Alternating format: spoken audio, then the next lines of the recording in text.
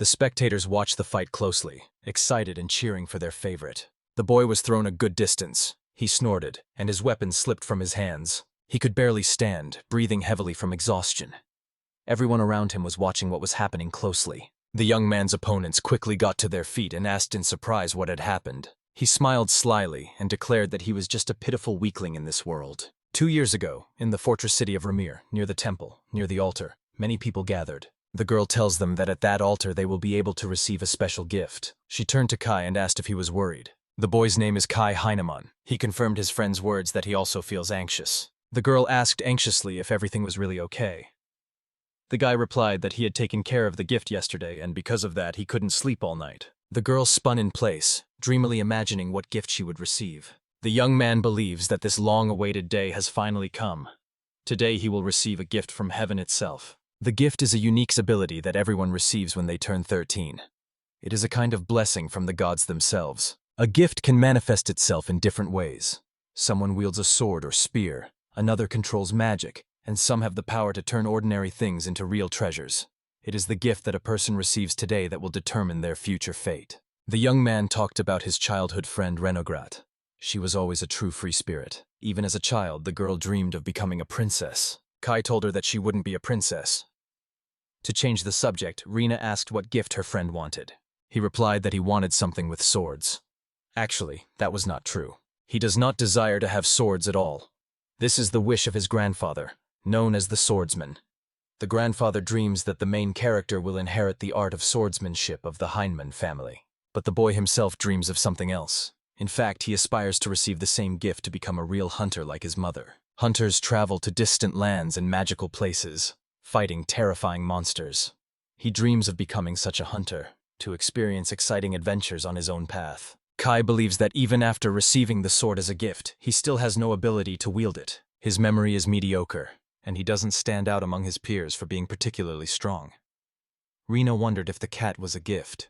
The young man replied that a cat was not a gift either, and he thought, it would be good if cousin Roman became the heir, because he was really capable. Suddenly, everything was illuminated by a bright flash. Rena asked what had happened. Kai immediately decided that someone must have received some rare gift again. He looked around in surprise. Someone was rapidly approaching them, racing head-on. A girl named Layla rushed towards the heroes, loudly calling out their names. They greeted her happily. Rena asked what happened, and Kai was surprised that she had managed it so quickly. The girl said that she received a gift from the swordmaster. There is nothing surprising in this. She is Layla Gelna, the protagonist's childhood friend. In all of Ramor, she is the only one who can match Heinemann in swordplay. And besides, this girl is his fiancée. All of this was decided by the parents without even consulting them. The boy quietly watched the girls talk, smiling faintly. Kai was approached and asked if it was his turn now. It was Kim and Roman. Keech waved cheerfully to them and smiled at his friend. Roman approached the hero and asked about his gift. However, the young man put his hand on his shoulder and pushed him aside. He approached Layla, trying to share the truth about his gift with her. But she interrupted him, saying that she already knew everything and had seen it all. She said it quite calmly, without showing any emotion. Roman bowed his head to her, indicating that he understood everything. He glanced briefly at his cousin. Kai also looked at his cousin in surprise. Someone from the crowd turned to Layla. The man introduced himself as a holy magic knight. He said they needed to discuss her special gift and invited the girl to step aside for a moment to talk privately. Layla agreed, but immediately warned. Her gift is different from Roman's and is by no means as rare. The man explained that it is because she is the daughter of the Helm clan. The peaks are not reached in one day. The true talent of a swordmaster is revealed only to those who train hard in martial arts every day. The old man invited her to their negotiating base in Ramur. The guy was surprised to learn that they had a whole base for negotiations in Ramur, too. Roman pushed Layla and reminded her that it was time for them to leave, then glanced at Kai with disdain. The girl said goodbye to her friends. They waved back, and Kitch turned to Kai. He apologized for Roman, explaining that he was just a little confused. He replied that he understood everything and had no more questions. Then he reminded Kitch to keep up. Kitch nodded and quickly caught up with Roman and Lyle. Rena called Kai and told him that the line had moved forward. The girl approached the table where the ball lay and boldly placed her hand on it. The priest was surprised by this action, and then he declared that her gift was a sacred sword. People keep talking about it, excitedly telling me what a cool achievement this is. Spear King, Guildmaster, and now the Holy Sword. So many incredible things have happened this year. One of the knights notes that the appearance of great gifts indicates the growing power of demons, which means that an invasion is very close. After hearing their conversation, the priest asked them not to cause unnecessary concern. They apologized to him. Now it was Kai's turn. The priest asked him to give his name and place his hand on the crystal. The guy touched the crystal and felt something unusual. He didn't understand what was happening. Suddenly, his whole body felt as if it were filled with lead. Something invisible was preventing him from moving. He remembered that he had once been told about the limitations of this power. He looked at the crystal. The bright glow was fading, although a moment ago it had been burning brightly. The priest carefully examined the boy's gift.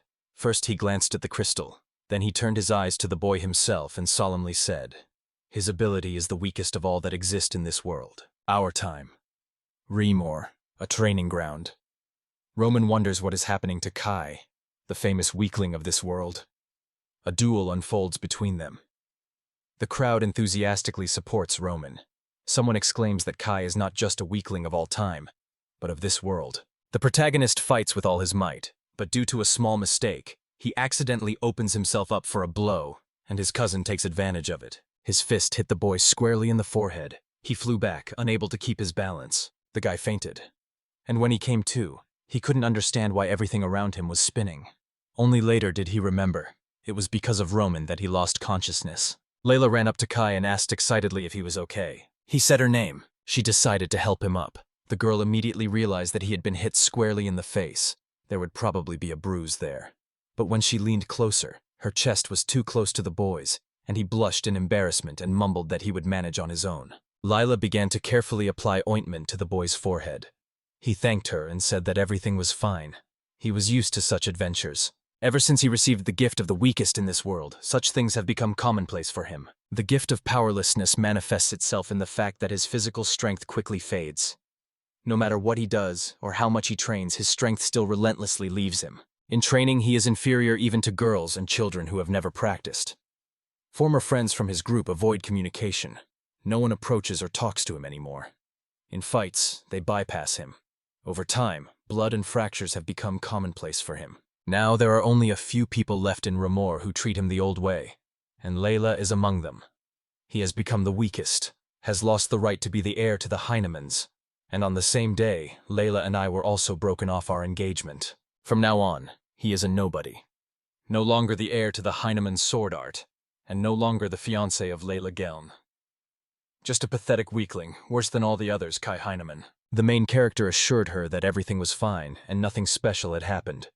The girl looked at him sadly and quietly said his name. She sat down next to him and asked when he was leaving for the capital. He replied that it would happen very soon. It was hard for him to stay here in Remor. If he ends up in the capital, at least for a short while, he will find a place where he will be treated humanely. At first, Layla looked at him seriously, then smiled and advised him to look for a job here.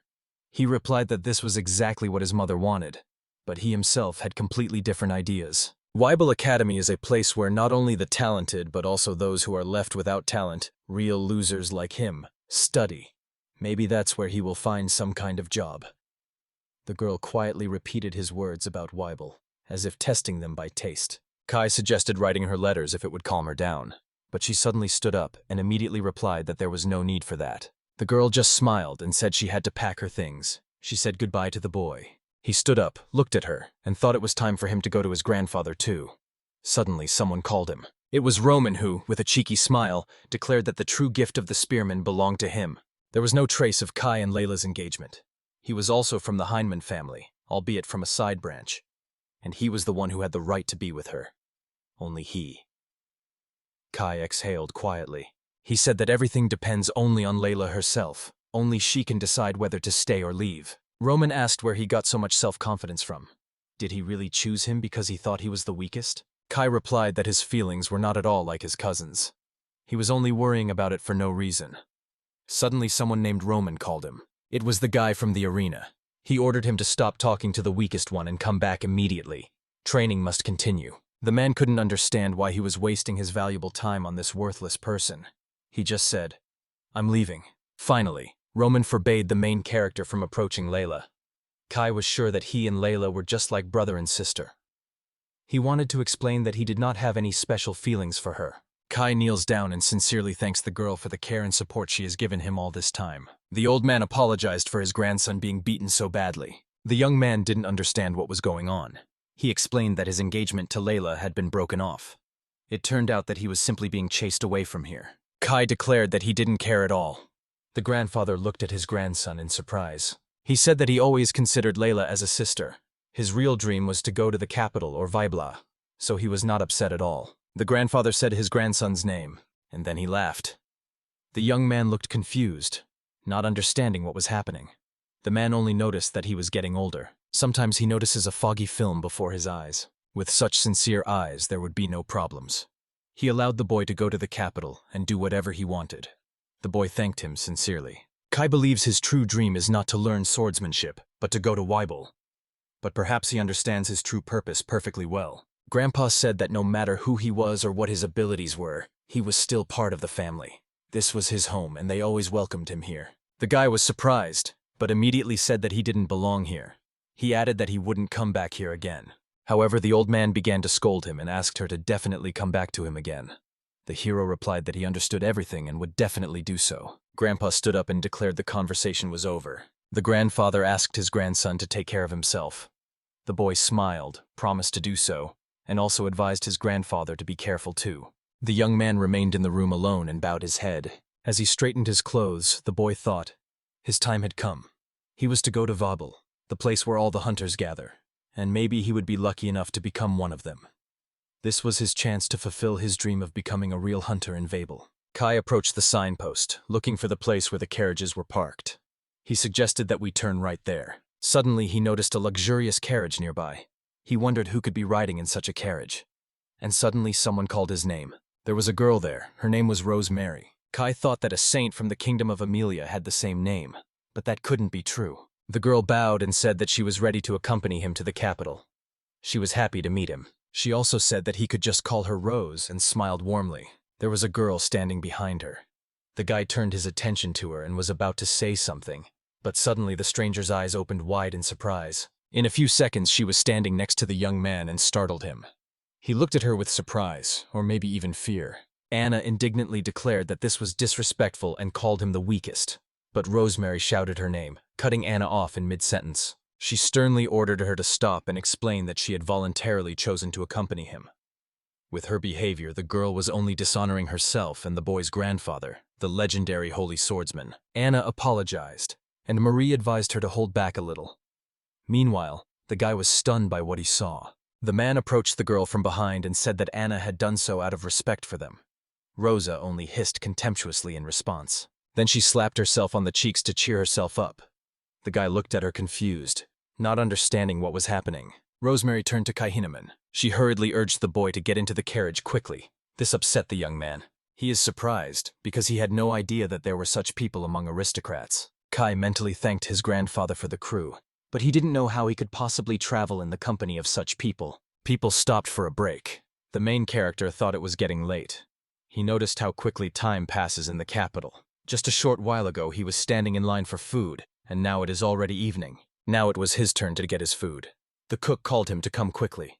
The young man came to his senses and apologized. They poured him some hot soup and gave him a piece of bread. The cook explained that this was an order from Lord Frankton himself, and then called the next one.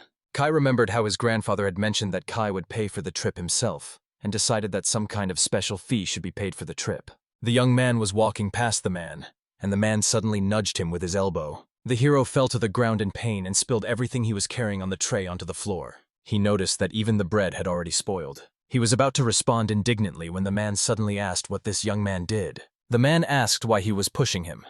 The young man tried to argue, but the man didn't listen and started kicking him. He said he could have gotten hurt, but he continued to taunt the boy anyway, even though the others noticed it but pretended nothing was happening. Finally, someone in the crowd shouted for the man to stop. It was Anna. The stranger recognized her immediately. He asked her what she was up to and if she really wanted to protect him. She said she wasn't going to protect him. It was just a great honor for Mrs. Rose to have him as her guest. Suddenly, they heard a noise and immediately turned their heads in that direction. There stood a man with a huge sword. He asked what the commotion was about. The stranger, who had just been clinging to Kai, sucked something through his teeth and, grumbling that he was very hungry, quickly disappeared into the crowd. The main character wanted to thank Anna, but she had already turned around and was walking away. She angrily turned her head and said that if it weren't for the order, she wouldn't have lifted a finger to cover him. She advised him to return as soon as possible. The girl confidently moved towards the man. She greeted him. He only nodded briefly in response, and then approached Kai and noticed that the locals were causing trouble again. His name is Arnold. He returned to Kai and apologized to him. He bowed and admitted that the rudeness of his men was his fault. He apologized sincerely once again. However, the man asked him not to make up any more excuses and not to overload them with apologies. He explained that this happens to him all the time. In the capital, everyone considers him a born loser.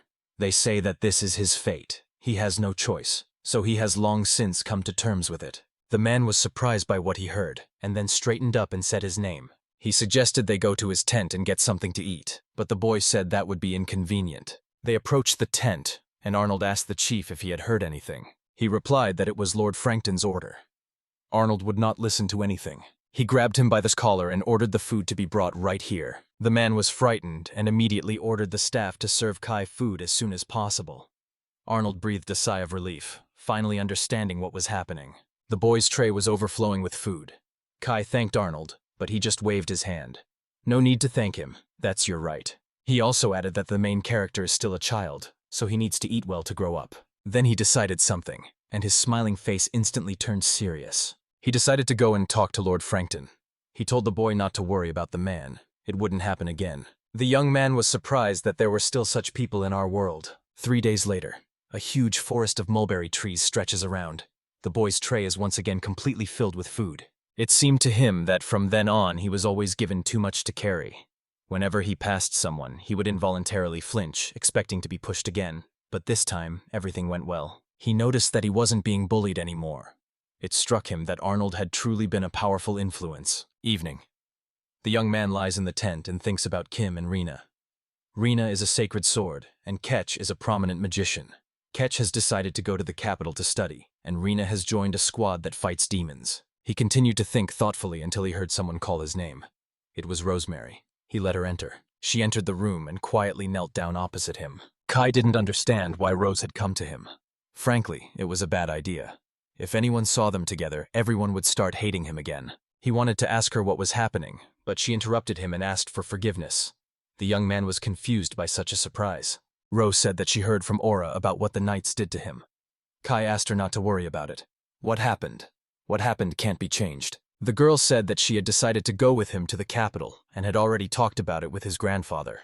He scratched the back of his head thoughtfully. He asked her why she wanted to leave at all. She replied that he was a friend of Rena and Keech. Kai was surprised to learn that she knew both of them. Rose said that the chief court magician is her teacher and Kitch is also his student. She also added that Rana is her best friend. The young man thought that this girl could really be a saint, since she was studying under the court magician himself. He decided that it was from the magician that she had learned about him. The girl confirmed everything. She also added that Rena always talks only about him. The girl probably knows more about him than even Kay. Kay suspects that her friend has already managed to tell all sorts of nonsense from his past. Now he understood why she had agreed to go with him. She wanted to meet someone who was truly close to her. The young man thought for a moment and asked how Rena was doing in the unit. She replied that she was fine. Her sincere heart immediately endeared her to everyone. The hero smiled sincerely. He was pleased to hear that. He noticed that she was always different from the others. It bothered him. He was constantly worried about her. Rose laughed, and at that moment someone entered the tent.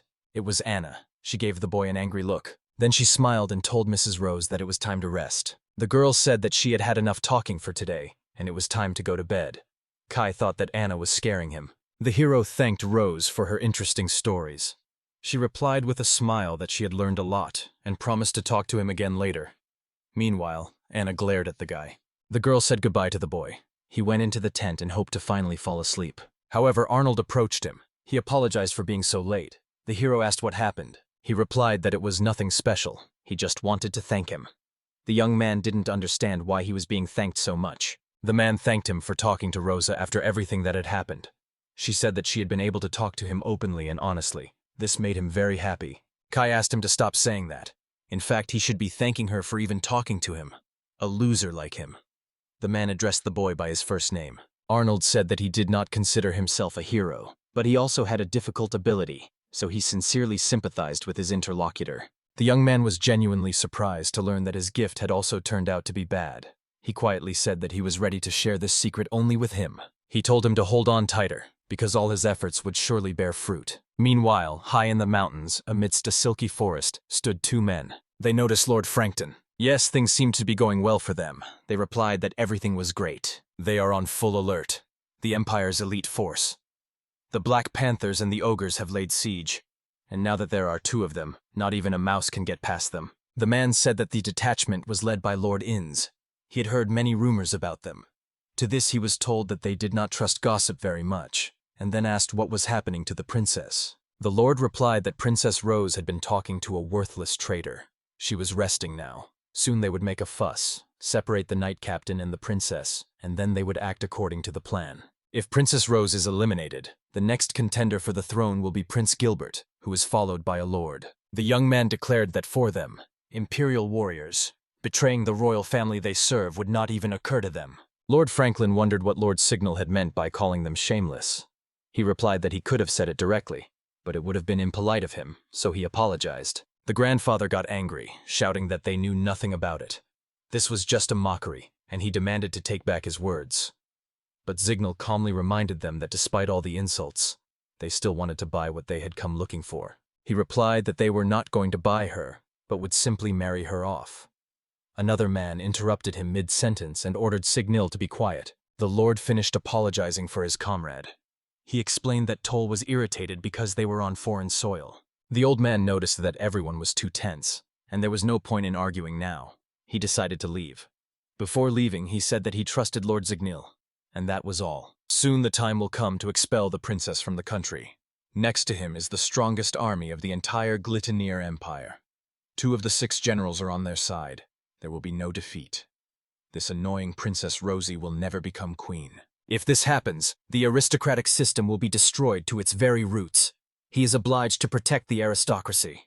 The Franktons are a family with a glorious history, who have served the royal court for centuries for a great cause. The man, looking at the moon, said that he remained loyal to Prince Gilbert. Kai decided to go down to the bathroom before going to bed. He walked, thinking that he probably couldn't have gone too far from the tent, but that someone would come and see him. He still couldn't find a suitable place until he noticed a bush. When he got there, he saw someone reciting mysterious spells and summoning some kind of creature. They looked at each other. The main character was scared and didn't understand at all what was happening. Why did a man appear in the middle of the night, deep in the forest? It seemed that he was definitely not from their company. Kai uncertainly asked if this man really lived here. The stranger replied that there was no such information. He added that everything could be attributed to chance. Then it won't interfere with our plan. Maybe we'll even have a little fun. The man smiled faintly. Something suddenly pierced the main character. The stranger thought the young man wanted to escape and advised him to run as fast as he could. Then he snapped his fingers. Suddenly, out of nowhere, various demonic creatures began to appear everywhere. Kai Heinemann sprang to his feet, breathing heavily as he ran. He wondered what it was. Who was that man? Why had he suddenly set the monsters on him? Why was there any point in trying to kill him? After all, he hadn't done anything to him. He couldn't understand why him? The guy is barely breathing. His heart is pounding with pain. His head is splitting. Everything around him is spinning, and his legs are barely holding him. Why is everyone so slow at this crucial moment? He complains, hoping the heat will subside at least a little. Kai can already hear footsteps approaching behind him. If they catch up with him, it will all be over. But he must reach Vabel and become a hunter. He does not want this to be the end of his story. The young man cannot understand why such things happen only to him. This gift is to blame for everything. The gift of the weakest in this world. It was like that in Ramur, and during the journey in the carriage, and now, here, in the camp. Everything in this world is constantly repeating itself over and over again. And the cause of all troubles lies in this gift which causes everything to go awry. He thinks that everything would be much better if he had the swordsman's abilities, and he would still remain a hunter. That way he could stay home, become the heir to Heinemann's skill, marry Lila, see Rena and Kitch grow up, live a quiet, simple life, be an ordinary person. Would his life really end in this deserted wilderness because of monsters? Perhaps it would be better if this gift didn't exist at all. The young man jumped up and ran towards the waterfall. He realized that there was nowhere else to run. Was this really how it would all end, right here? Suddenly he saw light coming from under the waterfall. Hearing the monsters approaching, he didn't think for long. He had no choice but to go. Gathering his courage, he stepped into the waterfall. Kai found himself in the middle of a deserted area. He looked around in confusion, not believing his eyes. He didn't understand how it had happened. A moment ago he had been in the forest, and now there was no way out. The boy laughed and fell to his knees, although he didn't understand anything. At least he was able to escape the clutches of the demons. He thought it might be a cave with a trap. Suddenly his eyes fell on a building. He decided to go there to rest in the shade. He went inside and looked around in amazement. It was a temple. Kai went inside and noticed a stone slab with a handprint. He didn't understand what it was and decided to touch it with his hand. When I touched this mark with my hand, the stone slab lit up with a strange light. A magic circle suddenly flashed in the center of the room. The boy could not understand at all what had happened. A system window appeared on the screen. It confirmed access for holders of divine-level gifts and above, and attempted to register Chi Hinneman as a player. The young man carefully reread everything that was written and thought that there was clearly some mistake. The system welcomed him to a divine test. The boy had no idea what was happening. Then they pressed the continue button to finally begin. The rules are published. 1. You can only get out of here if you complete the game. 2. Players who register here do not age, because time in the other world has stopped. 3. The player will be given a special box for items, as well as a unique skill for assessing, fast boots, and an unbreakable staff. 4. No more than 20 bottles of elixir can be placed in one box. The hero was quite surprised that such restrictions existed. If this is a game, then this building is a real dungeon. Usually, such a place is conquered by whole groups of hunters. One person can't handle it. But time is stopped everywhere, and even after you clear everything, the monsters will appear again. The young man could not believe what was happening. It seemed to him that there was no point in all this. He tried to calm down, to think everything over carefully. The player was to be given items, among which was a chest with various things. A box suddenly appeared next to the boy, which frightened him greatly. Inside were speed boots and an unbreakable staff. Kai gradually figured out how to operate this box. The boots jumped out of her even faster. He was surprised by their sudden appearance. But as soon as he remembered to hide them, the boots immediately disappeared. They disappeared, but immediately appeared in the vault. Kai was happy. Everything turned out to be real. Such a box would be valuable to anyone. The fourth gift was the ability to evaluate things. He immediately decided to test this skill on speed shoes. Boots of speed. These boots will help the wearer escape from the enemy. But as soon as a battle breaks out on the water, where the wearer feels safe, the boot's magic disappears. A rare and wonderful item. For the first time, the young man learns that it is possible to escape from here quickly. He thought that it must be about some valuable thing. But suddenly a thought occurred to him.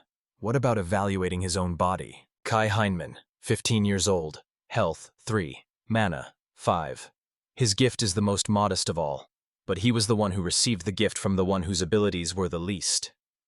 The gift has the lowest power and develops slowly, but under certain circumstances it can strengthen in all directions.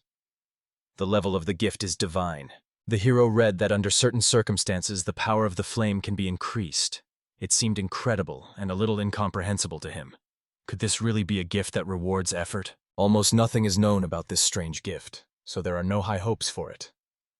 And the elixir? It must be somewhere nearby. At first, the boy decided to check everything with the help of his assessment skill.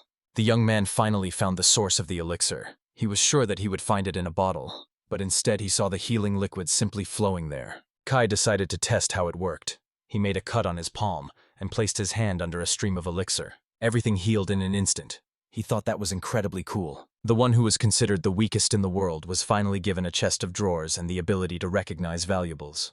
In addition, he was lucky enough to find an inexhaustible source of elixir. Thanks to this, the hunting guild will welcome him with open arms.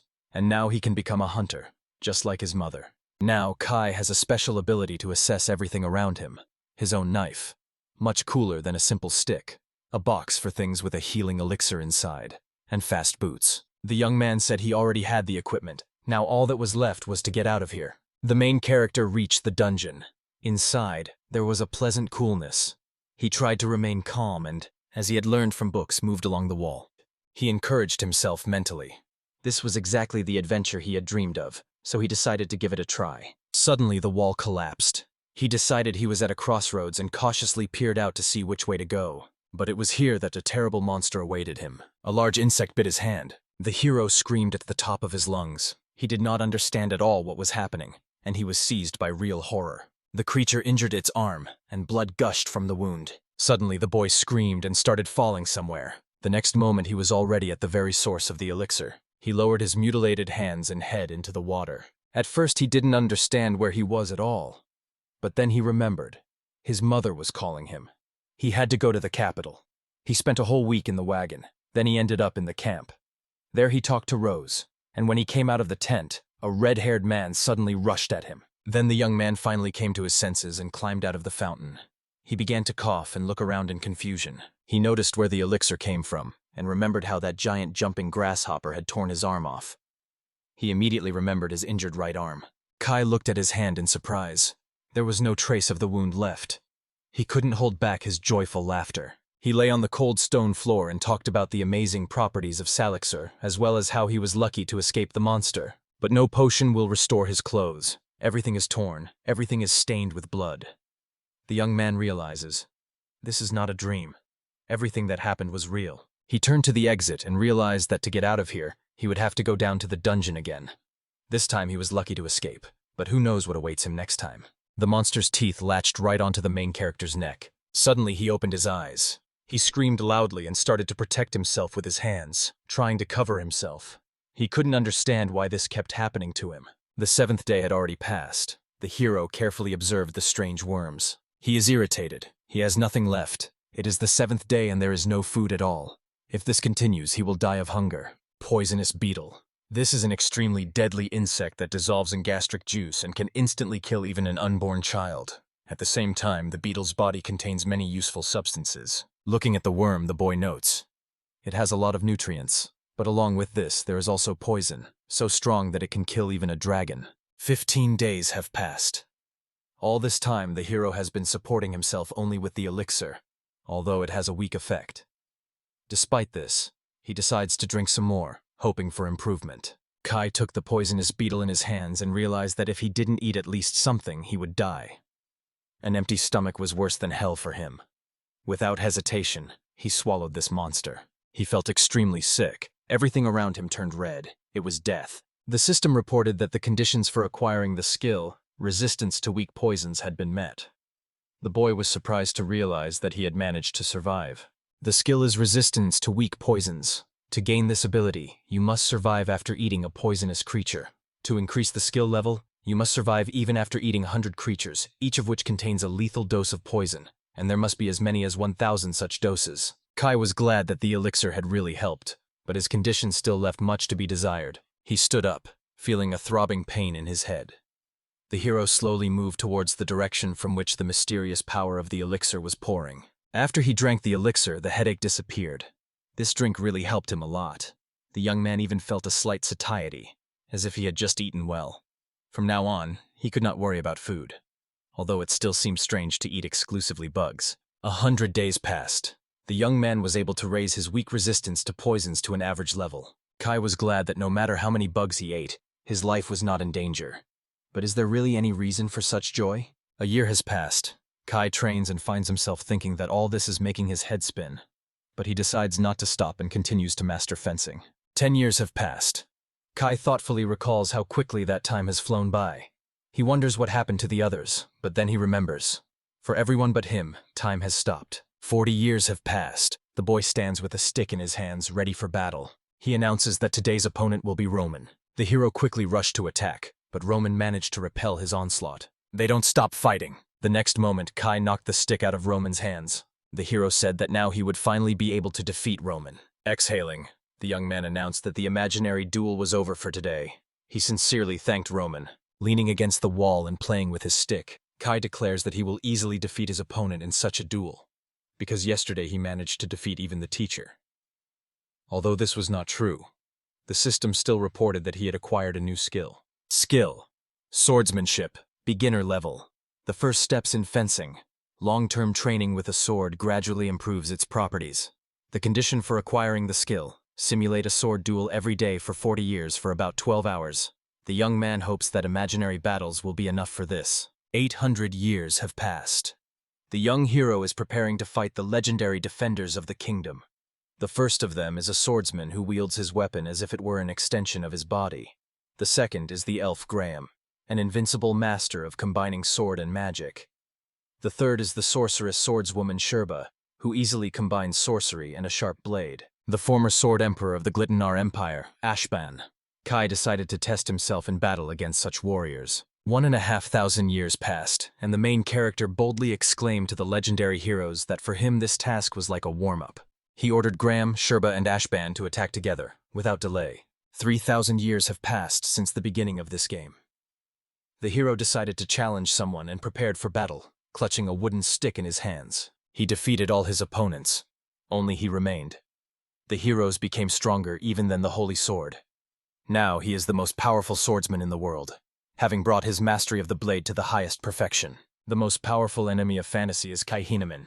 The hero resolutely launched an attack on himself. The real Kai likes it. The wild battle brings him real pleasure. The hero raised his staff and confidently declared, "This is not enough." He struck an imaginary opponent. The very next moment he cut off his head. The protagonist reported that Kai Heinemann had already prepared everything. The young man mastered the art of swordsmanship at the highest level. The hero announces that the strongest Kai has been defeated.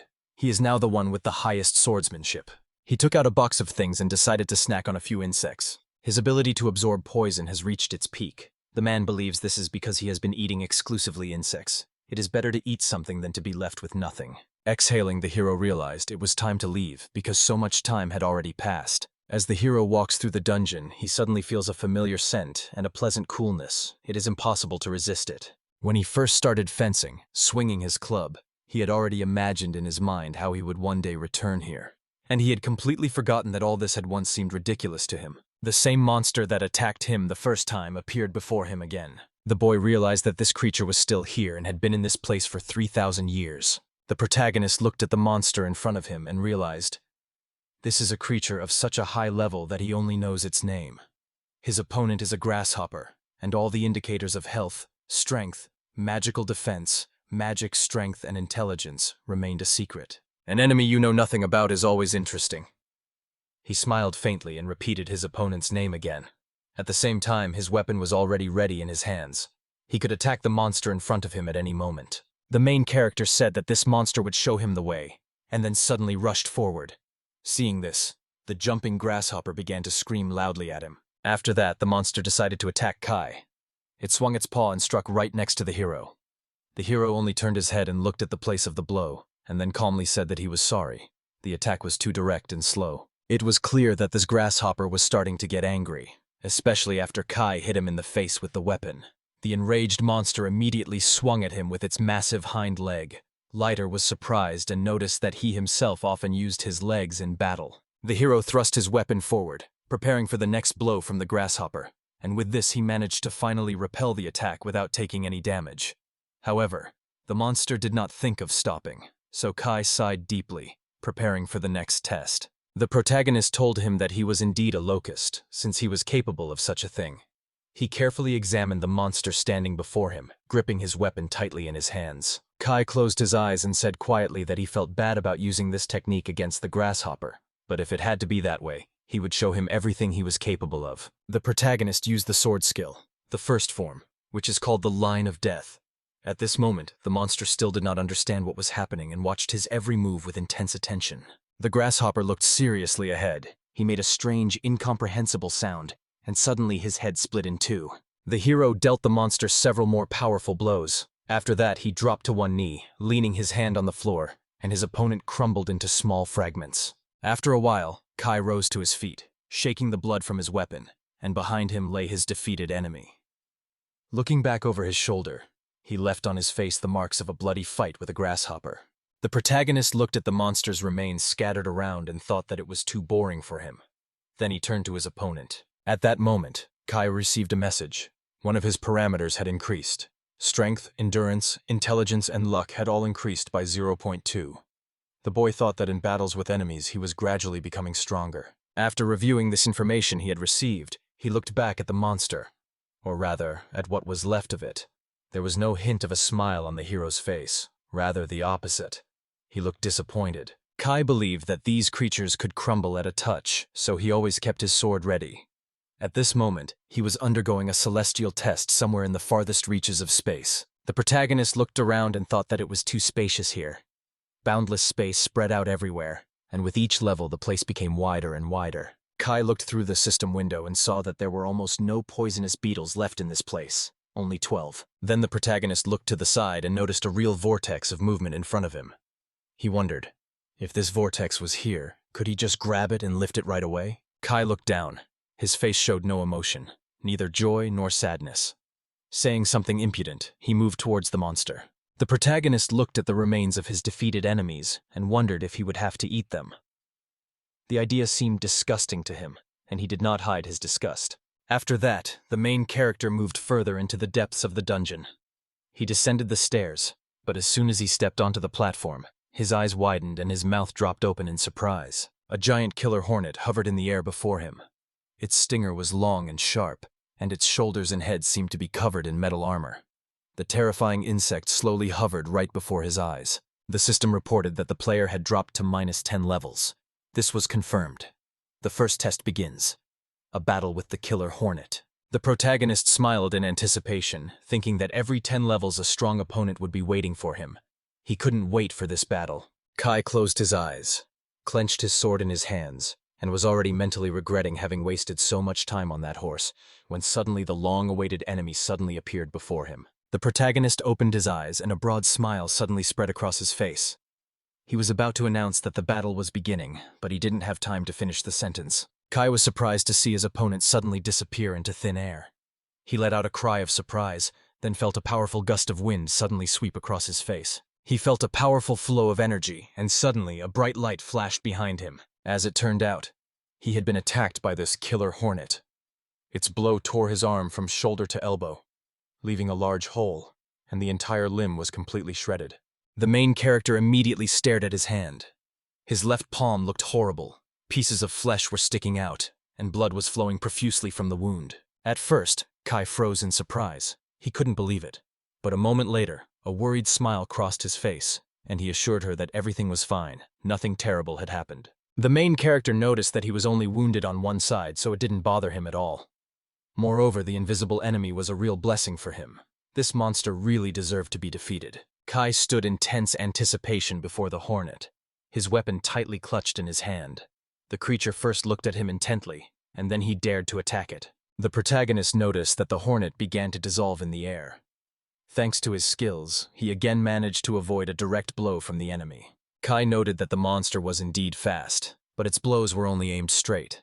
After that, he wondered if that was really all it was capable of. In addition, the main character advised him to first freeze in place before making a sudden movement. He seemed to be hinting, "Better not to touch me." At that moment, the hornet's body began to change strangely. Its stinger slowly separated from its body. Kai wondered with interest, was there really something hidden inside this monster? When the stinger finally fell off, a small hole remained on the hornet's body. After that, the hornet rushed at the main character, and some incomprehensible liquid suddenly gushed out of his lower body, while Kai simply stood aside and silently watched everything that was happening. The protagonist wondered what it was, a flying device or poison, and then confidently said that now he understood everything. He placed his sword in front of him, hoping to be able to repel the next blow. Kai closed his eyes and activated his sword technique, the third form called Moon Mirror. Then he suddenly opened them. The liquid released by the Hornet system began to envelop his weapon, bypassing the main character himself. Kai Grind smiled faintly, realizing that flying was of no use to him. After that, the main character said that the Hornet deserved an answer. He swung his weapon at the monster, and it seems that he managed to stop those streams of liquid. Finally, using his power, he directed the same liquid directly at the Hornet. The caustic substance began to eat away at the monster's body, causing it to scream in pain. The Hornet continued to make incomprehensible sounds. The protagonist wondered, was it really neutralized poison? And if so, why did it have no effect on him at all? But at that very moment, something went wrong. Kai opened his eyes wide. Even his mouth opened in surprise. He was sure that the wasp was already poisoned and was about to faint. But it seemed that the bee, on the contrary, had become even bigger and stronger. And suddenly its piercing scream was heard. The hero wondered if the monster was still holding on. Although it was some kind of monster, from the side it looked proud. This pleasantly surprised him. Kai was happy to learn about this. After that, the main character used his sword skills again. This time he used a second technique, which was called lightning speed. Thanks to this skill, he punched a giant hole in the Hornet's body. as if he had punched it through with one punch, leaving a huge opening in the middle. The protagonist declared that he was also a fighter, and would respond to the enemy with his fastest sword technique. At the same time, he turned his gaze to the enemy. Kai said he should lie down. It sounded like an order. Hornet was completely defeated. He too had been hacked to pieces with the sword, just like the previous enemy. Here, the main character saw a message from the system. He defeated the giant killer Hornet, successfully passed the first test, and received a unique advantage for it. The protagonist was stunned by this message. He wondered what special benefits it brought. He stared ahead, eyes wide with surprise. A large chest suddenly appeared in the middle of the room. He immediately asked if it was a treasure chest. The chest was of considerable size, and there was a keyhole in the front. When the protagonist opens the chest, a flaming sword, Flaunberg, appears before him. Thanks to atmospheric magic, this sword sets fire to everything it touches. Its rank is the highest of all. The protagonist was speechless with surprise and asked himself if it was really a fiery sword, because tongues of flame were shooting out of it. But as soon as he saw it, everything in his mind instantly fell into place. Kai attached the sword to his equipment and, in general, had no complaints about this weapon. After all, he also had an unbreakable staff. But it seems that the new reward did not cause him much delight. Then the main character had an idea. He thought, if he fried these beetles with his weapon, they would at least become edible. Immediately, a funny picture appeared in his head of him frying one of those beetles. Kai promised himself that he would definitely try next time. After all, it had cost him a fine. With these thoughts, he headed for the exit of the floor, deciding that it was time to move on, to the next level. Eventually, he went down to the next floor. Fatigue was already showing, so he held onto the wall to keep from falling down the stairs. Ahead, smoke was thickly billowing, and this smoke was rising from Paul. Looking closer, the main character noticed that the entire floor was covered in lava. That's why it was so hot around here. Kai stared at the image in front of him in confusion at first, not understanding what he was doing here. But after a moment, a smile lit up his face. This is really cool. The main character called it a test. It was already not bad, but he wouldn't be able to move on. If only he had fireproof boots. It was this thought that stopped the guy from taking the next step. Kai immediately remembered his words about fire resistance, so he took off his shoes and decided it would be a good idea to check everything. And just in case, there was a reverse vortex right next to him. After that, the protagonist opened the item storage where he had previously placed his speed boots. At the same time, he pulled his pants up as high as possible so as not to accidentally damage them during the lava test. As soon as Kai put his shoes in the box, he felt a desire to test the lava. He approached it and carefully stepped on it with his bare foot. Suddenly, there was a hissing sound. It seemed as if his foot immediately began to burn. The main character closed his eyes to sharpen his senses. But a moment later, he suddenly grabbed his foot and started screaming that he was very hot. His foot turned completely red. Kai stepped back to a safe distance, realizing that he couldn't handle everything at once. So he quickly turned to his chest to get the elixir. Otherwise, he could have died right there. After he had taken the elixir, he decided to step back onto the bench. To his surprise, he could now stand on it for about 10 seconds. He kept the elixir ready in his hand, ready to drink it instantly if necessary. Suddenly, a system message appeared in front of him. He had unlocked the skill, Resistance to Low Fire. This skill grants immunity to high temperatures. To obtain it, you need to touch something very hot 50 times. The main character was happy about this event. He said that it was wonderful, because he would be able to hold out until the flames completely consumed him. There was more than enough time and elixir, so there was nothing to worry about. It was clear that he was looking forward to the next step. A certain plan was already maturing in his head. He kept telling himself that once he was done with all this, he would easily sweep through this place in one fell swoop. After that, he began to rapidly overcome the levels. First, he gained the ability to absorb fire, then learned to breathe underwater, and even in the zone of light, his vision began to deteriorate. Thus, he went from level 11 all the way to level 300. Upon reaching level 300, he gained new abilities: heat resistance, heat absorption, cold resistance, ice absorption, dust protection, dust absorption, trap sense, the ability to recognize and create traps, and he was also able to breathe underwater. It was quite obvious that the protagonist was exhausted from all this. Looking at the system window, he noticed that it seemed that he had finally acquired all the stamina skills. He took off his glove, wiped his face, which was covered in profuse sweat. He took a few deep breaths, then said he had to move on. And then it dawned on him. He hadn't even noticed what kind of glove he was holding. It was the Thunder Beast's glove. and he also realized that he was wiping himself with it instead of a towel. After some time, the main character found himself in a mysterious room. Somewhere nearby, the dripping of some unknown liquid could be heard, and the stairs down were nowhere to be seen. However, the passage remained open. Through the hole, he saw an arena in the distance, and on it stood a giant monster, the king of thunder tigers. Its huge body emitted lightning, and a furious roar echoed far around. The protagonist thought that this was the last test at the upper levels, but a voice announced that the battle with the Thunder Tiger King would begin right now. At the same time, he was overcome by incredible fatigue. The monster instantly rushed at Kai, its paw almost touching the warrior's throat and face, but he managed to grab his sword and in a flash cut the tiger to pieces. It was so simple that it seemed as if it presented no difficulty to him at all. The protagonist closed his eyes and noticed that there was too much noise around during this ordeal. Then he turned to the tiger and said that he smelled of weakness. He was sure that everything would end very quickly. Kai heard a voice announcing the defeat of the Thunder Tiger King. At the same time, the voice exclaimed in surprise, "What is happening? We have to wait!" Kai wondered what was happening to the owner of that voice now. The main character looked down and noticed a pond, and in it were swimming creatures that looked like fish, but so gigantic that they looked simply incredible. Then the system's voice informed him that he would receive special benefits. Kai couldn't take his eyes off the possible rivals. He considered whether to join, and a smile appeared on his face. Without a moment's hesitation, the main character jumped from above straight into the pond.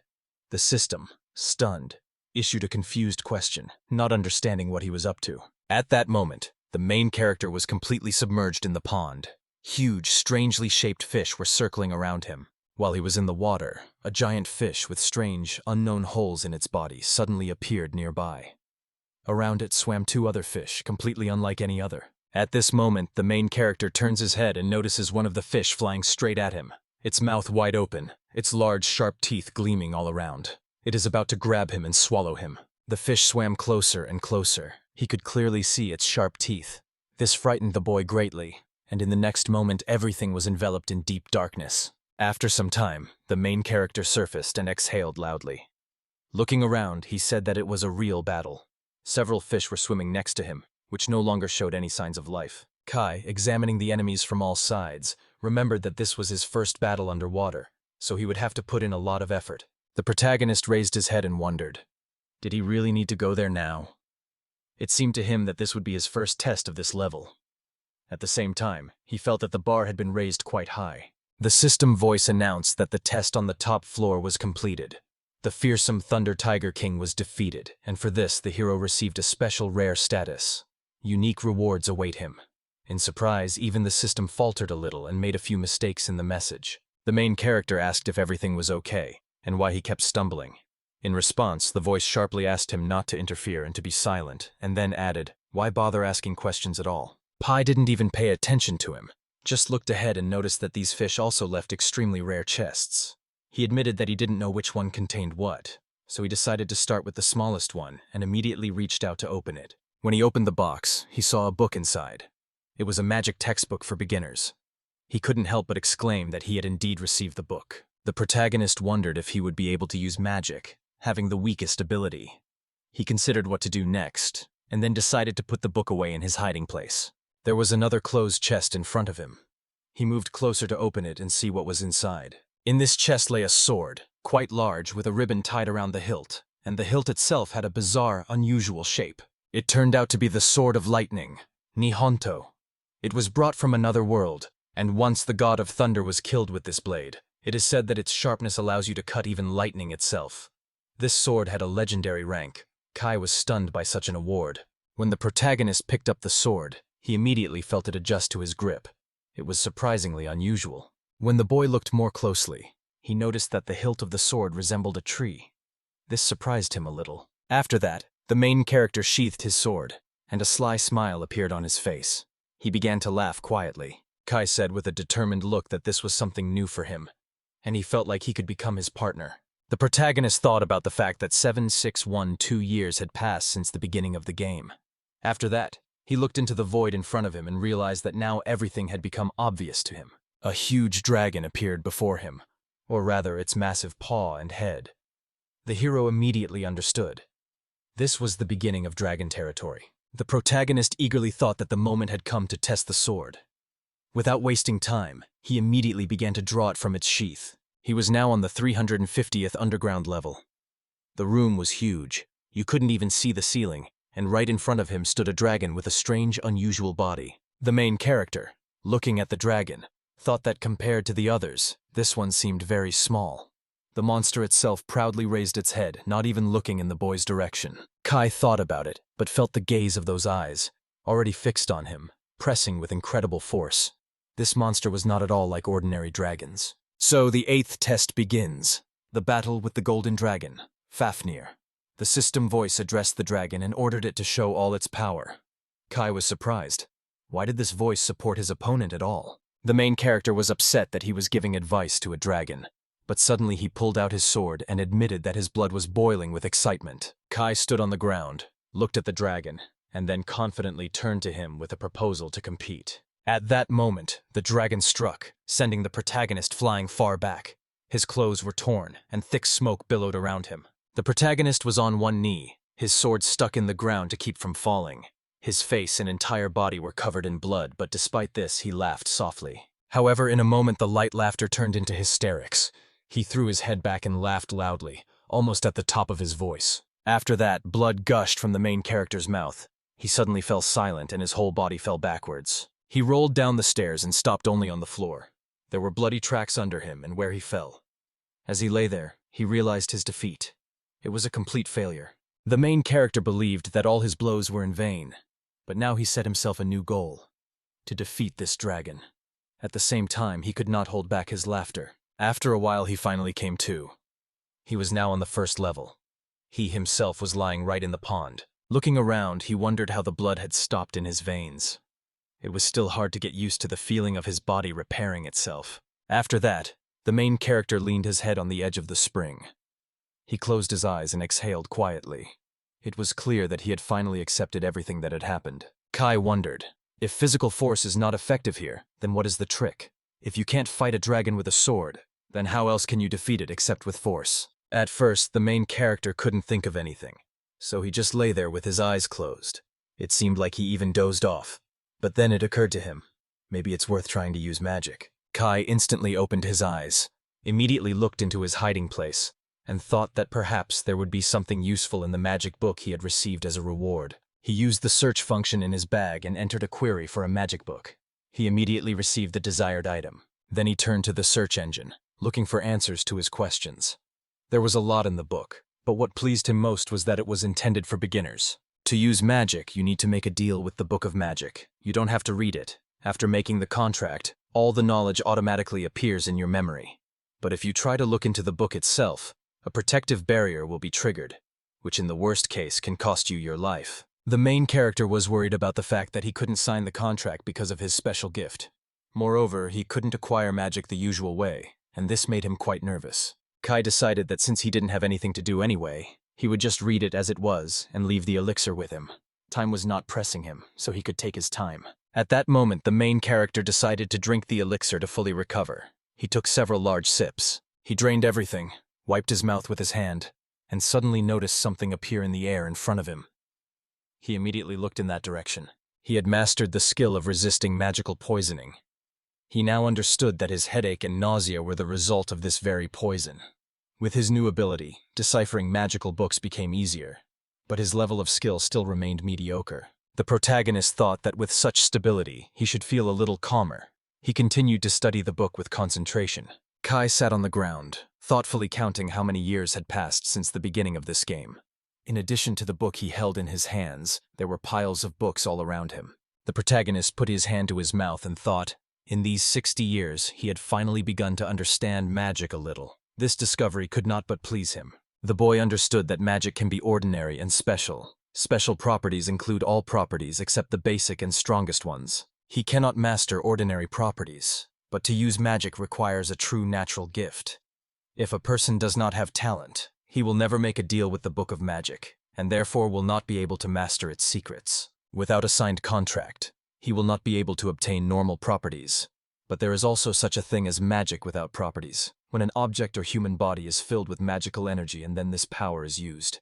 The protagonist realized that in this situation, he didn't need innate abilities to use magic. It was available to him just like that. This realization immediately brought a joyful smile to his face. Kai exclaimed loudly that it was wonderful.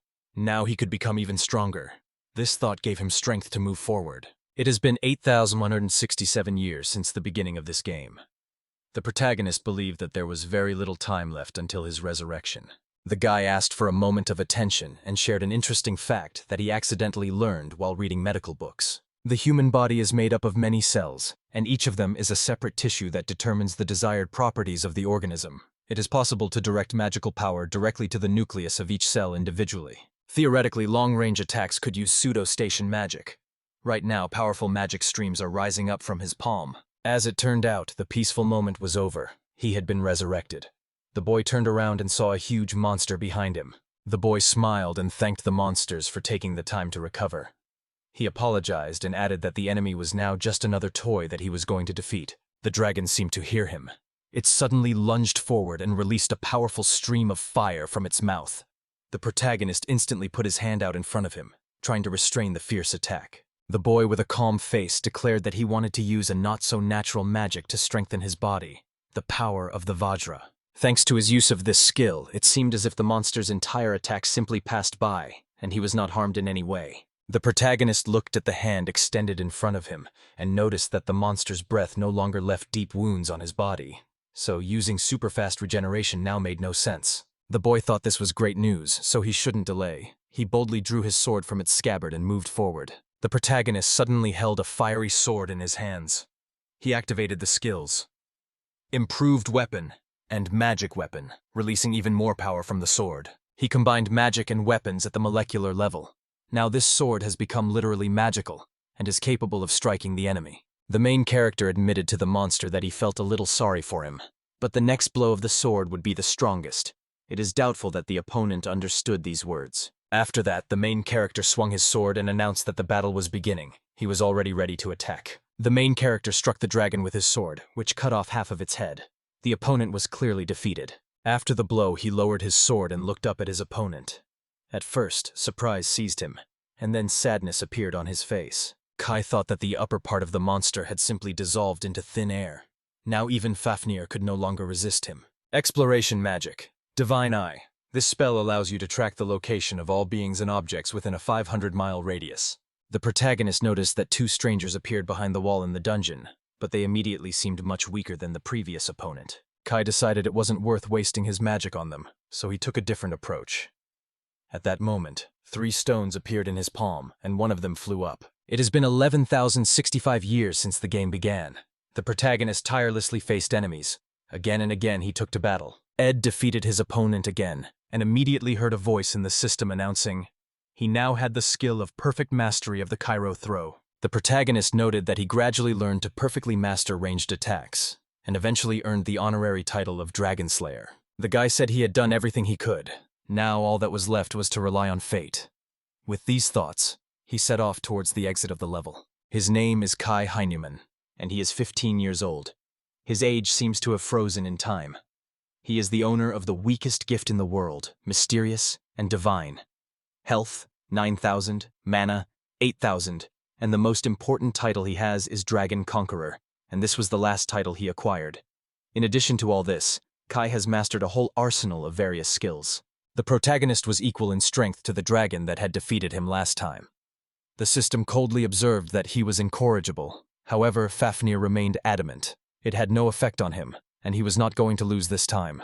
The protagonist asked if he really thought so, and the mysterious voice replied that then the 8th test, a life-and-death battle with the golden dragon Fafnir, would begin again. Kai admitted that he couldn't stand the sight of those eyes. He had been waiting for a moment to look into them again for so long. At the same time, he had been longing for this fight for a very long time. The main character's eyes are streaked with red. They are so bloodshot.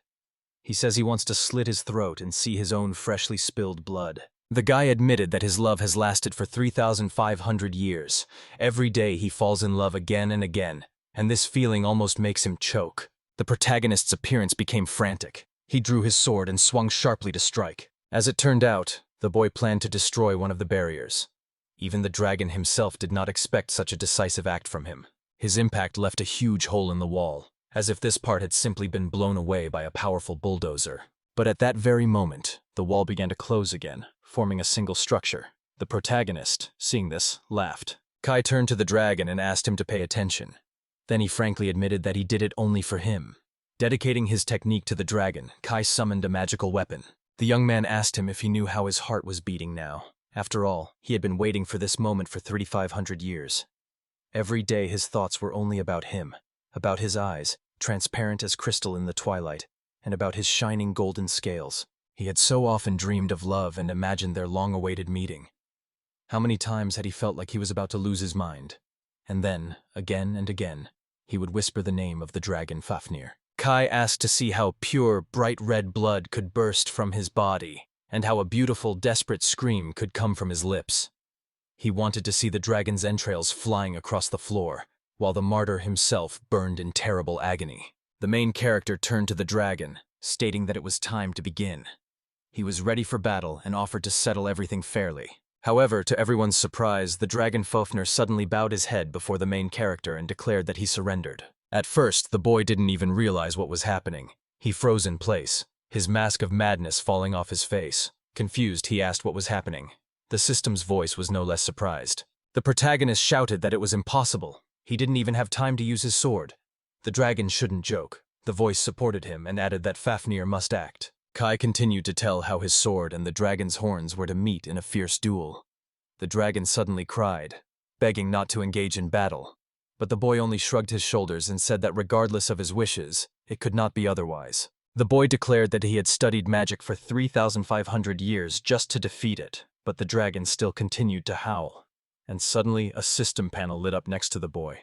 A voice rang out at the silence. The 8th test, the killing of the golden dragon, was complete. Kai urged them not to give up this time either. He felt a special advantage, as the enemy had admitted defeat without even receiving a scratch. The main character started grumbling that they were doing everything wrong, and even asked who he was. But in response he was asked, "And who are you?" The system said that Kai would receive a special advantage for winning, and Kai himself felt like everything was over for him. A system window suddenly appeared in front of him.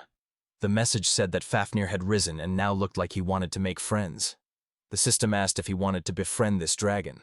When the main character looked out the window, a dragon stood next to him, tears streaming from its eyes. But as soon as the boy turned to him, the dragon's expression instantly changed to a stern and serious one. Kai, carefully examining the dragon from head to tail, asked aloud if it really wanted to be friends with him.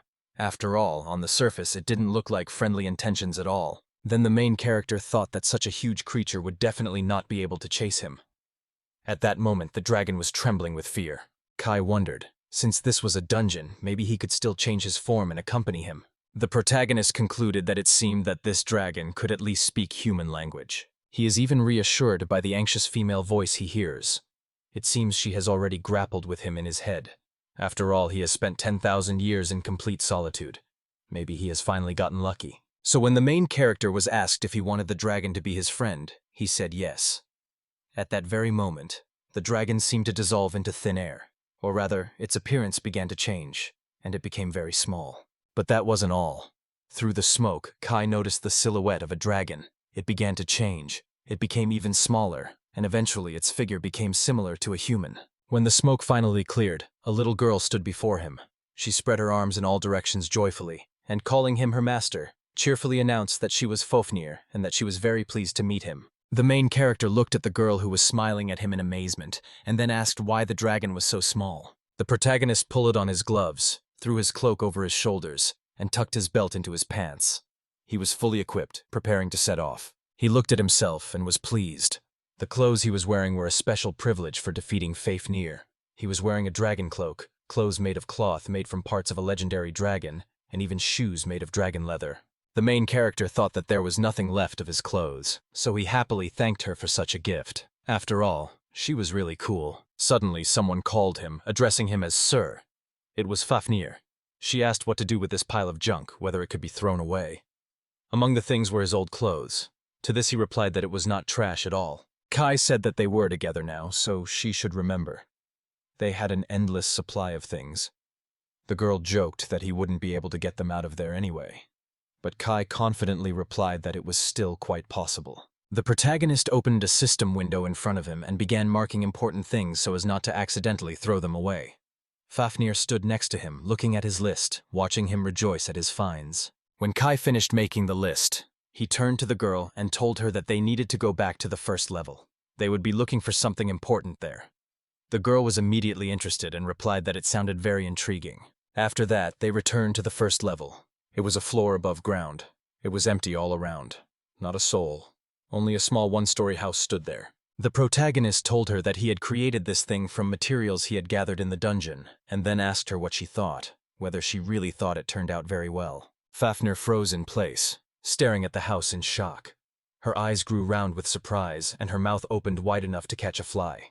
She only let out a frightened gasp. Although Kai had assured her that there was plenty to eat here, there was no need to look so surprised.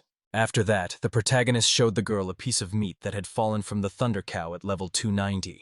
He asked her what she thought of the loot. The girl was stunned again. Then, with a wrinkled face, Fafnir grimaced and said that the meat had been there so long that she wanted to vomit. To this, the boy replied that she was only beautiful in appearance, but in reality she was inventing all sorts of disgusting things. The main character said that this thing accidentally ended up in his possession. Once upon a time, it was a fiery sword Flonberg. He pulled it out and showed it to the girl. The boy admitted that this thing had never been of any use to him in battle, but he had finally found a use for it. His sword burst into flames, and Kai, concentrating, resolutely took action. He tossed the ball in the water, then used the skill Kairyu, the art of cooking. Then he used a secret sword-style technique, and a giant flame erupted next to him. Fafnir, who was standing nearby, was once again stunned by what he saw. A little time passed, and a large piece of fried meat was already on the plate. The guy turned to the girl and informed her that the dish was ready.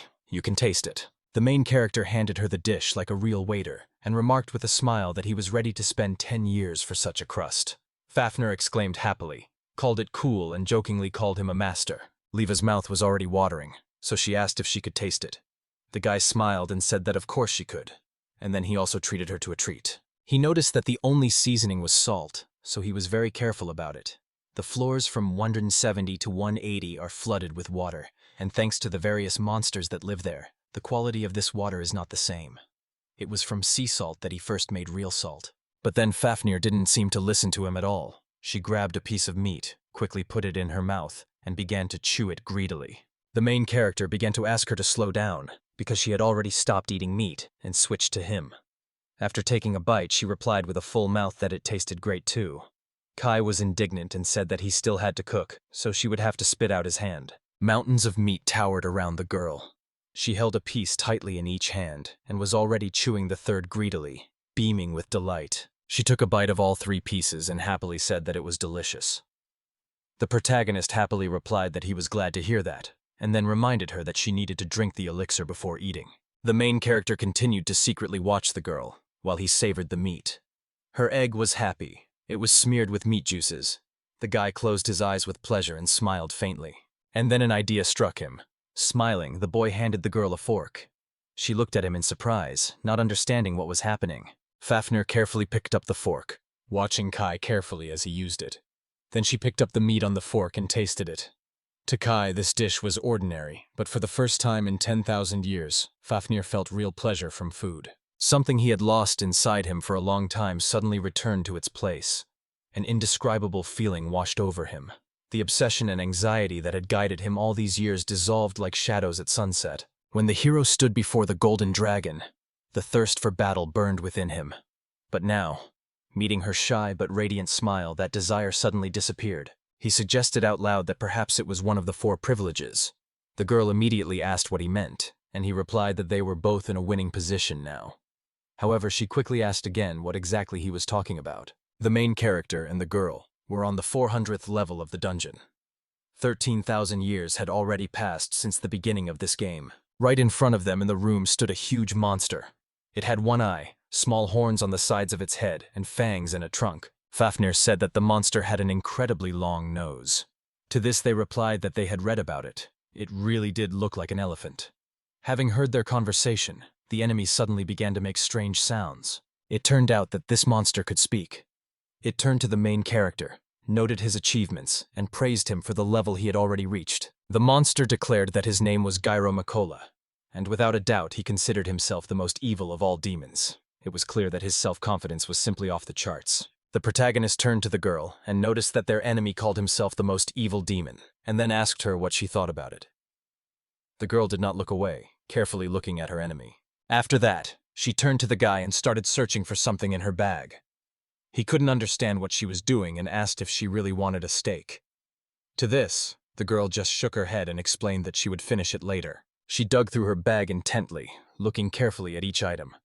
Finally, after a few minutes, she pulled out exactly what she needed. It turned out to be a glove. She immediately put it on her hand. Her look became stern and even dangerous. Turning to the monster, the girl boldly declared that she would put it on now, but Kai instantly stopped her. The protagonist noticed that she spoke too threateningly and reminded him of someone he knew. To this, Fafnir smiled slyly and said that perhaps she reminded him of himself. The guy decided he would be an example for her, like a real adult. Closing his eyes, he asked her to carefully watch his every move. The protagonist turned to the monster, holding out his hand with a sturdy stake, sharp as a skewer. He told his adversary that his life was bad. After that, the guy, with an indifferent look, suggested that he surrender right now. Then he would spare him and not even fight him. The main character continued to talk about how one should obey him, and then turned to the girl, saying that this is how it should look. At that moment, the monster stared at him with its only eye. The guy said that he had no intention of killing anyone. If he was not attacked, he would forgive anyone, even an insect or a dragon.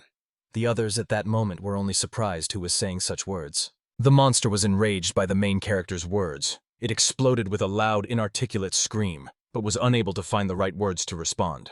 The enemy leaned towards the main character and hissed that he was a real brat and a bad person because the monster himself was a servant of Mara, the most powerful ruler of this world. He is the first to whom Mara is favorable, and most likely, it is he who will later take the place of the creator among the gods. Kai, the younger god, wouldn't even have the right to speak to him.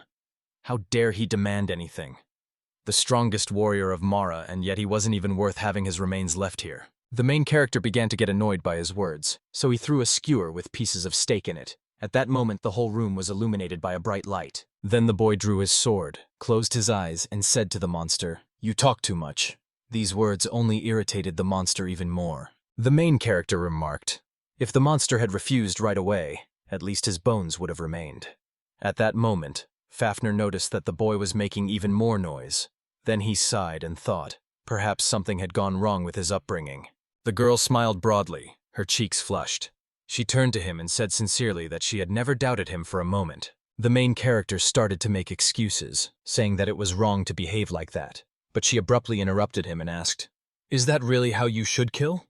He tried to argue with her. Kai thought that this girl really was dreaming about murdering someone.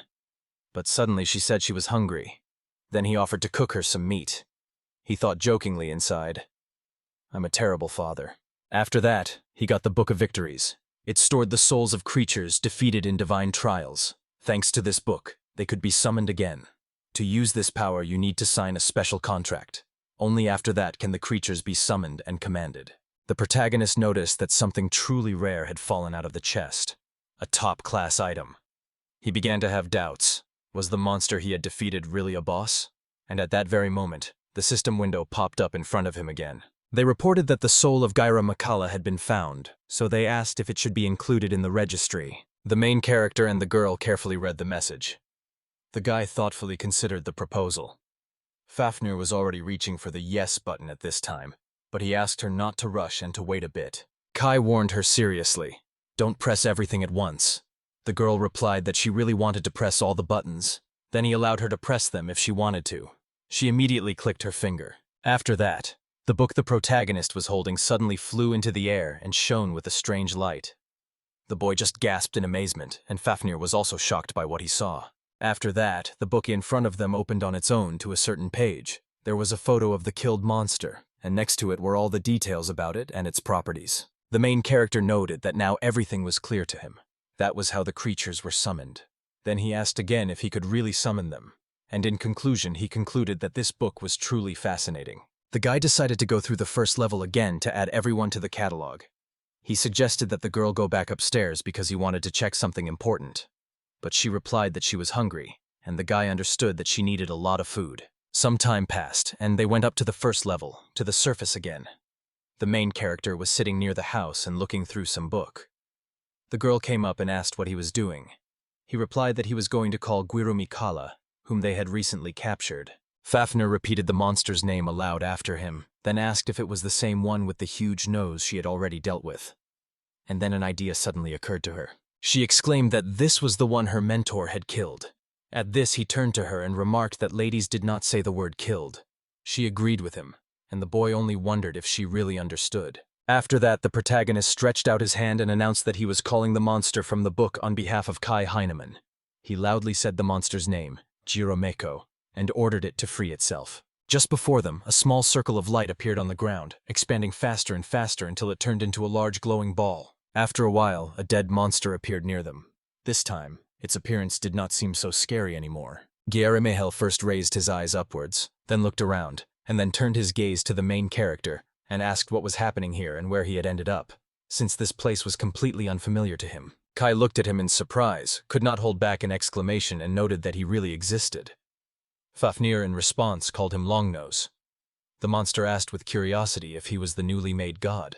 Yeremekhola realized that he was standing in front of his own subordinate. The main character confirmed. Yes, it's true. He summoned his soul from the book, and from now on it must serve him. Hearing this, the monster categorically refused to follow anyone's orders and asked what he had planned next. He closed his eyes, scratched the back of his head, exhaled heavily, and said that the monster still wouldn't listen to him. After these words, an invincible stick appeared in his hand. The main character's face lit up with rage and bloodlust. He sternly addressed Guillermekla, promising to follow him, and perhaps if he killed him 10,000 more times, he would become more submissive. 51,000 years have passed since the beginning of the game. Jira Macaulay lay in the open air in front of his house and dozed. In his sleep he mumbled strangely, but suddenly a loud cry, ordering him to get up, made him wake up. Gira's eye suddenly opened. The main character stood up, scratched the back of his head, and greeted him. In response, the monster said he understood everything, also wished him good morning and jokingly saluted, placing his hand to his forehead. At that moment, the boy shouted at him loudly that he was moving and talking too slowly. This shout made even the monster tremble with fear. The protagonist cursed angrily and reminded him that he had already warned him to answer earlier. The monster knelt down before him and began to apologize for his inattention. Kai asked what had happened to him. In response, Giramekula said that he was just a garbage beetle crawling on the ground. Then the boy asked if these beetles were better than him. To this, Giramekula replied that he was the most worthless of all beetles. At that moment, Fafnir came out onto the porch of the house. She stretched lazily, yawned, and greeted everyone with a good morning. Then the monster put its hand to its forehead again, greeted me, and called itself a garbage beetle. The main character shouted at him, accusing him of having previously forbidden him to speak like that in front of the girl. The monster was very upset and again began to beg for forgiveness. Fafnir finally got herself together, put her hand to her forehead, greeted everyone with good morning, and then called the host a garbage bug. The guy was furious, because now she was insulting him with that nickname too. Then the girl confessed that she too was just a worthless bug.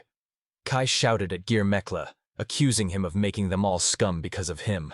The monster began to apologize to everyone again. The main character said that as punishment he would have to squeeze 500,000 times, and immediately ordered him to start. He did not hesitate and immediately began to carry out the order. A long time had passed since those events. Hurik Mikola was exhausted. His body was covered in sweat, and his breathing was labored. He still couldn't catch his breath. The monster announced that he had already completed the assignment.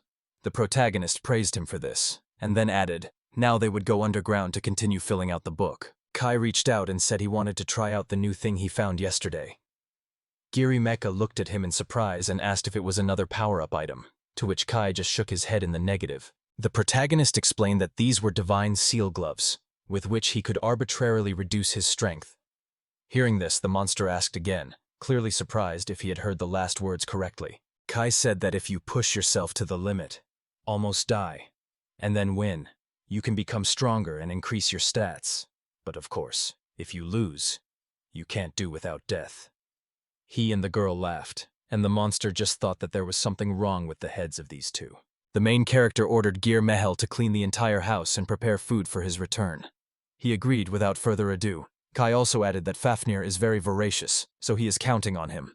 Mehel nodded confidently to this. 65,000 years have passed since the beginning of the game. The protagonist, along with Fafnir, his faithful companion, have descended to the 700th level of the dungeon. Kai noticed that there were no trees or rocks around. only the crimson sky stretching in all directions. He looked tired. Kai added that it was an empty level, and the girl, looking up, repeated every word after him in a muffled voice. Suddenly, the main character noticed something in the distance. It seemed to him that this was a dangerous zone, where the temperature reached 200 degrees. Spending even a few minutes there meant death.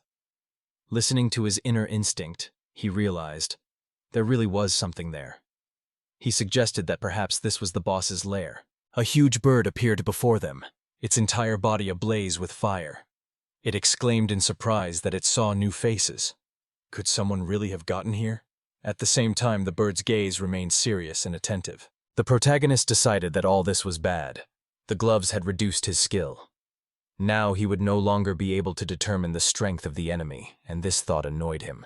Previously, Kai could only learn his rank in one encounter. He wondered if the enemy was really capable of killing him. The answer to this question was not clear-cut. The higher the rank, the harder it was to understand the enemy's true intentions. The main character thought that if the enemy was invisible, then he must be strong. Then it occurred to him to take off his gloves. But if the enemy turned out to be weak, he would waste his strength and experience in vain. After that, the boy looked down at the girl he had just been thinking about and asked her what she thought about the situation. Fafnir, without taking her eyes off her, immediately decided to express her opinion. The girl's mouth watered, her eyes lit up with hunger. She admitted that the opponent looked incredibly appetizing. The hero immediately understood what was going on. He thought about it and assumed that she liked chicken, to which she clarified, only well fried. But the guy quickly noticed that she didn't mean the method of preparation, but its strength. The main character, holding his hands by his sides, asked the girl why she needed to eat so much. After all, she was a lady. Fafnir, in response, slightly irritated, said that the dish was simply incredibly delicious. At this moment, the bird was watching them from the side and did not understand at all what was going on. The boy remarked that no matter how much she looked at their opponent, he was still just a huge bird. Hearing this, the opponent finally realized that it was her that was being talked about, and was genuinely surprised by such a discovery. She felt uncomfortable, got angry, and then angrily asked who exactly Kai had called a giant. Hearing this, the boy turned to her voice. He felt some excitement and began to make excuses in embarrassment, convincing her that she had not understood everything so well. The protagonist explained that he just said that. He asked about the ingredient, but the bird asked in surprise, "What other ingredient are you talking about?" Such an attitude towards the divine phoenix bird is a real disrespect. It is simply unforgivable. The bird exclaimed indignantly that she would never forgive this boy. She would not tolerate such disrespect for Kamishimi Phoenix. Her anger only grew. The bird flared up with even brighter flames and flew into the air. At that moment, Fafnir took out her equipment. They were battle gloves. She ordered the dragons in iron armor to prepare her for battle. After that, the girl turned to the main character and said that she would figure everything out herself, and in response he joked that in reality she was just dreaming of eating a phoenix. At that moment, a voice asked if this was happening again. Then it announced that the test to overthrow the phoenix had begun. The hero remembered that he had not heard those words for a long time. The bird warned that this time it would not come to their aid. The phoenix flew high into the sky and fired fiery projectiles at the protagonist and the girl. She shouted at them to beg for mercy before its hellish flames. The fire was getting closer and closer to Fafnir. She held out her hand in a plate glove, and the flame immediately absorbed the metal. Fafnir smiled and told Phoenix that she had underestimated the power of her armor, and then activated her skill, Earth and Sky in unity. At that moment, the girl's body flew high into the air. Her legs stretched towards the sky, and her head was turned towards her opponent. She shouted something in an incomprehensible language, addressing Phoenix. Then she abruptly changed position in the air, extended her arm in front of her, and performed the lion strike technique. Her gaze shone with determination and fighting spirit. The bird fell on its back, defeated by one powerful blow. Fafnir's blow was so strong that it screamed, threatening the phoenix that it would receive the same blows again and again. A few moments later, the girl achieved what she wanted. With another blow, she split the bird's body in half. Only then could you understand her calmness. She left the enemy alone and herself hovered in the sky, slowly approaching the ground. A moment later, she landed with a thud on the ground. She held out her gloved hand to shield herself from the pain. A cloud of smoke rose around her, and deep marks were left on the floor where she had fallen. The main character clapped his hands in approval and said that it was wonderful. Today she was able to pronounce the names of all the techniques correctly, without a single mistake. It was clear how happy and proud he was of her. A wide smile shone on his face. She reported that everything was ready. Then Fafnir looked at him with impatience in his eyes. Her mouth started to drool again. She turned to the host and told him to prepare something delicious. The protagonist closed his eyes, supported her words, and quietly said that he would fry now. The necessary sword appeared in his hand. It was then that he turned sharply, noticing a bright light behind him. He turned to the fowler and told her that the phoenix had lit up on its own. The girl immediately noticed that the bird was clearly recovering, but she didn't have time to finish her thought, because Kai interrupted her and suggested that the phoenix was regaining its true form. The protagonist continued to wonder in disbelief that the phoenix was regaining its true form, and the girl replied with a smile that she had destroyed it well. Meanwhile, the bird really began to transform into itself, as before. The phoenix recovered incredibly quickly, returning to full strength within seconds. She apologized, but added that she could not be destroyed. Even if she were killed tens of millions of times, she would still be reborn each time, her eyes burning with a bright fire. Fafnir declared that if that happened, she would defeat the bird again, but the protagonist interrupted her. A sly smile appeared on his face, and he laughed in anticipation. The man said that, therefore, the phoenix was a bird that could not be killed. He accepted this, assumed that it was the best solution that could be thought of, and was already reaching to draw his sword from its scabbard. At that moment, the voice noted that this approach seriously annoyed him. The main character admitted that he hadn't felt such excitement in a long time, so he decided to check how invulnerable this bird was. Guy declared that he would first rip out all the entrails alive, and then chop everything into pieces, down to the little fingernail. His gaze was filled with genuine cruelty. Then he would crush everything around him into tiny pieces. He wondered how much longer Phoenix would be able to hold on. At that moment, a voice brought him back to his senses. Someone called him Dad and said that the girl was looking at him. However, the main character was so stunned by the surprise that he dropped the sword from his own height right on his own leg and didn't even pay attention to it. The boy became agitated, began to feverishly ask what had happened and how it had happened. But his voice trembled, and cold drops of sweat were running down his face. The protagonist noticed that the phoenix bird had turned into a pile of chopped pieces. He said that if it was chopped like that, it would definitely not survive. A voice confirmed the bird's defeat and congratulated it on its victory. Fafnir stood next to him, drooling on the floor. Kai was still in shock. He asked if Phoenix was joking, but she simply replied that she had been reborn. The girl stood next to him, holding the cutlery in her hands, while he roasted the phoenix for her. When the dish was ready, he handed her the plate, and she beamed with joy. The boy himself did everything as if on autopilot, never recovering from the shock. After that, a system window appeared in front of him with a message. The soul of the immortal phoenix bird has been discovered. Should I add it to the catalog? He mentally repeated this question out loud. The main character was seething with anger over everything that had happened. Cursing loudly, he punched the wall so hard that it collapsed. Kai asked the bird where exactly it had become immortal, but all he heard in response was its chatter. Did it really give up so quickly? Couldn't it have lasted at least 10 years? And then he added that it was a very bad bird. At that moment, Fafnir was standing nearby, enjoying the food she had prepared. She widened her eyes in surprise and opened her mouth, watching the main character. And he suddenly realized that he had been behaving a little rudely. He instantly turned to her, folded his hands in front of him, and smiling a gentle smile, said that such things were not to be said. Then he asked if she understood him. Kai explained that he had specifically shown her what not to do. It was a kind of lesson for her.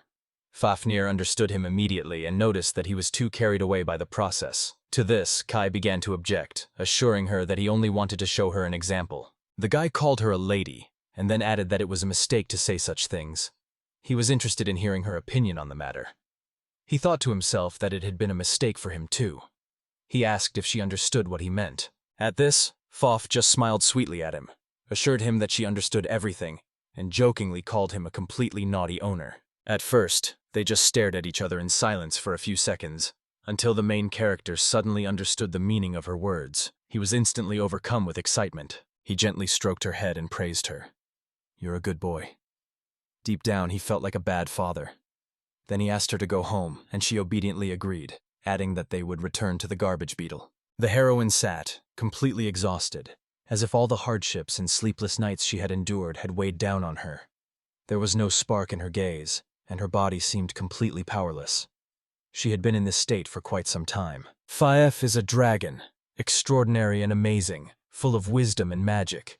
The main character has already forgotten why she ended up in the dungeon where she lived for so long.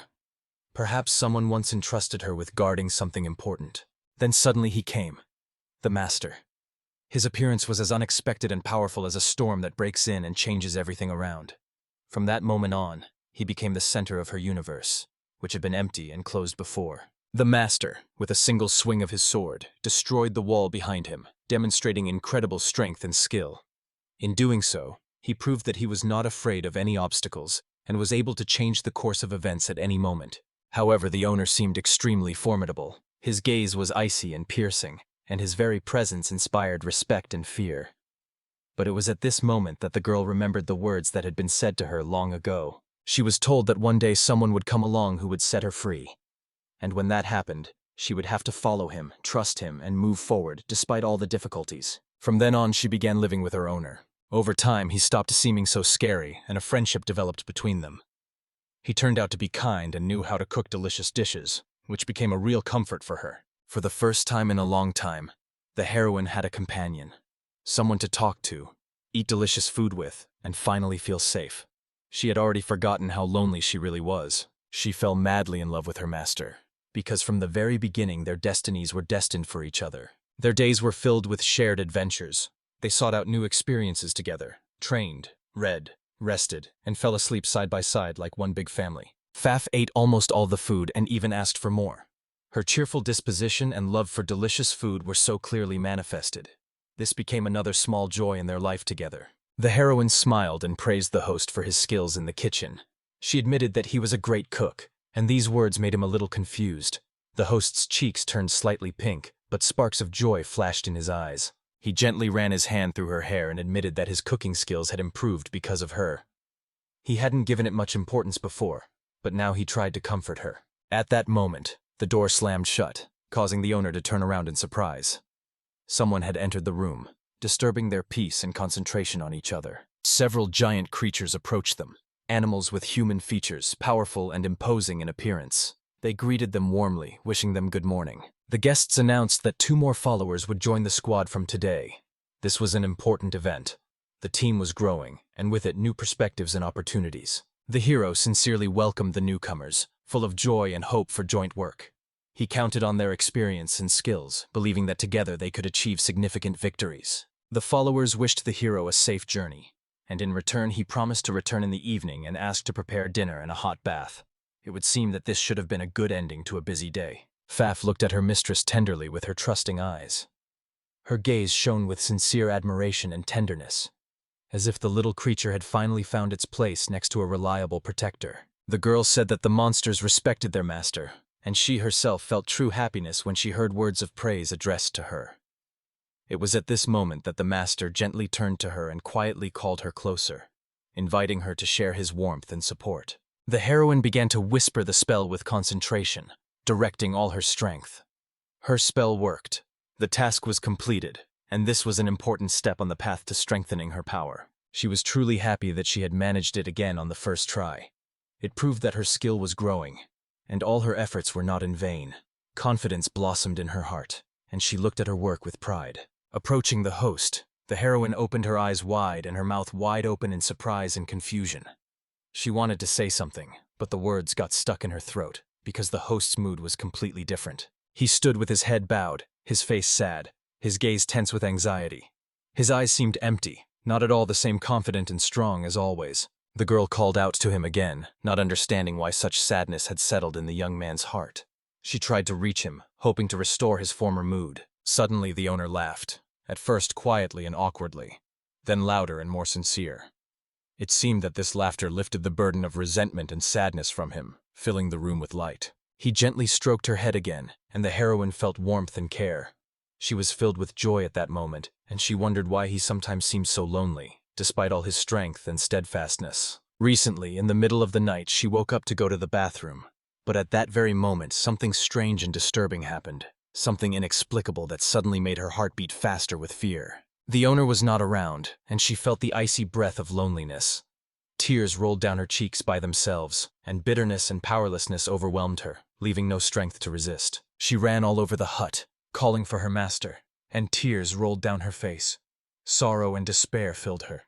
In each drop of tears you could feel the depth of the pain and fear that gripped her heart at that moment. Meanwhile, the owners stood outside, leaning on the railing, gazing into the distant horizon. His face was thoughtful, his gaze directed into the distance, full of quiet sadness. From time to time, she noticed his face changing. The sadness in his eyes grew deeper, and it worried her. But she didn't dare to come closer and ask him directly. He uttered a name out loud, unfamiliar to anyone around him.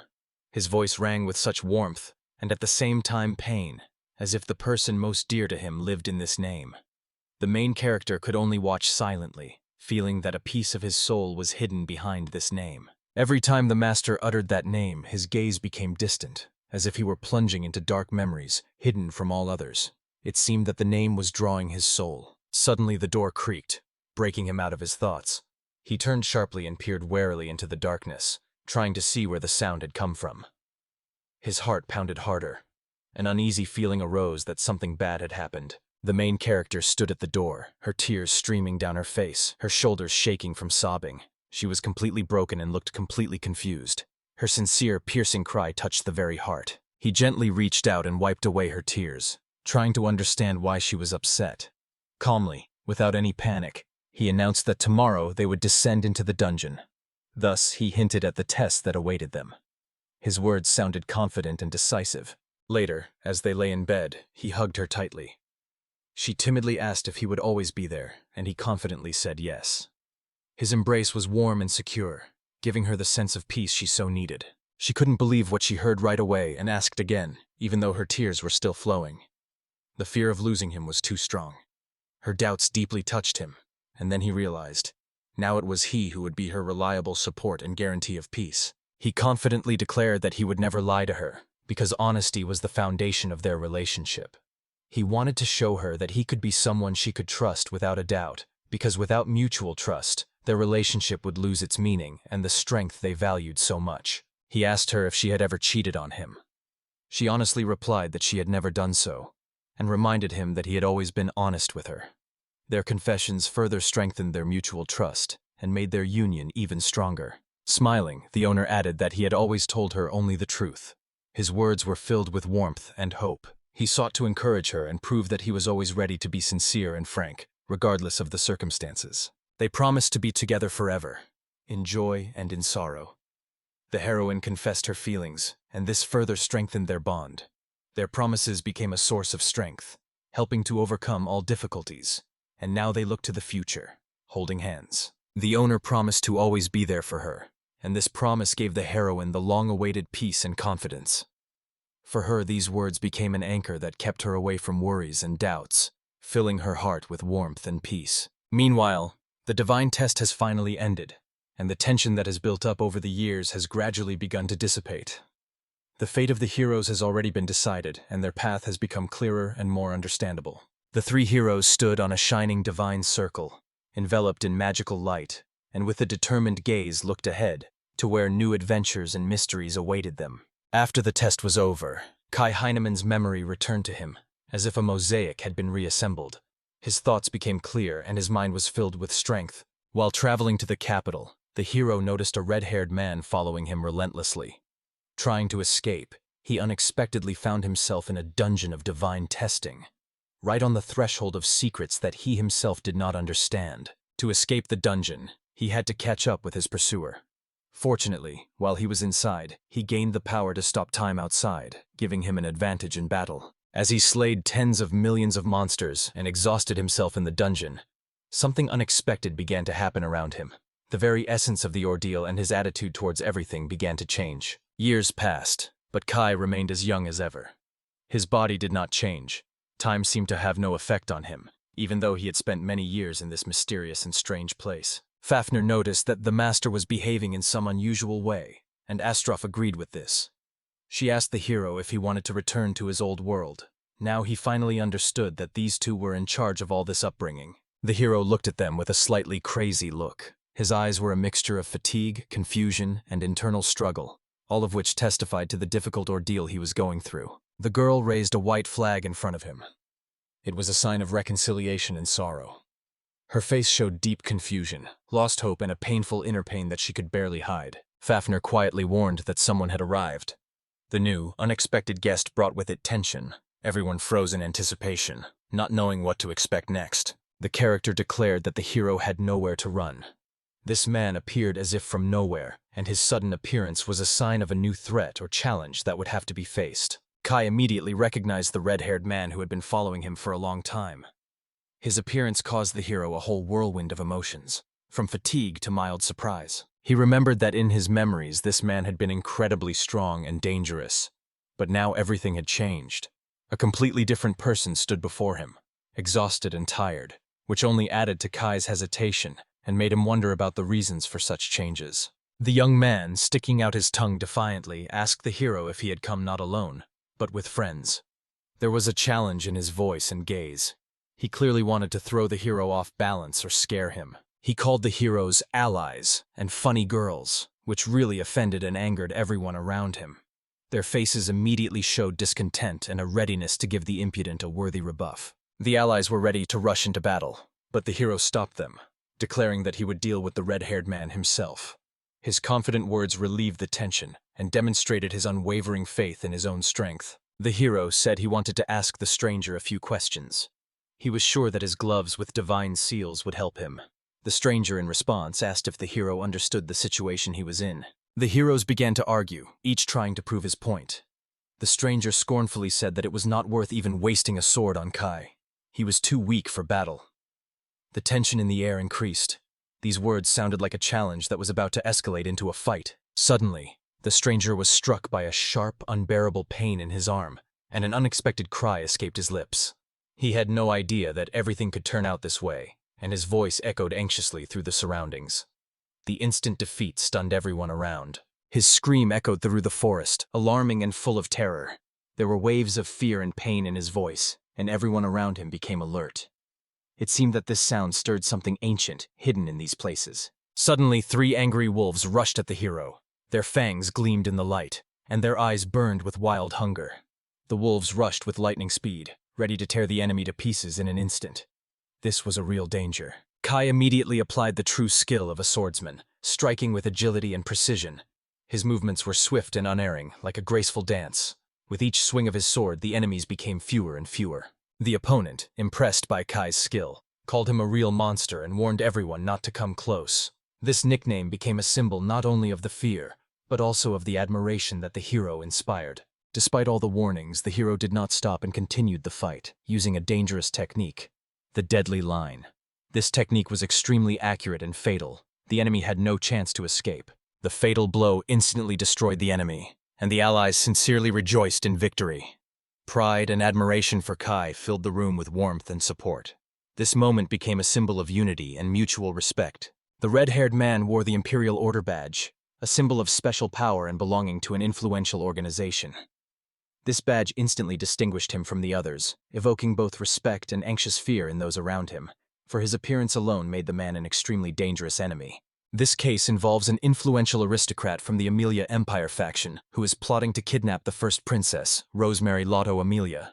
His insidious plan threatens the peace and stability of the entire state. To carry out the plan, the Emperor sent his sword, Signal Gastria, as well as the Sorcerer Summoner.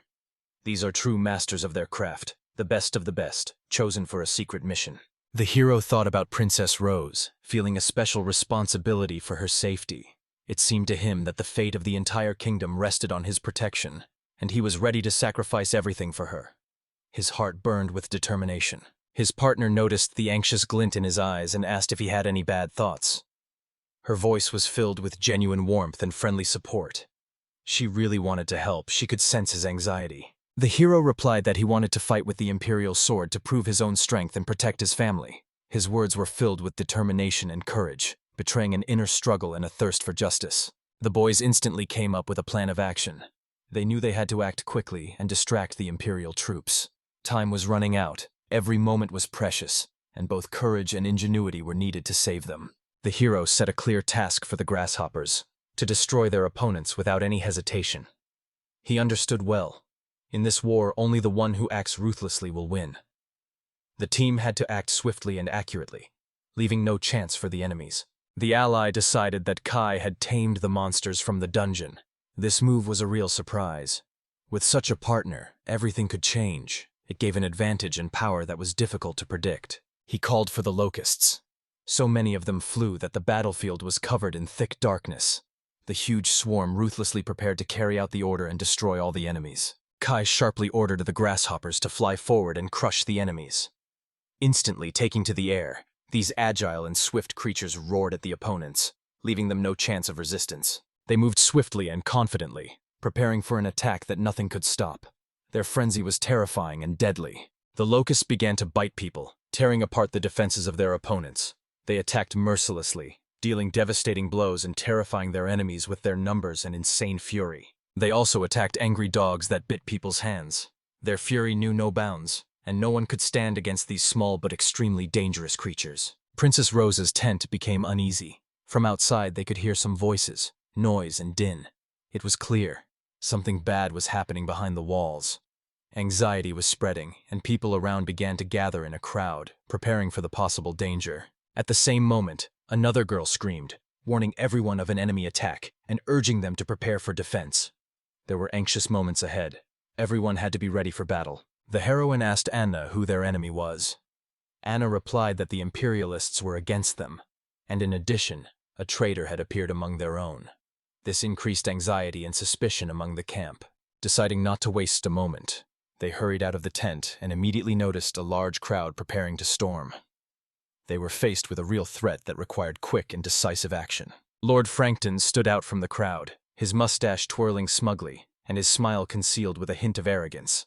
His bearing radiated confidence and authority, and his eyes smoldered with cunning intent. Anna became a real shield and support for the princess. She was ready to rush into battle to protect her queen from any danger. The hero noted that if Princess Mary was the third heiress to the empire and would one day ascend the throne, then the fatherland would be safe. It was a prudent decision aimed at saving the kingdom. Lord Frankton assured that he would do everything possible for the good of the kingdom and its future. Although the people around him treated his words with distrust, the princess screamed at the lord, accusing him of treason, and refused to agree to a plan that contradicted her ideas of honor. At this moment, a mysterious man appeared and categorically declared that he would not allow these intentions to be carried out, which unexpectedly confused the situation and further inflamed the conflict. The girl noticed Arnold, the chief knight, walking confidently towards them. His concentrated gaze and graceful figure commanded respect.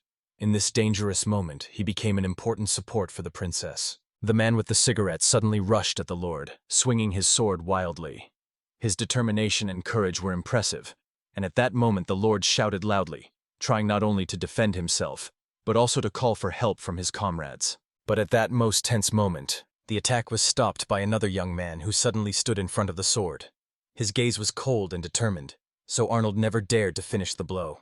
The tension between them escalated to the limit. The young man looked confidently at the hero, not allowing the lord to be killed. His calm but determined gaze eloquently testified.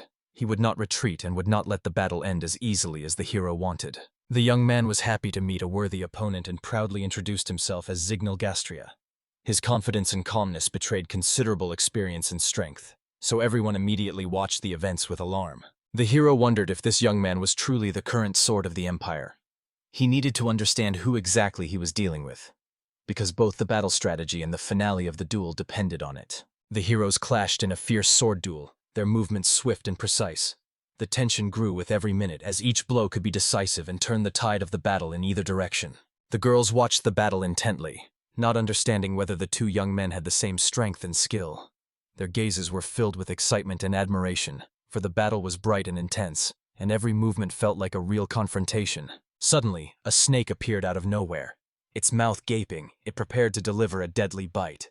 Its unexpected appearance made everyone freeze. It felt like this threat could instantly turn the tide of the entire battle. The snake rushed towards Arnold, trying to sting him directly in the neck. But the knight managed to notice the attack and met the snake with a terrifying, eerie look that stopped the predator and instilled terror in everyone who was nearby. He asked with a mocking smile if he could be scared with such primitive techniques.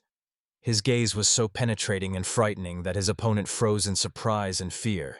He definitely did not expect such a reaction. The enemy called out to Enza, his comrade, not to interfere in the battle.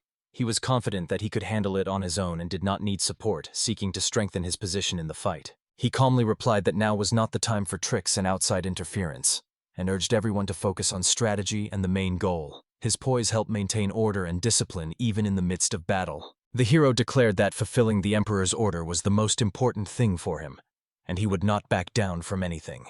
These words emphasized his determination and willingness to go to the end for the sake of his mission. The princess watched the events with horror. Her heart clenched with fear. She remembered that the hero was left alone on the battlefield, fighting against enemies for the sake of common safety, and she prayed fervently that he would be saved. The hero was a little tired, but he did not let the cigarette out of his mouth, as if it gave him strength and confidence. He breathed evenly, and his gaze remained firm despite his fatigue. He continued to stand vigilantly on guard. At this moment, Anna was watching the events closely, lost in thought. She was thinking through a plan of action, looking for the best way to protect the princess and her allies. Anna understood. It was necessary to distract the enemy so that everyone could escape into the forest. Her intention was clear and urgent. For her, the safety of the princess was above all else, so she acted confidently and decisively, without hesitation for a moment. The most important thing for them right now was the safety of the princess. Everything else was of no importance. The heroes were well aware that the slightest mistake could turn into a threat not only to her life, but also to the death of the entire kingdom. Suddenly, a knight jumped out from behind and grabbed Anna tightly by the neck, declaring that she would not escape anywhere. His grip was iron and dangerous, and the girl immediately felt how real the threat had become. The princess was also captured by other knights, leaving her no chance of escape. She resisted with all her might, but the forces were too unequal, and the situation became increasingly dangerous. It seemed that her capture was only a matter of time. At that moment, Inns turned around and in a sharp, cold tone told the heroes, "Do whatever you want with the girls."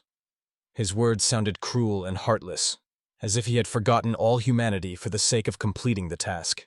The girls struggled desperately, screaming and fighting, but it was all in vain.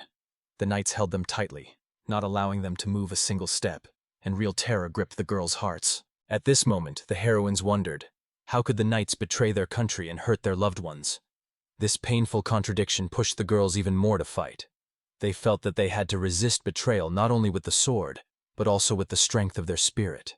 The princess screamed for help, her voice cut through the tense silence, filled with fear.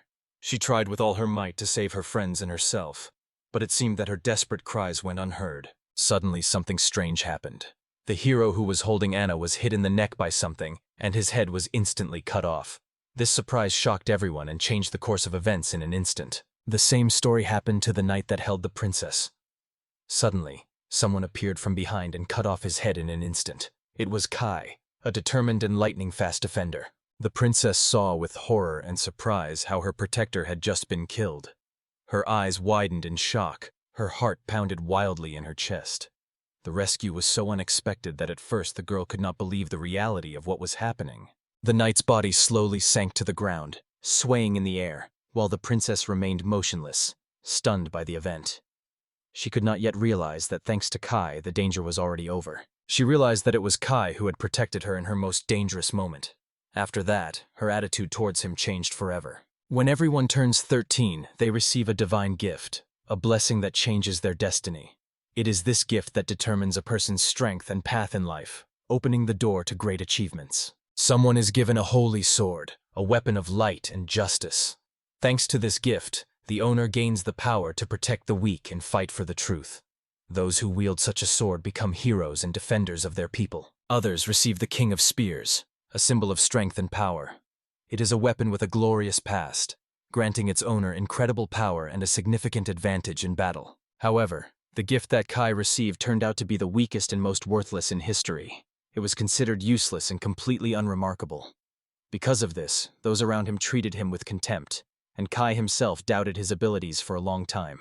The girl who was watching Kai opened her mouth wide in surprise. She had no idea that she would see anything interesting in him. He seemed to her to be an ordinary weak guy. But now, in front of her stood a completely different Kai, who was already difficult to recognize. This caused a whole whirlwind of conflicting feelings in her.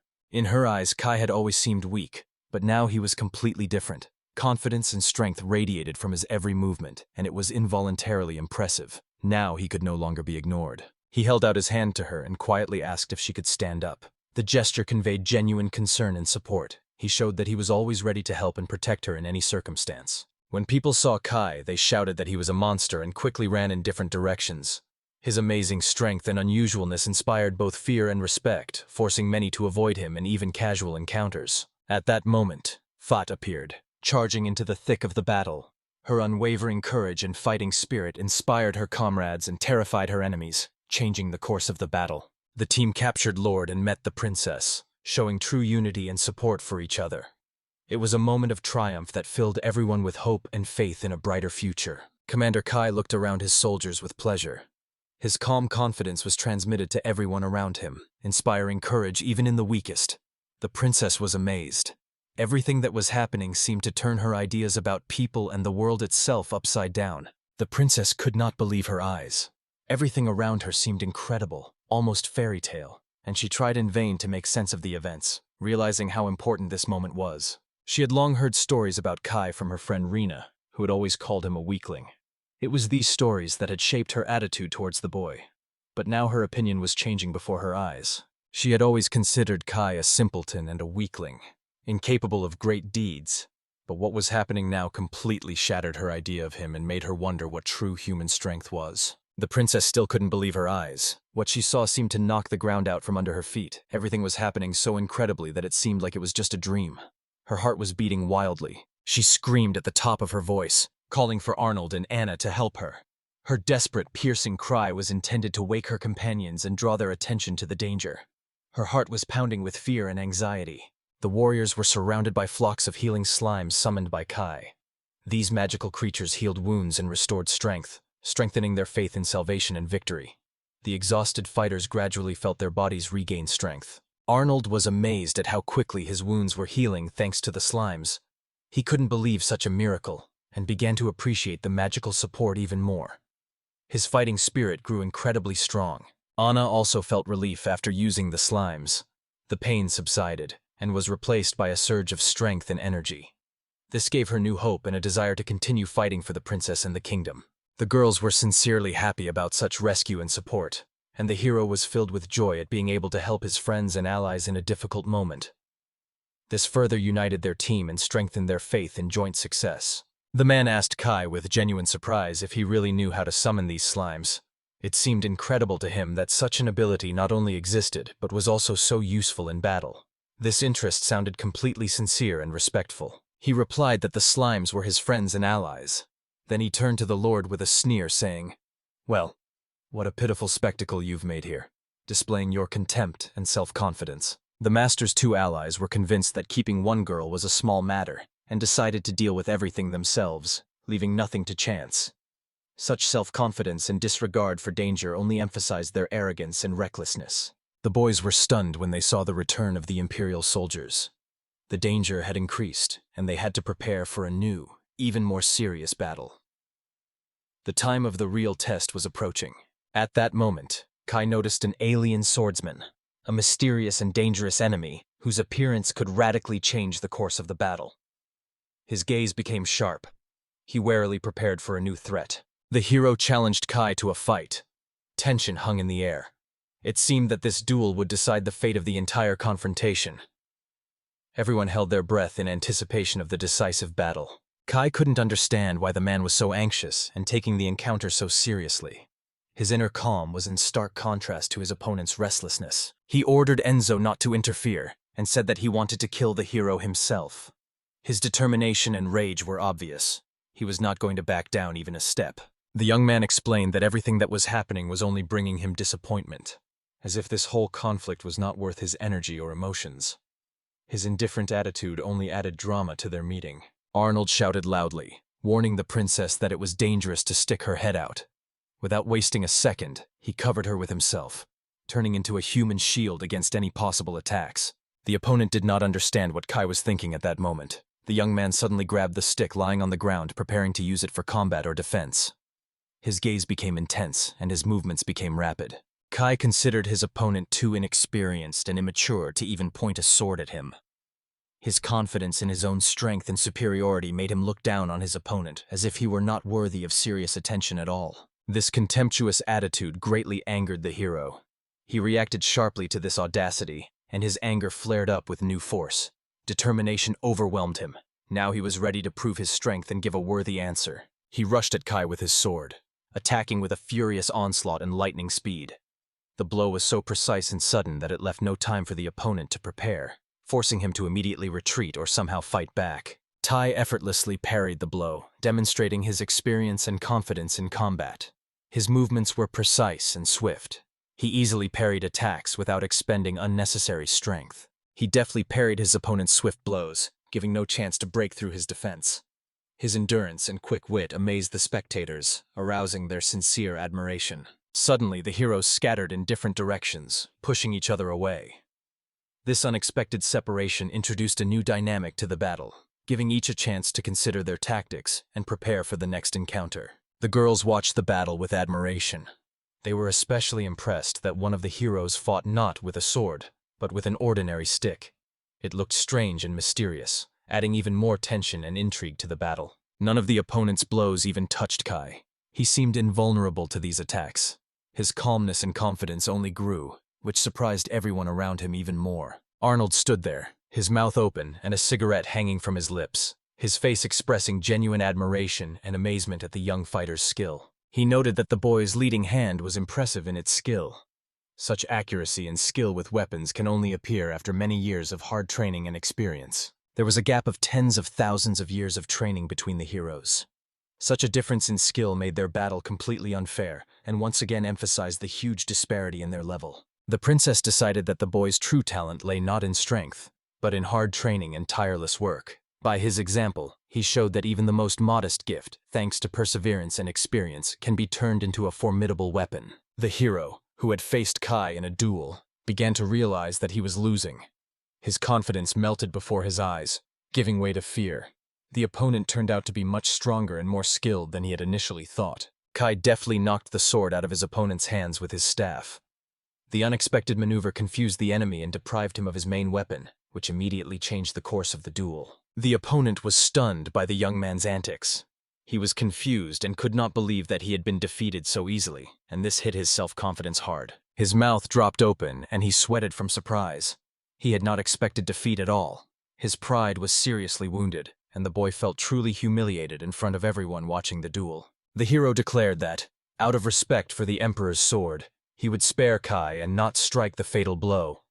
It was a display of honor and pride even in defeat. Inz watched with anxiety as everything inside spiraled out of control. He was filled with anxiety for the future and the consequences this battle might bring. The hero screamed loudly. He was torn by resentment and rage. He could not accept defeat and did not want to admit his weakness to the enemy. The antagonists understood. This man must be eliminated immediately, and with him Kai, because both have become too dangerous, especially the young man with his magic. He has already begun to cast spells, preparing for a decisive attack. He summoned a surprisingly effective fire spirit to burn everything around him to the ground, including his enemies. The flames burst outward, filling the air with heat and menace. The hero stood, gripped by horror and complete confusion, unable to understand what Endes was really doing or the power of his magic. Bright tongues of flame devoured everything around, turning the space into a real fiery inferno. Kai confidently declared that this pitiful flame was no match for him. He called upon the spirits to tame the fire spirit and stop the destruction. And then the real battle began, a clash of elements and powerful forces, in which the fate of each hero and the entire kingdom was decided. The spirit that Kai had summoned confidently declared that he would fulfill any wish of his master. His voice sounded deep and authoritative, as if he already knew how everything would end. No one doubted that this spirit was ready to help Kai and carry out his command. Kai effortlessly grabbed the spirit with one hand, demonstrating incredible strength and mastery of magic. His movements were lightning fast and precise. Every gesture felt experienced and confident. Even such a simple action amazed everyone around him. Holding the book in his hands, he would thoughtfully flip through the pages, carefully searching for the information or spell he needed. This book was a true source of wisdom that helped him master magic. En noticed Kai's concentration and spoke up. If he made it to the Empire, he would have wealth, fame, and respect. So he tried to seduce Kai by promising him fame, money, and power. Without hesitation in the face of danger, the hero cut his opponent in half with lightning speed. His blow was so fast and precise that the enemy did not even have time to understand what had happened. With this act, Kai made it clear. He would not tolerate traitors, and he would not even listen to those who used others. The hero contemptuously declared that he saw no point in listening to someone who used his own people as bait. He rejected flattery and any tricks, valuing sincerity and justice above all else. His words clearly testified to the strength of character. Kai turned to his comrades and assured them that there was no need for rebellion. They should move forward. He urged them not to give in to emotions and to stay focused to avoid useless clashes. His confident leadership inspired the team. The Lord stopped them and declared that the hero should come under the command of the future king. This was a proposal to join forces, create an alliance, and act together for the power and prosperity of the future kingdom. The hero coldly replied that he did not wish to obey the king. He rejected the offer without hesitation, demonstrating his independence and stubbornness. For him, his own goals and beliefs were more important than participating in political intrigues. As Anna watched, she heard the royal family called pests. From then on, her view of them changed to one of distrust and anger. She realized that power was often used to suppress and destroy others. She shouted at the hero in a loud voice, demanding that he watch his words. Making fun of the Korea family is an insult that is not forgiven. Her voice carried iron confidence and a stern warning. Such audacity would be severely punished. No one dared to contradict her, because the family is the basis of all power.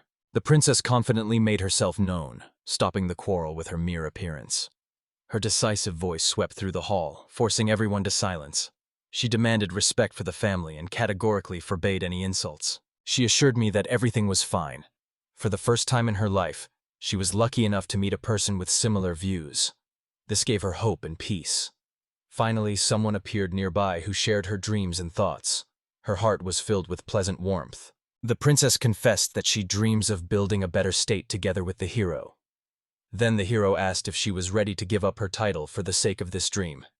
She confidently replied that she was not afraid of change and was ready to leave her duties.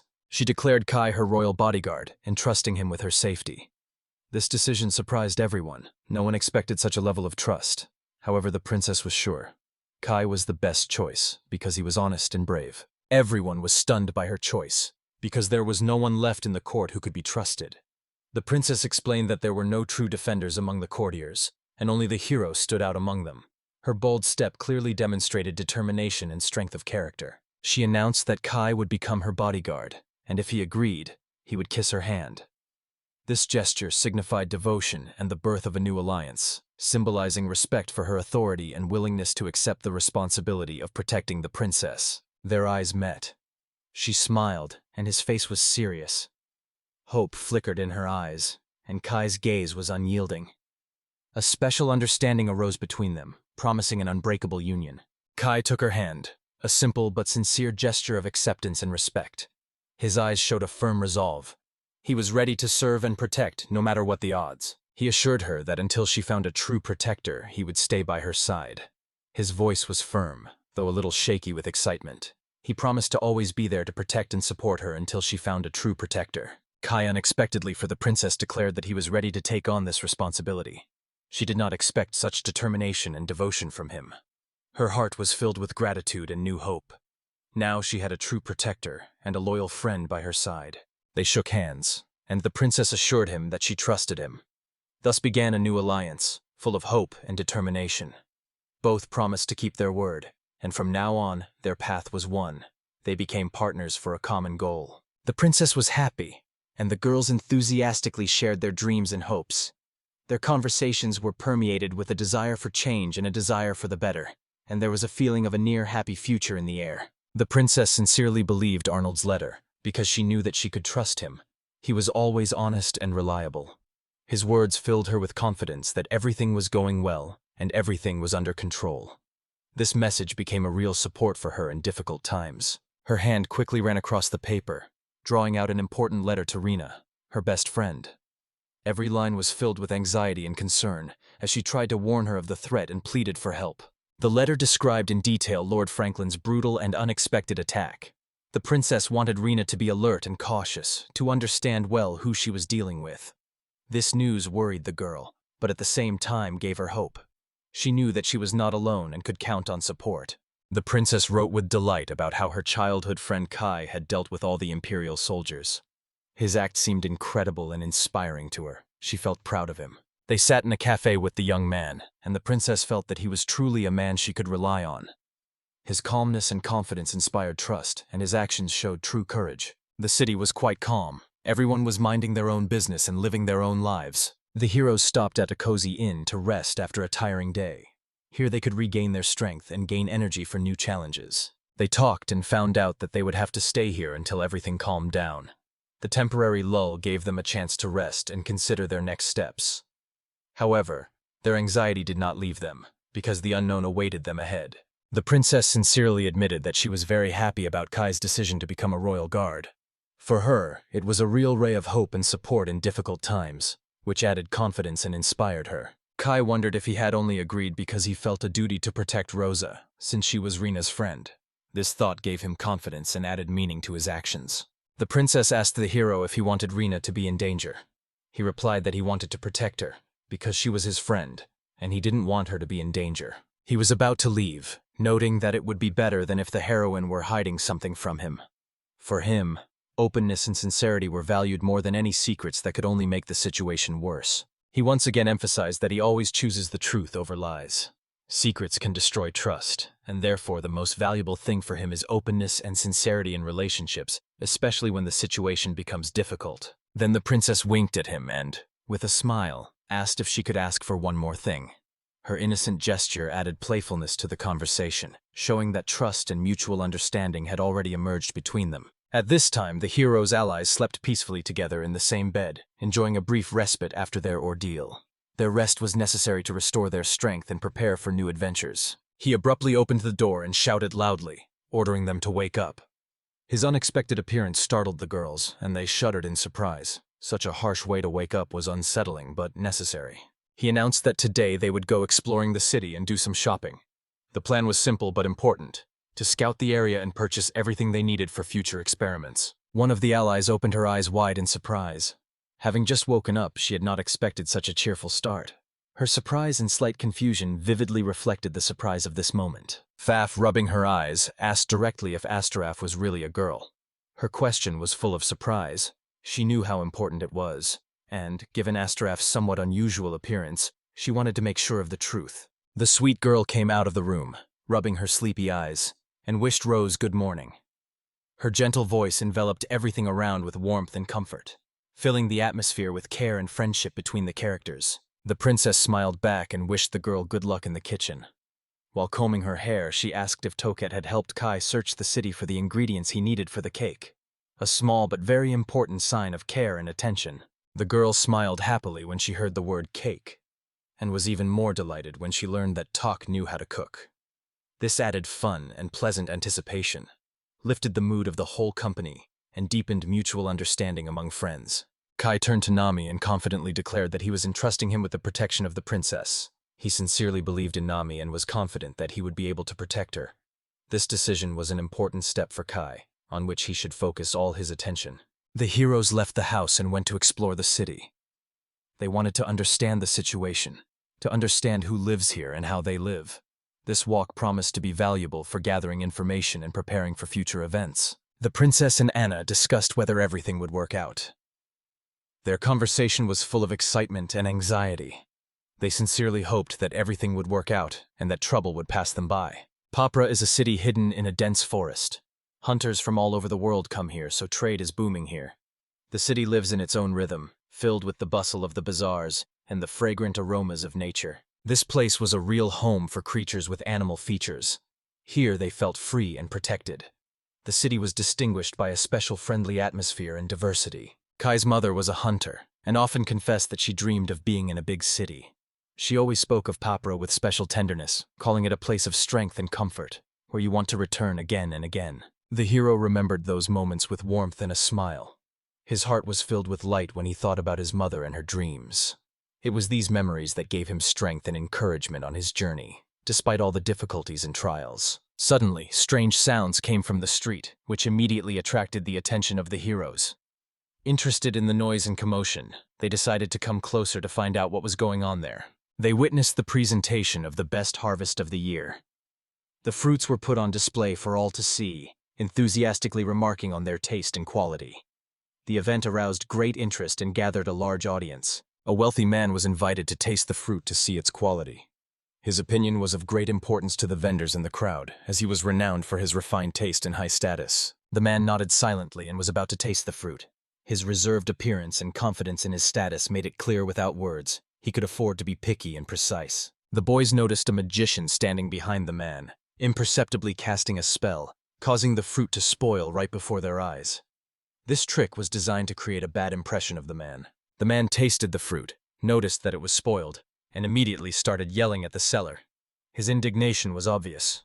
He accused the seller of fraud and selling counterfeit goods. He was burning with rage, his voice thundering with menace. He rained down threats on the vendor and everyone around him, sowing tension and fear among those present. The man threatened to turn the entire city against the merchants, promising to punish them for their deception with his influence and wealth. His threats made many wonder what was in store for the merchants now. The seller persistently assured everyone of his innocence, fiercely defending both his honor and the goods. The heroes watched this and explained. In fact, it was not he who was to blame, but someone else entirely, the one who resorted to magic and cunning tricks. AI believed that Frank Tong and the aristocrats were beyond hope. She was deeply struck by their indifference and arrogance. It was especially painful to watch the government lose its human face, drowning in deceit and cruelty. Astarov declared that what was happening needed to be stopped immediately. She could not stand aside and watch the injustice and danger. A determination to act was born in her heart, and she was ready to stand up for honest people. The people in the crowd loudly addressed the Count, who was tasting the fruit, declaring, "This cannot go on!"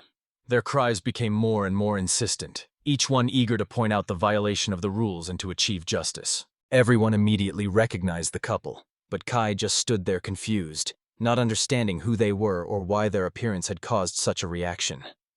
The boy stared intently, trying to figure out what was really happening and their true intentions. As it turned out, they were the guild leader Sharpsword Cider himself and his deputy, Keeber. Their appearance immediately aroused both respect and a little fear, because these people had considerable influence and power, not only in the city, but also far beyond its borders. The man said that this was the most famous guild among the Four Saints. He didn't like it at all that they had appeared here and were interfering in his affairs, because it threatened his power and cunningly planned plans. He frowned and became angry, clearly showing his displeasure. His face showed anger and impatience, which only further exacerbated the tension between the parties. The young man remarked that His Highness was a good man and would never want ordinary people to suffer. With these words, he tried to smooth over the dispute and show that everything could be settled peacefully. The guild reminded the man that they represented a powerful organization and urged him to calm down. There was a threat in their words. They clearly made it clear that they could change the course of events with force and authority. The Count admitted defeat, saying that he was ready to give in to this guild if only they would bring him ordinary fruit next time. Thus, he tried to maintain his dignity in front of everyone present. The crowd froze, holding their breath and watching the events intently. Everyone waited impatiently to see who would emerge victorious in this mysterious duel. The boys decided that all this was a real comedy, and everyone present, including the Count, were simply conspirators. However, their true intention remained a mystery to them, which only added to their anxiety and suspicion. Suddenly, the dog Finn jumped up, howled, and looked around anxiously. This unusual behavior immediately caught the attention of the heroes. They rushed to find out what exactly was alarming Finn, sensing that something important was happening nearby. The hero noticed how the crowd was mocking the young man, who looked like a beast. He resolutely stood between the pursuers and the boy, despite the displeasure of those around him. The atmosphere became tense, and it seemed that a little more, and a real fight would break out. The young man fiercely argued with his abusers, trying to defend himself with words. He was not going to give up and sought to prove his case, even though his opponents were much more numerous. The crowd started pushing the boy, and all his fruit scattered on the ground. This further irritated the aggressive people, and the young man himself felt confused and completely helpless. At that moment, a bald young man approached him and offered help, his fists clenched demonstratively. His determined look and readiness to immediately engage in battle made it clear that the argument could easily escalate into a real conflict. The bald man shouted, suddenly realizing that he was surrounded by a pack of parasites, those who only knew how to cause trouble for others. His voice was menacing, like a warning of danger. All the fruit flew in all directions, and the boy, full of animalistic determination, rushed to collect them, in a hurry to save his harvest. His efforts seemed futile, but he did not lose hope, and did everything to save at least a part of what he had gained. The bald man roughly crushed the fruit with his foot. He declared that even during the boy's family's lifetime, they had only brought him trouble. His cruel words resonated painfully in the young man's soul, causing a real struggle within. The young man was sure that he and his father grew the best fruits, so they could not harm anyone. He dreamed of becoming as strong as the experienced hunters, but the impudent stranger tried to force him to bow his head and did not let him get up. The boy noticed that the dog had stood up for him and suddenly felt supported. He was pleasantly surprised that such a loyal friend was ready to help in a difficult moment. The dog growled, sincerely protecting the boy, and showed true courage and readiness for battle. The young man was amazed. He had no idea that such a small creature could be so loyal and strong. The attackers had no idea what kind of dog was standing in front of them, and decided to deal with it, hoping to break the young man's will. Their cruelty and rage knew no bounds. At that moment, Kai appeared and sternly ordered the dog not to let the flames out in the middle of the city, as he realized that using magic in a crowded place was dangerous and could cause disaster. He instantly took control of the situation. After the young man's scream, the attackers looked back and noticed that the rest of the team of heroes was already rushing towards him. Their appearance further aggravated the situation. The attackers had a flash of a thought about whether it was worth continuing the fight at all. The dog suddenly spoke to the team, which surprised the intruders quite a bit. He was ordered not to interfere in local affairs, warning of possible consequences. Such a surprise gave the whole moment a mysteriousness and emphasized the strength of the allies. Kai suddenly kicked one of the attackers, showing his determination and strength. This unexpected blow stunned everyone around him. Everyone froze in surprise. Eyes instantly turned to Kai, mouths dropped open in surprise. No one had any idea that he would react so abruptly and forcefully. The team's defender shouted to go on the offensive, trying to inspire his teammates to resist. However, the hero was already chanting a spell, preparing to defend himself and his friends. Kai abruptly declared that he would deal with everyone quickly. There was a menacing conviction in his confident voice. He clearly did not intend to waste time on empty talk. His magic was so powerful and blinding that the intruders, feeling this power, involuntarily closed their eyes from fear and pain. A real magical whirlwind swirled around Kai, similar to a tornado, which was about to wipe out the enemies from the face of the earth. The boy who was being teased froze in surprise, his mouth open. Kai's magic was so powerful and unexpected that he couldn't believe it. For the first time in a long time, hope flared up in the boy's soul. The hero instantly dealt with all the attackers, leaving only one, the most agile of them. The last opponent froze in fear before Kai, who stood ready and waited for the continuation of the fight. Kai advised the boy to thank the dog for its protection, and he himself began to treat him with the help of slimes. The magical energy gradually returned the boy's strength, relieved pain and fatigue. His friends watched with interest. He ordered his companions to take the boy to a quiet, secluded place so he could rest and recover. This was necessary to protect the child and give him time to recover from the stress he had experienced. Elaz was curious about Kai's exact course of action. They wanted to know what strategy he had chosen and what he intended to do next in this situation. Kai, distracted by the main culprit, said that he was going to take him to the boss. By this, he hinted that he hoped to get some information or make a deal with influential people. The hero noticed that the city was permeated with filth and internal propaganda. He felt that something bad was happening here, and evil was hiding behind the external decency. His words alarmed everyone. At this time, the princess herself baked pies and treated the guests. Her care and warmth were felt in every piece, and the smell of fresh pastries filled the house with comfort and joy. The guests gratefully accepted the treats. Everyone admired the princess's culinary skills. Her dishes were unsurpassed. The pies turned out soft, fragrant, a real work of art, which everyone noted with admiration. Everyone enjoyed the delicious pie, savoring every bite in silent harmony. Words were superfluous here. The aroma, taste, and comfort of a friendly atmosphere filled the air. This evening became a quiet island of peace for them. They realized that Kai would not be back from his investigation today. This saddened the princess. She had hoped to see him nearby and spend the evening with him. His absence filled her with anxiety and devastation. The princess really wanted the hero to taste her pies, because he had invented the recipe for them. This gave the pastries special meaning and filled them with warmth. Fath asked Rosa to make more because she liked it so much and wanted more. These were tender and sincere moments when the children allowed themselves to feel joy and trust, opening up to each other through simple wishes and a warm, friendly atmosphere. Anna screamed in displeasure, loudly expressing her irritation and anxiety. Her voice was gaining strength, and it was clearly filled with anxiety for the princess and fear of what was happening around her. The princess glanced at Anna with slight disapproval, as if to make it clear that bad remarks and negative comments would not help resolve the matter. Anna angrily scolded Kai, accusing him of putting the princess in danger and getting her into trouble. Her anxiety was obvious, and she did not hide her emotions. Kai calmly apologized for the inconvenience, and then continued his speech, trying to calm the audience and explain the situation in more detail and clearly. He explained that this deal involved aristocrats connected to the royal family, so everything became much more complicated and took on a special significance and delicacy. The princess listened attentively, and with each word her surprise grew. She realized that everything was much more serious than it seemed at first, and perhaps it was her support that was so needed now. She asked Kai how she could help, demonstrating her desire to support him and participate in resolving this difficult situation. Kai suggested gathering all the beastmen and holding a meeting to unite them, discuss pressing problems, and find solutions together. At this moment, the bug began to explain something. He noted that the key to the success of urban trade is the highest quality goods created by beastmen, and this emphasizes their significant role and importance for the entire society. He also told about the plans of the aristocrats, the guild, the mayor, and the bandits, who were closely connected. Their interests coincided, and together they weaved intrigues to maintain power over the city and control it. Their common goal is to drive the superhumans out of the city in order to maintain their power and prevent change.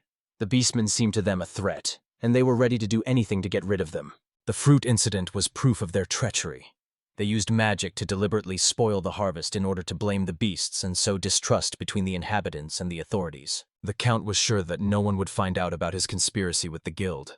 He considered himself cunning and cautious, thinking that he could easily hide his true intentions and be able to fool everyone around. The attack was to take place in a few days. The gang had infiltrated the city precisely for this purpose.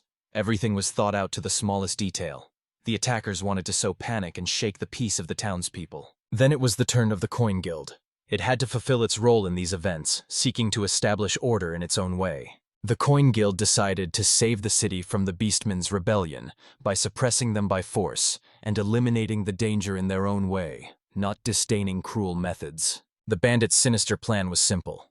Capture all the Beastmen, then sell them into slavery, and then cover up the traces of their crimes so that on the surface everything looked peaceful and orderly. The Beetle reported that the parasites had revealed all the plans and even the secret meeting place. The people were stunned, realizing the true seriousness of the threat.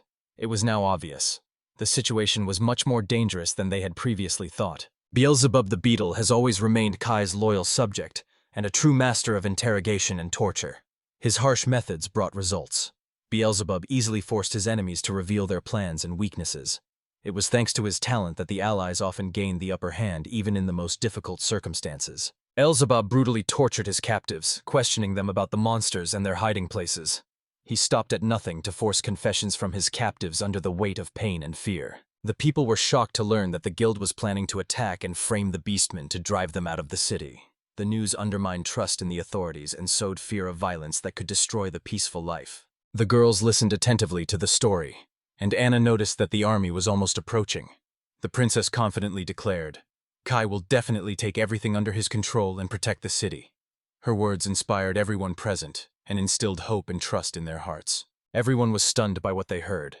Fear and anxiety gripped everyone, because the danger seemed inevitable and quite real.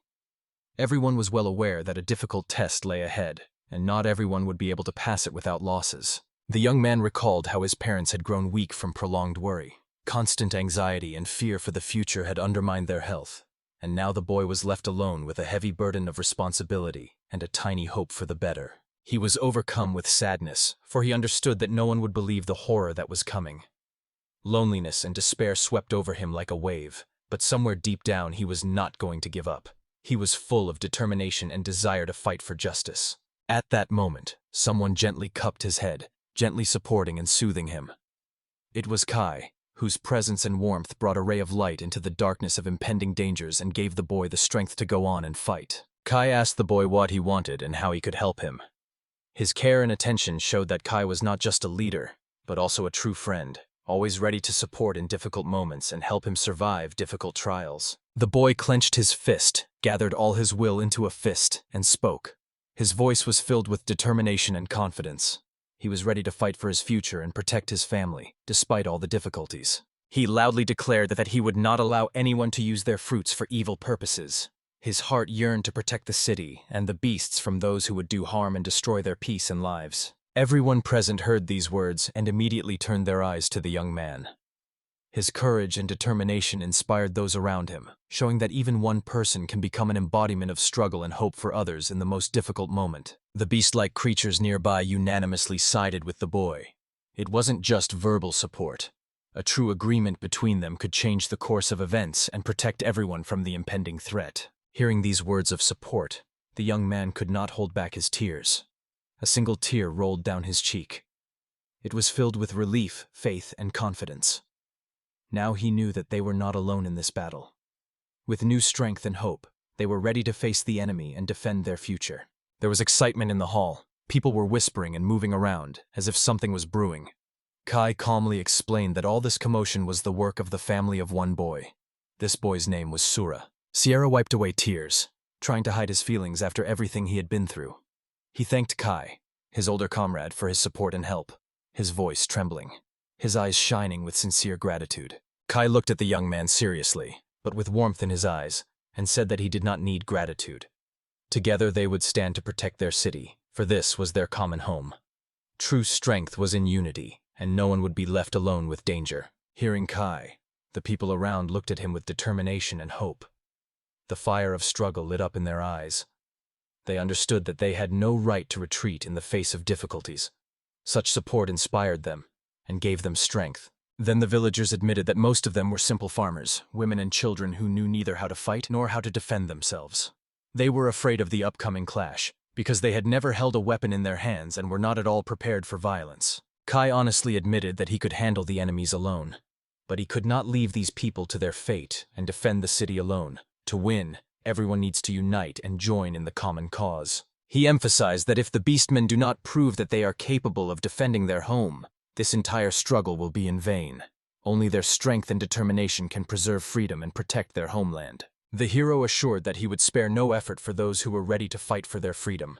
His words ignited the audience, filling their hearts with determination and faith in a bright future. The girls silently looked at Kai, trying to guess what he was up to. Respect and undisguised curiosity flickered in their eyes.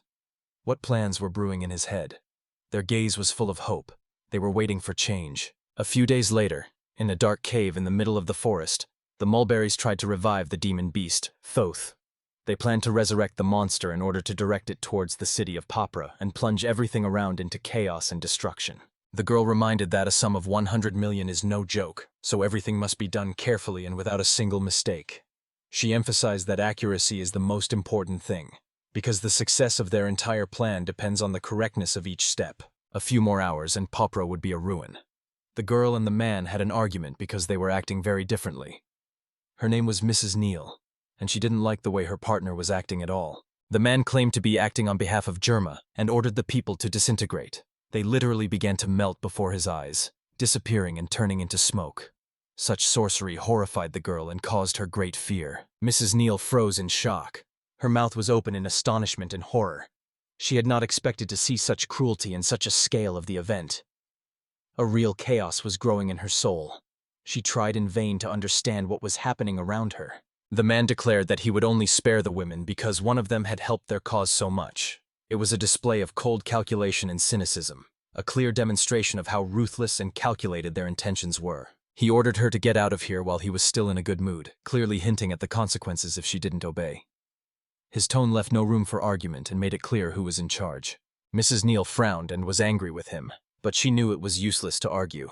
Outwardly, she looked reserved, but inside she was seething with discontent and disappointment at her partner's actions. Meanwhile, the hero loudly called on everyone to flee immediately to Barca, a city where they could hide and find protection from the approaching disaster. He tried with all his might to save as many people as possible. The insects flew swiftly through the air, carrying the ominous message of approaching danger.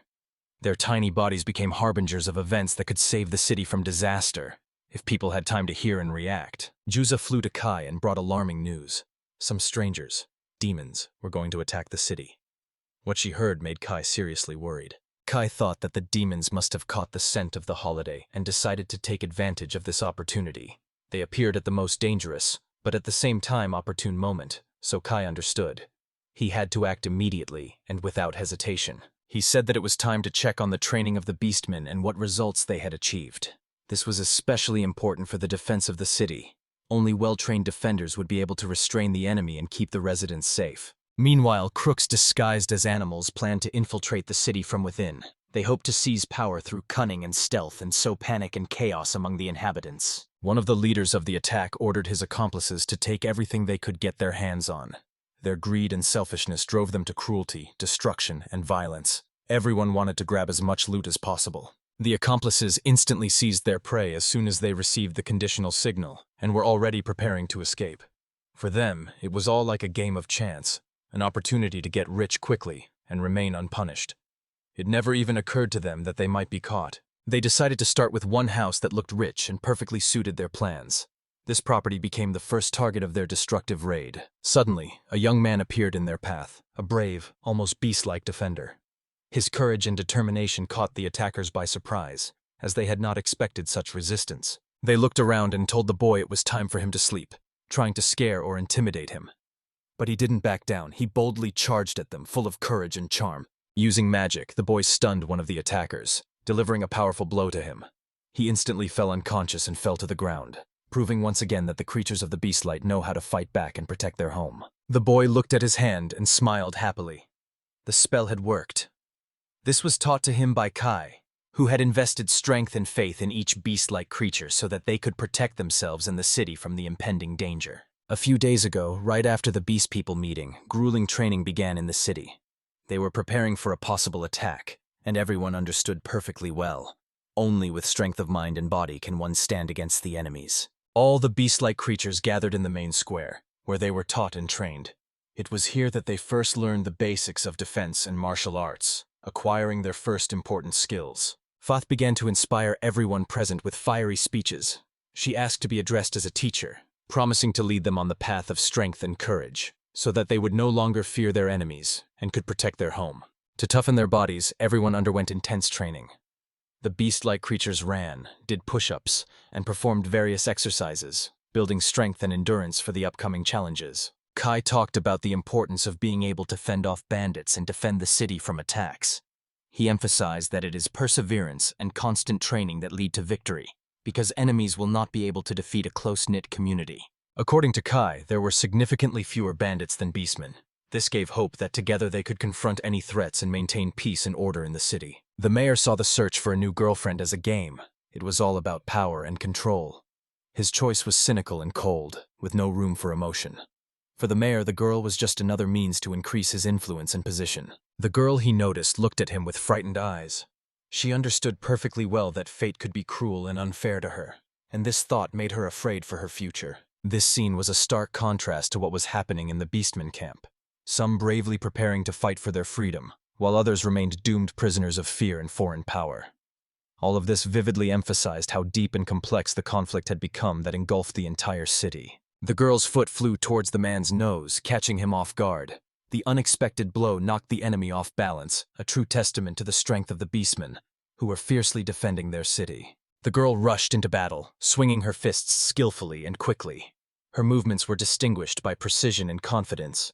Her whole appearance showed experience and determination. This frightened her opponents and inspired her friends to fight further. The Count fell to the ground, stunned by the sudden and powerful blow.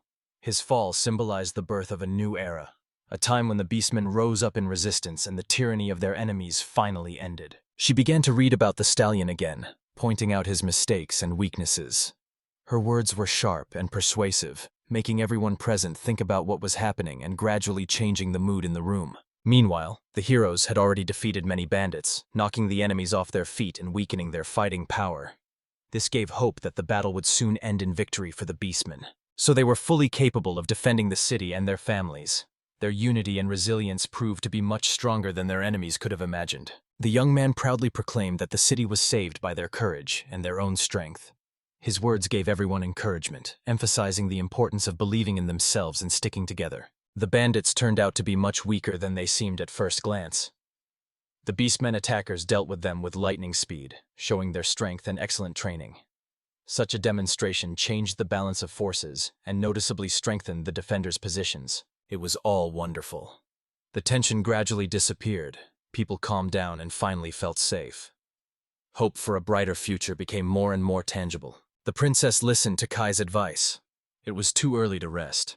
There were trials ahead, so she had to stay focused and pay attention to every detail. She had many questions, but Kai advised her to just watch. He understood that this was not a time for reflection, but for careful observation and analysis of the situation, in order to be ready for whatever lay ahead. Meanwhile, a real commotion began in the city. The beastmen were accused of conspiring with the bandits and preparing an attack on the city. This statement was made by Cider, sowing distrust and fear among the inhabitants, which further strained an already difficult situation. The young man spoke out against the accusations and stated that the beastmen had been unfairly slandered. He tried to convey to the villagers that this was a lie and a cunning manipulation designed to divide people among themselves and weaken their defenses. Kai noticed the large number of captured bandits, which surprised the guild leader, as he had not expected such skill and coordination from the beastmen. It was clear evidence of their strength and discipline. The guild leader began interrogating the prisoners, trying to uncover the truth and learn about the enemy's plans. His questions were sharp, and he demanded only sincere answers, as he sought to protect his own interests. Suddenly, one of the gang members broke down and confessed. His words could turn the tide of the investigation, revealing new details of the conspiracy and tangled intrigue. He was asked if they truly wished to get rid of their brothers and claim all the glory for themselves. These words sowed doubts and tensions among the robbers, and their band began to split from within. The hero assured that the townspeople would not be swayed by the bandits' empty chatter and fabrications. He sincerely believed that the power of truth and justice would sooner or later defeat lies and betrayal. The townspeople listened attentively and felt that this story made sense. Doubts about the accusations crept into their hearts, and they now saw the beast-like creatures not as enemies, but as defenders, ready to stand by their side for justice and peace. This gave them new hope. The beastmen caught all the bandits and exposed the guild that was actually involved in the trade. This was a turning point that strengthened the townspeople's trust in their defenders, and proved that together they could stand up for the truth. Suddenly, one of the guild members pulled out a weapon, which instantly escalated the situation. It was a desperate move, an attempt to maintain his power and force his enemies to retreat. The tension rose to the limit. Everyone held their breath, waiting to see how the hero would react to the danger. He persistently demanded that the hero name his name, threatening him with a sharp sword. This challenge became a real test of Kai's courage and determination, forcing him to fight for justice and the protection of the city with even greater enthusiasm. A barbed wire trap was set against Kai, which caught his hands. He seemed powerless, but inside him boiled energy and determination to break through and win, despite the external obstacles. Kai calmly replied that he was simply Kai, a name that in itself commanded respect. His confidence and calmness testified to true fortitude, proving that true strength lies not in chains, but in character. Despite the trap, Kai acted quickly and deftly, displaying extraordinary skill and willpower. His ability to react instantly and seize even the slightest opportunity made him invincible, even in the most difficult circumstances. He cleverly turned the guild's weapons against itself, using incredible speed and cleverness. This unexpected move completely turned the tide of the battle and brought victory to the beasts. The guild was defeated, and its members began to quarrel and blame each other. But Kai put an end to this battle with one powerful blow, proving that unity and determination can defeat even the most formidable enemies. Kai modestly noted that he was just helping a little bit to those in need, demonstrating a willingness to support the weak and inspiring others to take responsibility for the city's safety. He turned to everyone around him and asked if they wanted to be heroes. Kai offered his support, urging them to unite in a common fight for freedom and justice, inspiring everyone to show courage and strength. The character asked in surprise if it was really Kai. They confirmed, yes, he is indeed the son of the huntress Maria Heinemann, a young man with a powerful legacy and a special destiny. Now serving Princess Rosemarie, Kai plays an important role in the life of the city. It is because of his actions that the streets have recently been filled with commotion and unrest. At that time, the heroes were busy with urgent matters. However, not everyone believed that this seemingly frail boy was capable of dealing with the parasites that threatened the city. Many were filled with doubts and distrust. Kai's appearance and young age did not inspire confidence. The information Mrs. Rose brought was completely reliable. It became clear that Kai was indeed in the city and playing an important role here. This news gave the team confidence, even despite the doubts of some heroes. The heroes receive a letter from Count Getty, who suspects the Coningero Guild of conspiracy. This heightens tensions and forces them to begin an investigation to secure the city from a threat from within. It all started with the need to catch the main conspirators. Johnson led the operation, and Orga took on the pursuit of the prey. The heroes were ordered to capture the count or mayor and track down the guild leader in order to neutralize them. It was these influential figures who were behind the conspiracy that was hanging over the city. Their detention became the top priority. In the middle of the investigation, Orgas suddenly turned to the mayor, saying that they needed to talk immediately. His voice was filled with anxiety and determination. Without waiting for permission, he quickly headed for the door. The next moment, the mayor was abruptly thrown out of the room. He flew out so quickly that he didn't even have time to realize what had happened. The hunter could not believe his eyes from what he saw. What he noticed suddenly changed the whole situation. His gaze stopped at the girl with bestial features, who was just leaving the room where the mayor was. He was stunned by this development of events. He noticed a girl, more like a wild beast than a human. She exuded determination and strength, and probably, she was the one who got the mayor. This discovery scared him, but at the same time made him think, who is really in charge here, and what powerful forces are at work in this city? He looked at it carefully, piecing together the facts like a complex puzzle. Everything indicated that the beast-like creatures played an important role here, and the situation was actually much more complicated than it first appeared. The girl said that the hunter had arrived just in time and that he needed to meet with Kai's subordinates.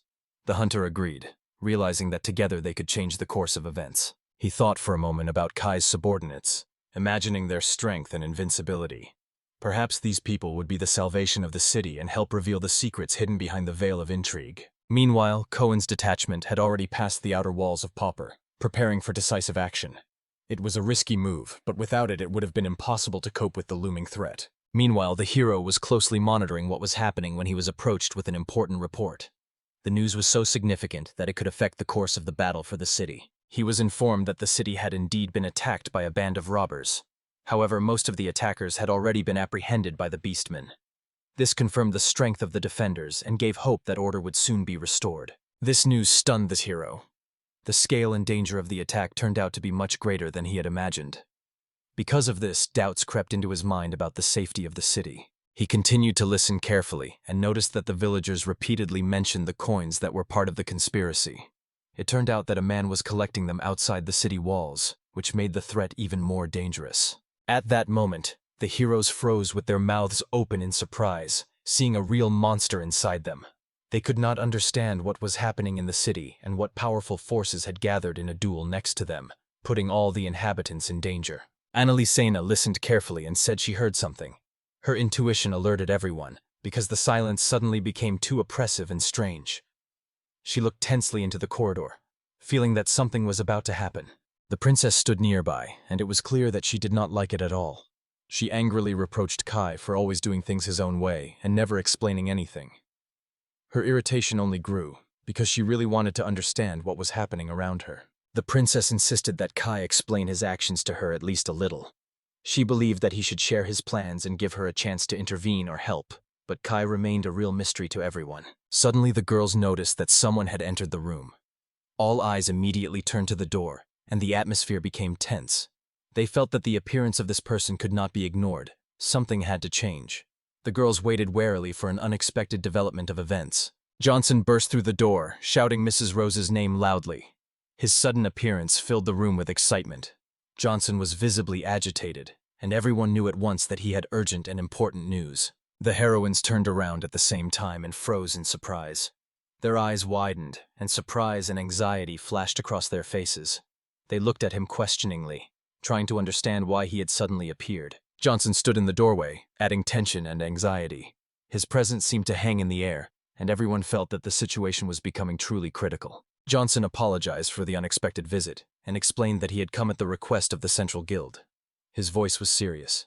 He was about to announce something extremely important, capable of affecting the fate of everyone. Anna asked the hero why he was so excited. The princess, on the contrary, was sincerely glad to see him. She hoped that with his arrival, good news would finally appear or a difficult problem would be solved. Johnson shouted loudly to everyone to forget about him. In his opinion, it was more important to act than to waste time arguing and talking. His determination and loud tone only emphasized how serious the situation was. The girl looked at Johnson with suspicion, not understanding his true intentions. Her eyes showed excitement and doubt. She had no idea why he was behaving this way and what he was aiming for with his actions. The heroes turned around and froze in surprise and horror. A find appeared before them that no one expected. Everyone immediately understood. From this moment, a new stage in their history begins. They saw one of the four demons of the world, Tyote. It was his appearance that caused horror and confusion, because the creature posed a serious threat to all living things. The creature's ominous aura permeated the air with fear and darkness. Everyone screamed in horror that the seal of Tyote had been broken. The demons shouted their curses, spreading fear and panic around. Their voices sounded threatening and authoritative, as if by their very appearance they were proving that the danger to the world and the inhabitants of the city had become real. In the minutes before the monsters appeared, Kai carefully observed the people outside the city walls. He tried to sense their emotions and premonitions, searching for the best way to help them and protect the city from the looming threat. People did not understand why he had gathered them. The hero began to heal their wounds, restore their strength, and prepare them for the coming battle. His care gave everyone faith and filled their hearts with hope. He realized that once restored, these people would be able to protect the city from monster attacks. He saw true potential in them and began to prepare them for the difficult fight for survival and freedom. Suddenly, strange growths began to sprout from the ground. They slowly stretched upwards like living tentacles, spreading panic and anxiety among everyone present. Animals began to emerge from these shoots. Among them were a wide variety of creatures. Some of them looked wild and dangerous, and their unexpected appearance caused both surprise and alarm. Soon there were a lot of them. Monkeys, tigers, and various animals filled the entire district. Their sudden invasion was amazing, and people quickly realized that this was a real danger. People froze in fear. Their mouths dropped open in horror and surprise. It was unexpected and terrifying, because such an event could destroy everything familiar and dear to their hearts. The hero was convinced that the monsters were strange creations of Tyote. He understood that defeating them was almost impossible. This only added to the tension and fear, as the struggle for survival became increasingly desperate. The character shouted that he would not be able to cope with such monsters alone. He understood. Only together, with a clear plan, can we stop the destruction. It became obvious to him that only unity will help to survive and protect everyone. Taya confidently declared that their task was to defeat the monsters, because they were heroes. His words inspired and gave confidence, calling everyone to act together. Taya believed that if they joined forces and did not lose their determination, they could change the course of events. He appealed to everyone not to be afraid and not to retreat in the face of danger. His words became a turning point. They raised the fighting spirit and instilled confidence in the hearts. Both the heroes and ordinary residents felt an incredible surge of strength and were ready to fight to the very end. The people rushed towards the city, but suddenly they came across an invisible wall blocking their path. They were seized with fear and anxiety. They realized that they were locked in from the outside and a new obstacle appeared before them. Kai said that his subordinate had surrounded the city with an invisible wall. It was a powerful defense designed to prevent any demon from entering.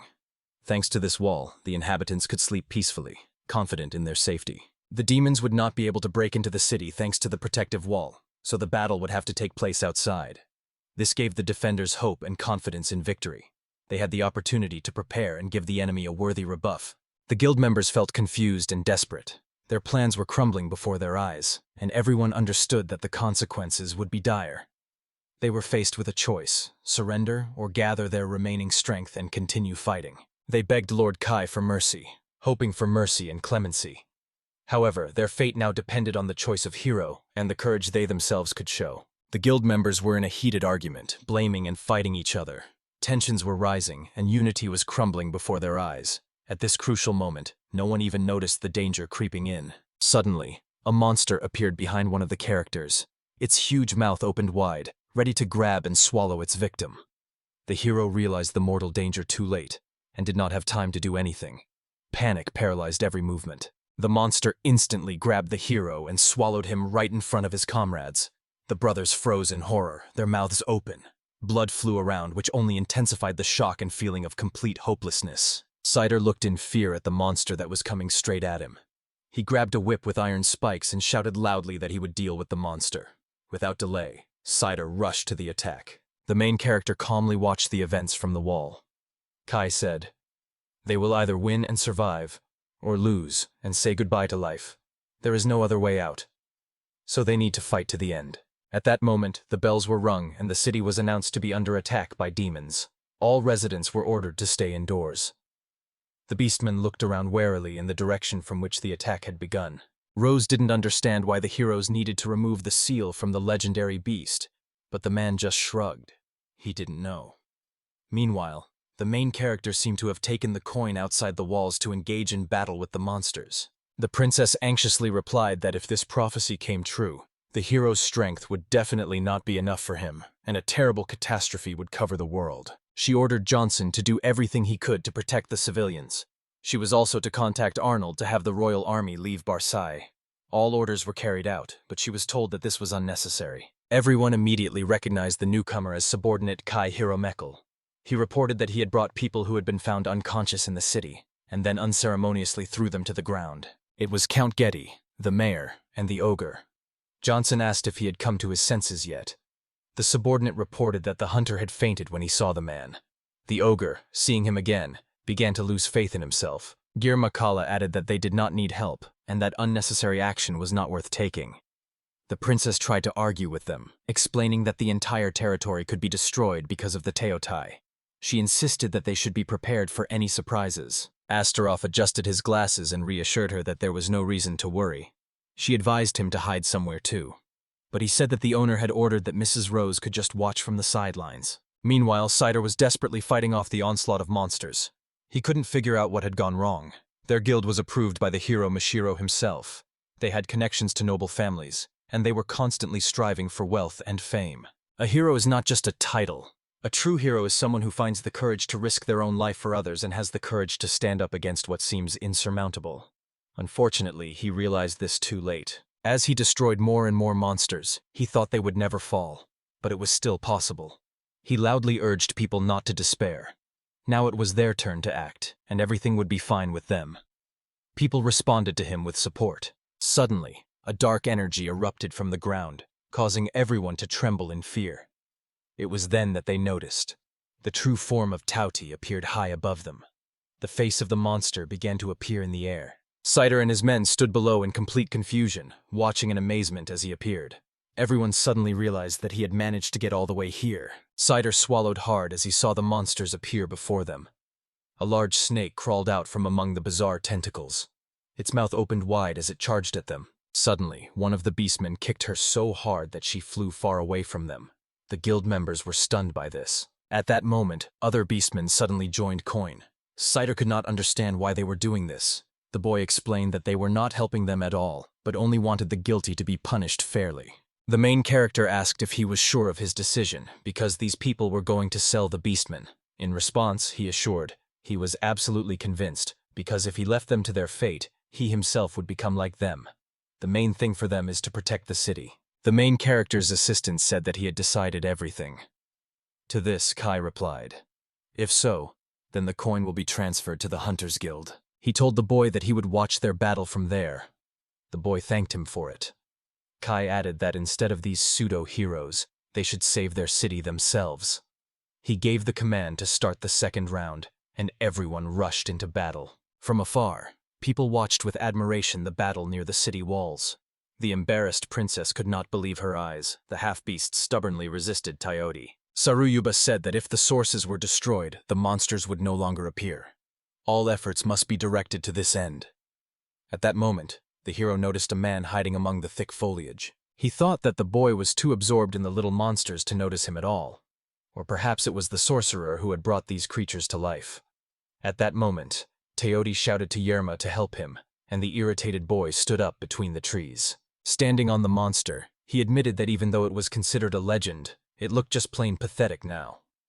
The monster grumbled back that its job was simply to crush these pathetic insects. Jirma ordered him to be quiet.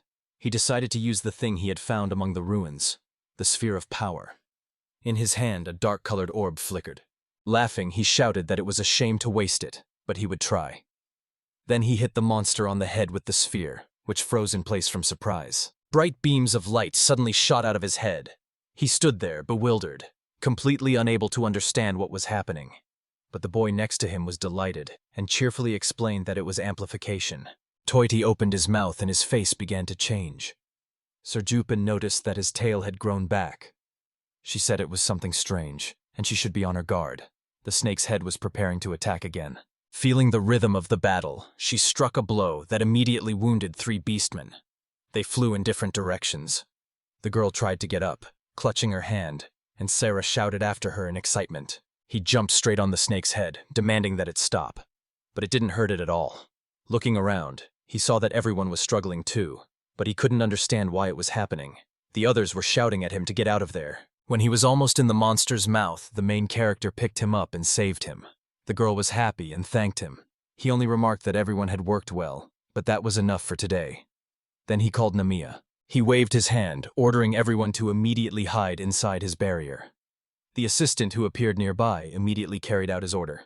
With a serious expression on his face, the boy added that he would handle the rest himself. He stood before the monster with a sword in his hand and said that this story was supposed to be about how the beastmen rose up to defend their city. The German frowned at him, surprised that anyone was still alive. Kai closed his eyes and slowly drew his sword from its scabbard. Germa shouted at the guard, ordering him to deal with Kai immediately and give him a beating.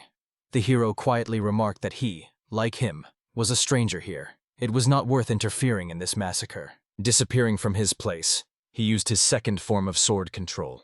He quickly cut through every monster in his path.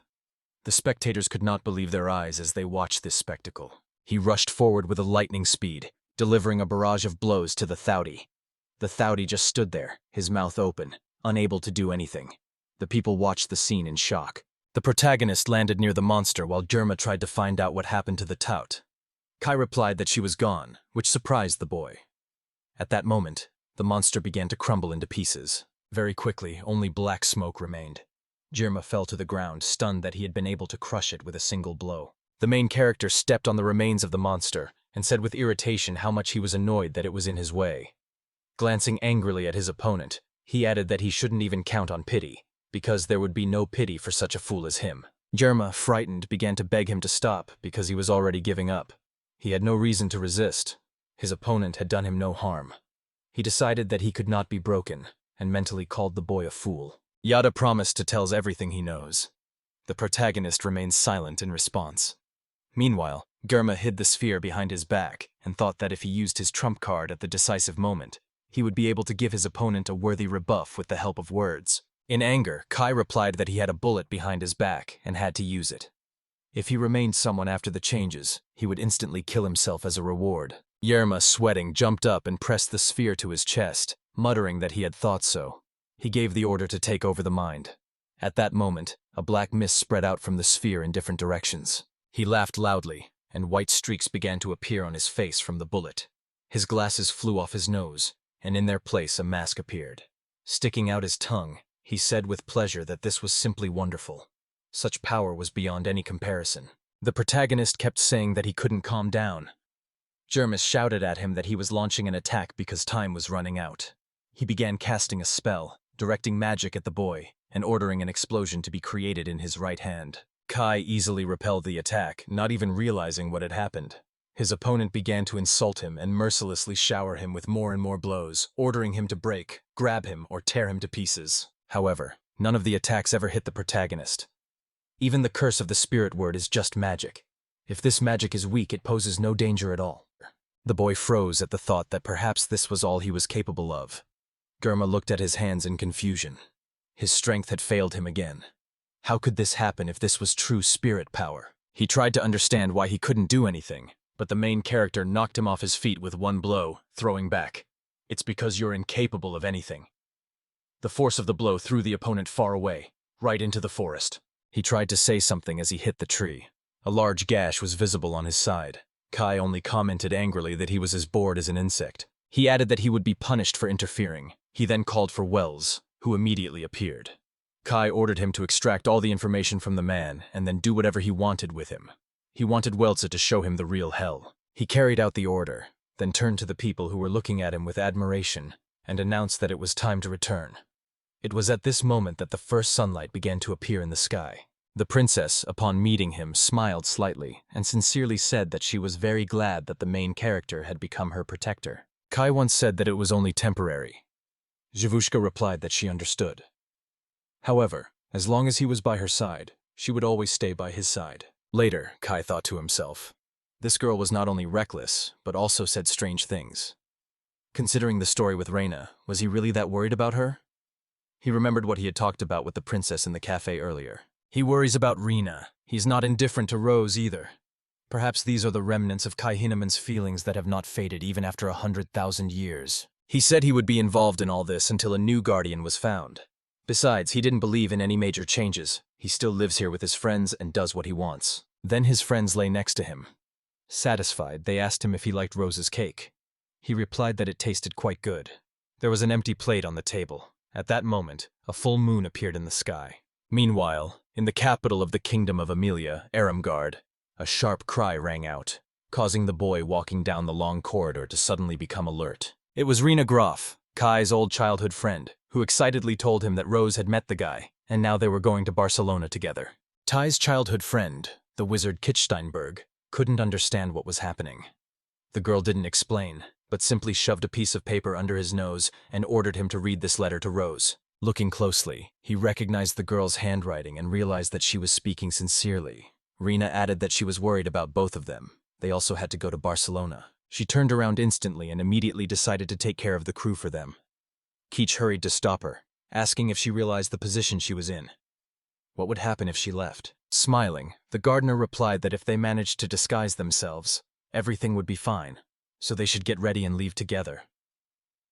The stunned boy froze in the middle of the corridor, because he realized that they would definitely be spanked by the teacher. At the same time, lightning flashed over the Lord's estate in the abandoned city. The walls inside the building were lost in spots. The man was sitting calmly on a chair and reading a book. Suddenly, he abruptly closed it. He announced that Jirma was no more. This caused confusion among those present. Everyone could not believe that it was true. He replied that his presence in this world had indeed almost disappeared. Someone else asked if it was true that there was a man in Papua who could destroy him. To this he confirmed in the affirmative. Standing up, he immediately decided what to do next. The girl asked if they had finished all the work for now. He replied that they could do it later.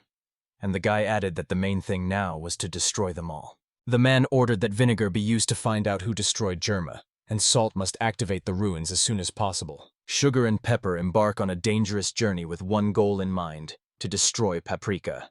They are determined to defeat no matter who their enemy is. Meanwhile, in the underground chambers, inside the caves, two men in black cloaks approached the girl on the throne. After listening to their report, she felt tired and realized that even Teo was powerless before the hero. The man, with tears in his eyes, said that he had watched until the very end. However, number 33 never returned. There was no need to monitor this matter, but he really wanted to help Neil in some way. But inside, fear was already burning that Neil might be gone. The girl tightly gripped the armrest of the chair. Holding her head, she remembered that one of the Dark King Ash's close associates, Medaya Neil, had disappeared. She had to stay put until she could finish the job. She sadly dreamed of forgiveness. Suddenly standing up, she loudly called on everyone to listen to her carefully. The search for the victim needed for activation must continue. A special unique person is needed who will become the same victim for the launch. Everyone obeyed her order, and she herself mentally asked someone from another world to watch over her. She was sure that she would complete her task and would definitely follow her. Meanwhile, even deeper in the darkness, divine beings from Babylon gathered. One of them reported that the survey of the ruins was complete. They managed to find the gate for the demon army. The girl clarified whether this was indeed the case. Pazuzu from the army of evil replied with a smile that he would first emerge into that world himself, and then open the gate for Lady Tiamat. She gladly agreed, but emphasized that he should not waste time, because her patience was already at its limit. Reyna and Keach happily set off in search of the main character. Meanwhile, Ko also set off on his own journey, promising that he would not leave alive anyone who stood in their way. The demoness confidently declared that she would protect Ash Media at any cost, while Tiamat rubbed her hands with a joyful smile, saying that she had finally waited for the time to participate in the game. At that moment, the main character, throwing his sword behind his back, set off with the princess. The beastmen watched their crew with glances and waved after them. Shortly after leaving Kabura, Arnold joined them. He said that permission to return to the capital would be ready in about 2 weeks. Until then, they would have to stay in the bars. Having said this, Arnold quickly left. It seems that he will have to deal with the events in the city for a few more days. A 2-week delay, but that's even better. The main character also has his own affairs. He has already reached where he planned. The Hunters Guild was located in the very center of the circular square. Due to its proximity to the capital and convenient location on the way to the forest, this place became an ideal gathering point for those going hunting. Hunters from all over the world come to Hars. There is always plenty of work to be done in such places. The Hunters Guild, which helps to find a suitable job for every hunter, is simply indispensable here. People with a wide variety of weapons constantly walk around the city. For Kai, who dreams of traveling the world without any restrictions, obtaining a hunter's license is a necessity, as it opens the way to quick earnings. As he approached the building, he looked up and noticed a man watching him from the window. Rosa and her friends had probably already found a place to stay. It was time for him to register as a hunter too. He strides confidently into the spacious hall, where each hunter is busy with his own business. They are divided into 6 ranks, from novice to superhuman. The level increases through completing assignments and tasks. To rise above rank C, you need to overcome additional challenges. Once you register, you will be able to freely take on tasks of your level on the guild board. The guy rang the bell at the counter and confidently announced that he wanted to become a hunter. He asked if he could register here. A girl with long dark hair came out to meet us.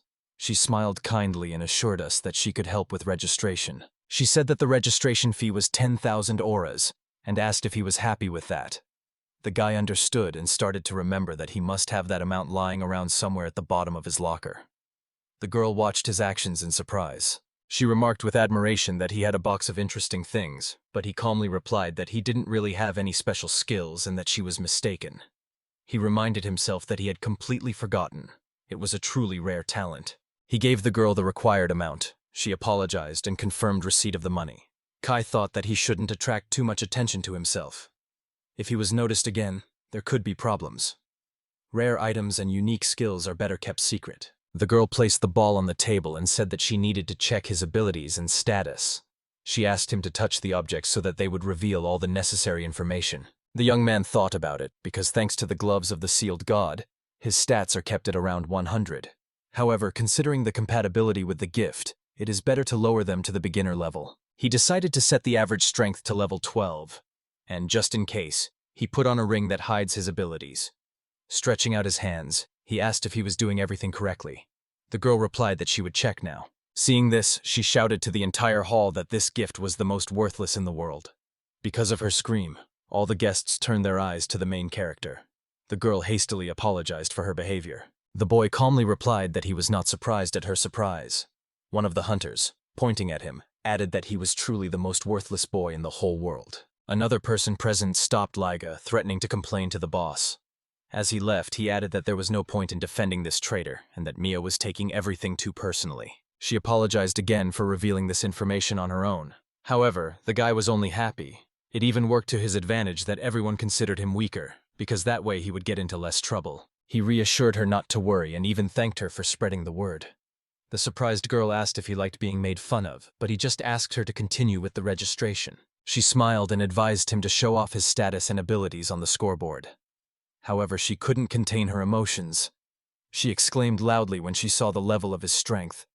All the hunters turned their eyes to him again, and she suddenly realized that she had acted recklessly again. The guy thought that something was wrong with his status. It was good that there was only a fake ring on his finger. He apologized, saying that he had forgotten to take off the ring to enhance his abilities. He took it off and offered to check it again. She agreed. As he left the building, he thought that there were too many questions for a simple registration. He remembered how she had assured him that the registration was complete. All he had to do was go back again to sign the last documents. After that, she handed him a temporary registration card. She also warned him, "You should not show anyone the ring that enhances your abilities. You should handle it carefully." Then he moved forward. It seemed to him that nothing could be changed. The path was too far. But suddenly a group of men surrounded him, and at that moment the guy understood what the administrator had warned about. A little earlier, in Johnson's private office on the top floor of the guild, Ilsa Harnish, a Class B hunter, had asked with displeasure why she had to keep an eye on that guy. The A-class hunter, who was rumored to have turned down the promotion to S-class, considered this to be an unnecessary burden. She kept a close eye on the sky. She was told that there was no point in explaining. It was better to see for yourself. He was waiting for her downstairs at the reception, so she was to go down immediately. With that, she was simply shown to the door. As she descended the stairs, the girl mentally agreed, but decided to demand a good reward for it. Noticing the main character discussing something with the administrator, she stopped for a moment. She also overheard people talking about him, calling him the most useless person in the world. They said he was too weak and unlikely to ever achieve anything significant. One of the men said that he supposedly had a ring that greatly enhanced his abilities. The other immediately asked what kind of ring it was, whether it was an artifact. He also wanted to get his hands on the jewelry, because the authorities would be happy to receive such a gift. The girl quickly guessed what was going on. Ilsa watched as the boy was surrounded by people. A mystery swirled in her mind. Why did Johnson order this child to be watched, or even one might say guarded? One of the men ordered the main character to give him a ring to enhance her abilities. She quickly realized that these people were going to rob her, and it seemed that they had no qualms about it. At that moment, she remembered the conversation with the administrator. Mia told her that the boy had just left. She asked her to keep an eye on him for a while because she was very worried. Ilsa realized that under no circumstances could she refuse to protect this boy. It was at this moment that one of the men grabbed the boy. She had almost resigned herself to the thought of losing him. But suddenly Kai hit the attacker so hard that he flew to the side. The girl froze in confusion. She had no idea what was happening. Instantly, the protagonist defeated all who attacked him, as if scattering them with the wind. After that, he approached the girl who was following him with curiosity and some caution. Jumping back, she instantly hid behind a column, gripped by fear. This was no longer a joke. He really could see through her vanishing technique. It was at this moment that Johnson appeared and asked if she had noticed anything. Ilsa couldn't understand what was so useless about it. It wasn't just about his fighting power or his new weapons. There was some other, incomprehensible conduit of power in him. The man smiled and said that his real power wasn't in that. He was a real monster. The girl found it hard to believe. Looking at the main character, she asked if he wanted the guy to clean up all the dirt after bars. At that moment, the guy turned to them. Johnson added that there were scores between them, so they would have to clash soon anyway. He didn't want to anger him, so he gave her the task. However, the girl never understood what he meant. A few days later, in a prestigious neighborhood, in a luxurious house, a man angrily asked if they always ran away like cowards. The boy replied that people were gathering against him every day and attacking him. But this ring was too powerful. They couldn't handle it anyway. However, the man shouted at them, ordering them not to make excuses. It was Mishiro, the hero and leader of the Forcing Guild, who carried the Mergig card. He declared that people like them were not needed here. He was filled with rage, and he asked with a fit of rage if they had learned anything about him. The boy replied that it was Kai Heinemann, the owner of the most worthless gift in the world. Rumor has it that he was involved in that loud incident in Heiberg that everyone is talking about now. The angry man realized this is who the coin had mistaken for. He asked what else had happened. The boy replied that there were rumors that the magical beasts that had appeared in the city had been defeated by the local beastmen. However, the evidence showed that it was actually Kai who had dealt with them. Mishiro explained that his power-enhancing ring was so powerful that it could defeat even one of the 4 legendary magical monsters. However, the boy replied that things could be different. There were whispers around. It was impossible to defeat this man. It was simply impossible. But he didn't answer. He just finished his drink in silence. Then he squeezed the bottle so hard that it cracked and screamed for silence. If he got a ring like that, even those disgusting boars could get into his life. He smiled, realizing that his assistant had planned something to outwit him. In response, he said that if strength doesn't help, you should look for a weak spot. He had been seeing the man from the guild a lot lately, and it seemed that they had developed a rather close relationship. Mishiro laughed out loud, realizing his weakness, because he didn't care what methods were used. They decided to take everything from this guy and glorify the name of their guild. A few days later, during the annual carnival in Barcelona, the main character was walking around the city with the girls. Suddenly, the cheerful father asked him to hurry up. The guy warned her to be careful, because he already guessed that she was going to go around all the street food stalls. Mia replied with a smile that she was full of energy, and she was very cute herself. At this time, the girl was happily munching on her piece of meat. The main character explained to her that it was a costume that Anna had made, so he asked her not to get it dirty. Mia came closer and offered to wipe her mouth. For this, the girl thanked her and invited her to eat together, to which Mia happily agreed. The boy thought that if Fat shared her food with them, she must have really grown attached to them. Astaroth wondered how she had any appetite in such a crowd. The main character suddenly noticed that his assistant was also standing next to him. He replied that he had come here simply out of curiosity. He wanted to see if there was anything interesting, and because of those people who had been constantly following the master for the past few days, everyone decided to act more cautiously. In addition, another guy named Shira Yuki had joined the group. He ordered her to find them and find out what they were doing. If possible, she should find out as many details as possible. He left the further actions to her discretion. The girl bowed and agreed to the order. Meanwhile, the girls happily wandered around the city, exploring various eateries with delicious dishes. The evening was coming to an end, and people were gradually going home.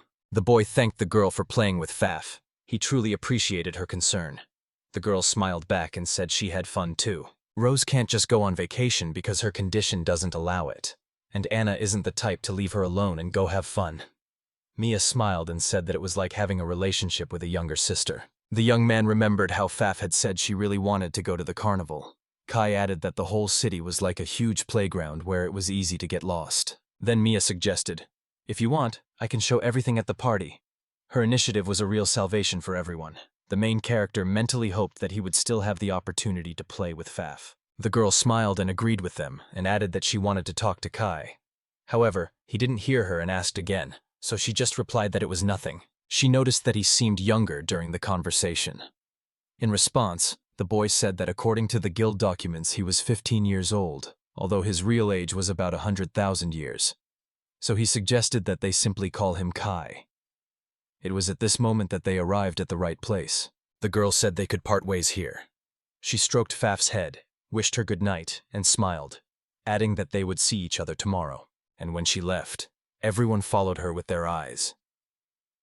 Astaroth noticed that against the backdrop of the sunset, the blush on the girl's cheeks had completely disappeared, had become invisible. He felt a little sorry for her.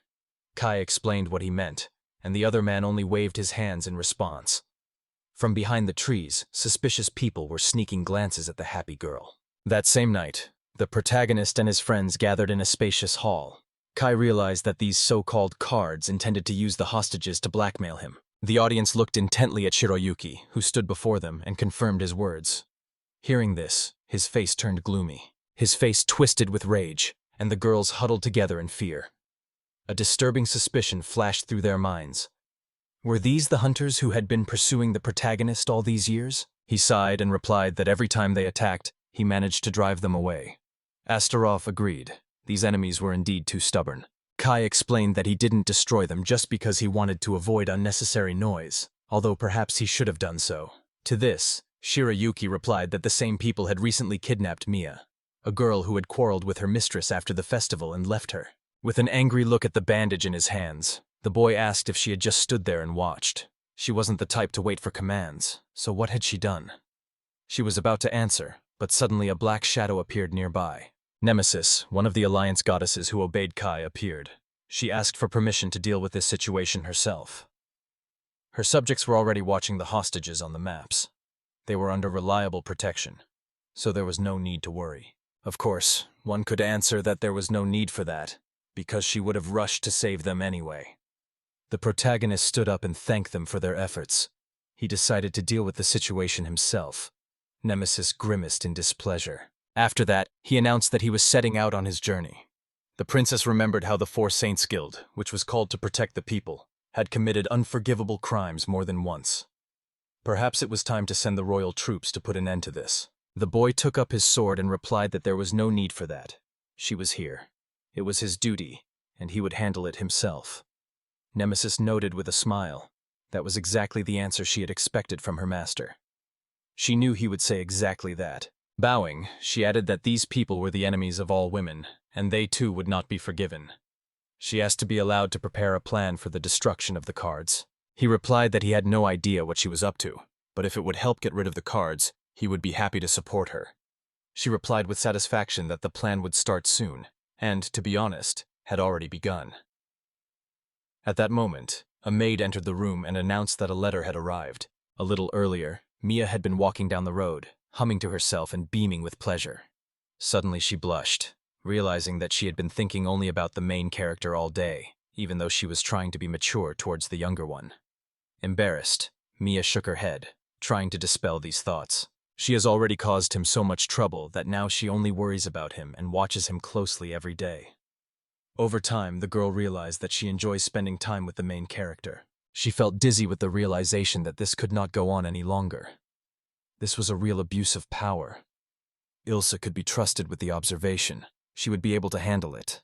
But she could no longer meet him in person. The girl sadly wondered, what if she would never meet the main character again? She sat on the barrel and looked thoughtfully at the sky dotted with stars. Suddenly, several people appeared behind her. They grabbed the girl and began to tie her up. It was here, in this commotion, that the bandage flew off her head. At this time, the main character's assistant was secretly watching everything, hiding in a tree. The girl was carried into an abandoned building and roughly thrown to the floor. Frowning, she found herself unable to move. It turned out to be an old church on the outskirts of town. Just across from her, in the shadows, sat a grim-faced man who greeted her. Seeing his face, she recognized Master Ma. She asked what he was up to. Even influential people would not escape punishment for such cruelty to guild workers.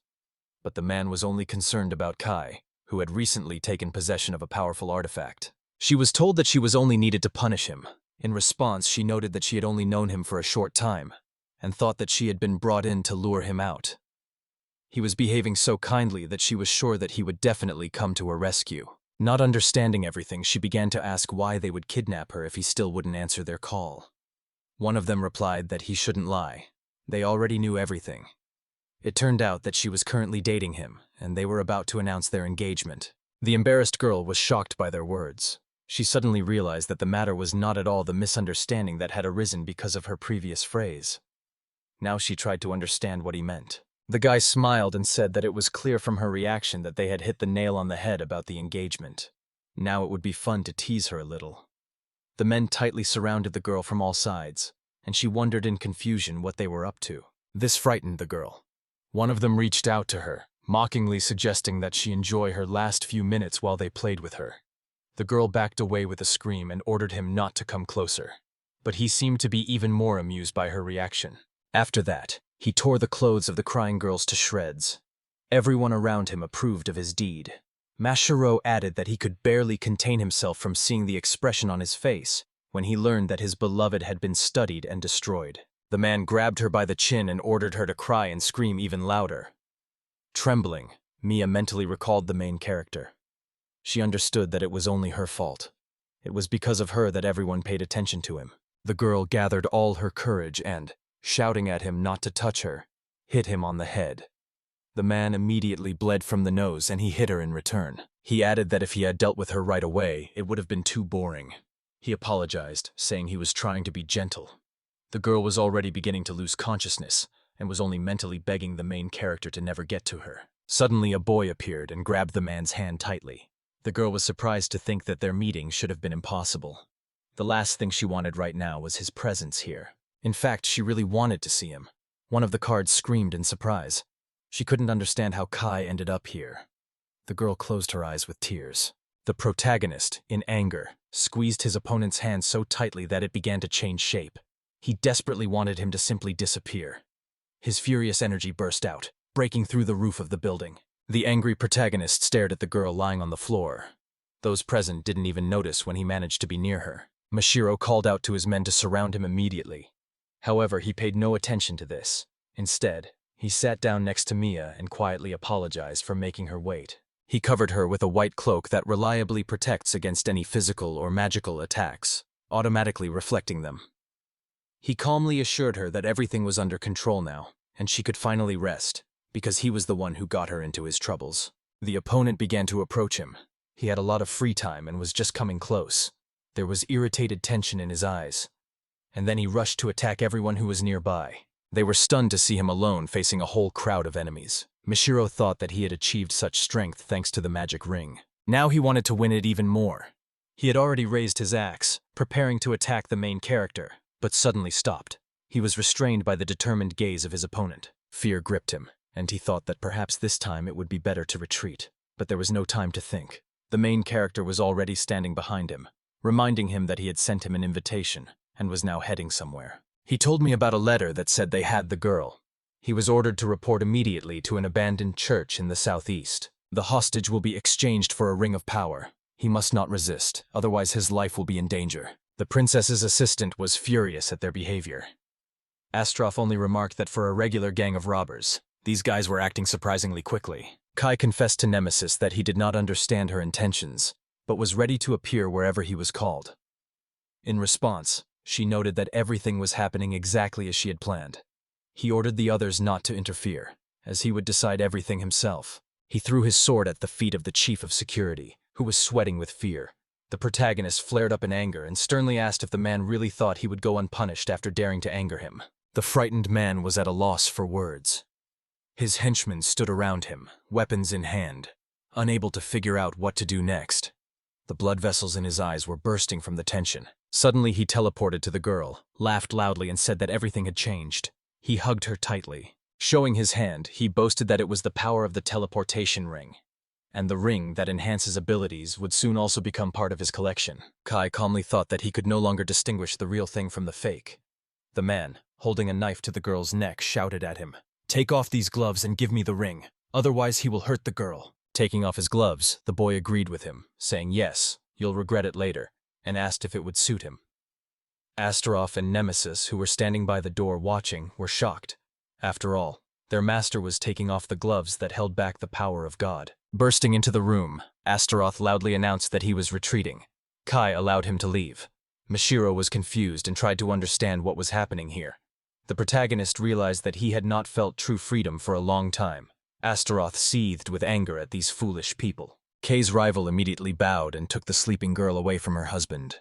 He could only watch in amazement as everything happened. He loudly protested that attacking from an ambush was mean.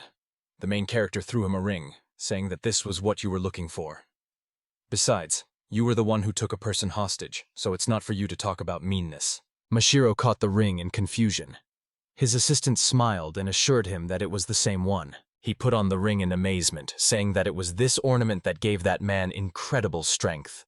Now the strongest was no longer that boy, but he himself, and not only in the kingdom, but in the whole world. Kai said he was really no different from those who relied only on gifts.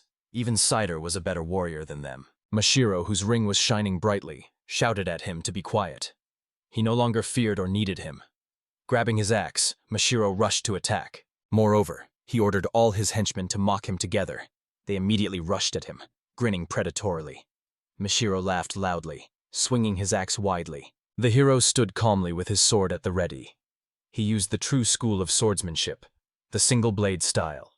Using the first form, he dealt a powerful, precise blow to his opponents. The people around him began to literally fall to pieces. Mashiro couldn't understand what was happening because he didn't even see a single blow. Everyone around him was screaming, but the main character remained completely calm.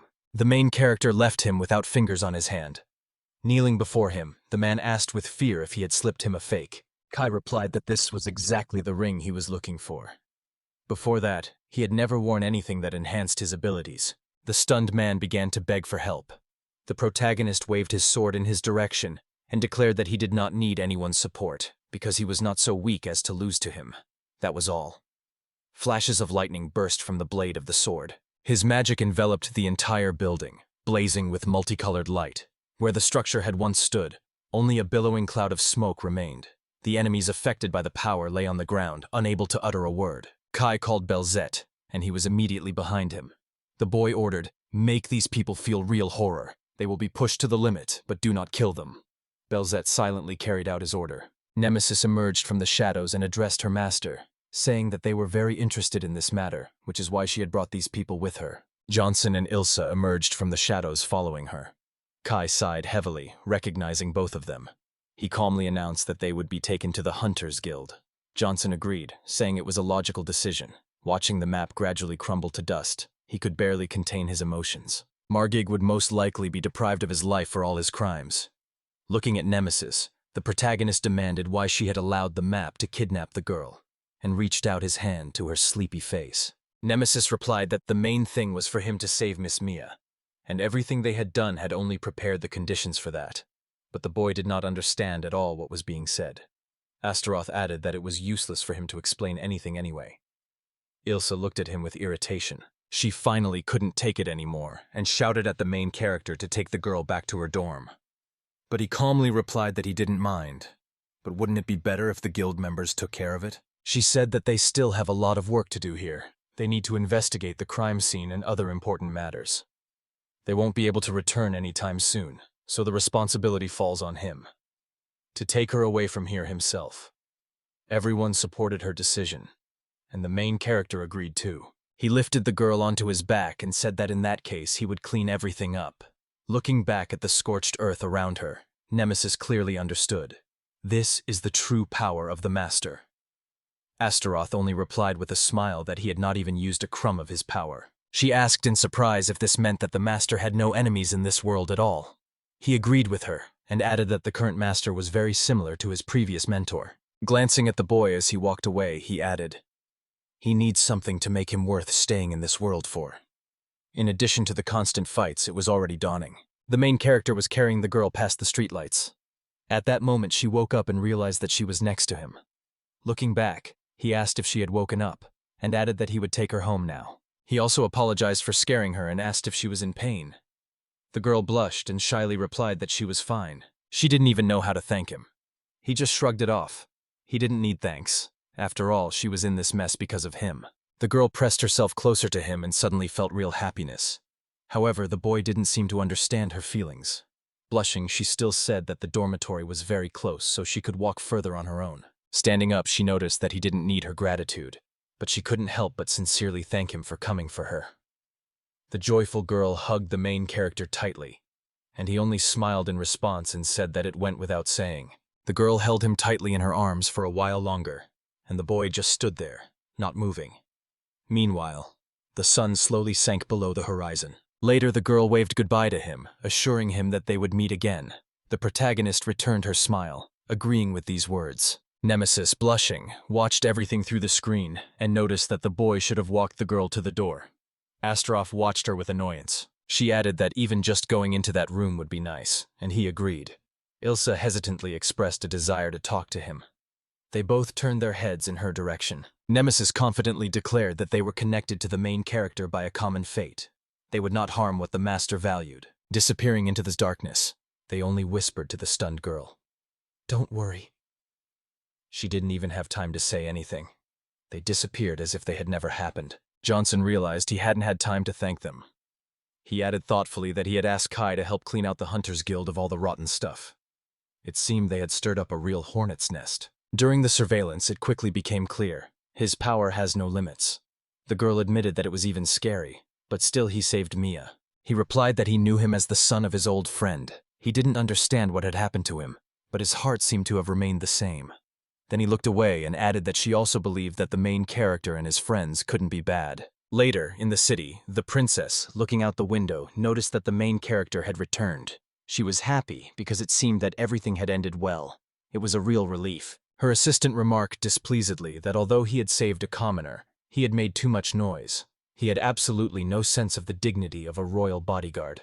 The princess explained to Anna that he was only a temporary royal guard whom she had asked for help. She understood that the girl was also worried and had spent a sleepless night waiting.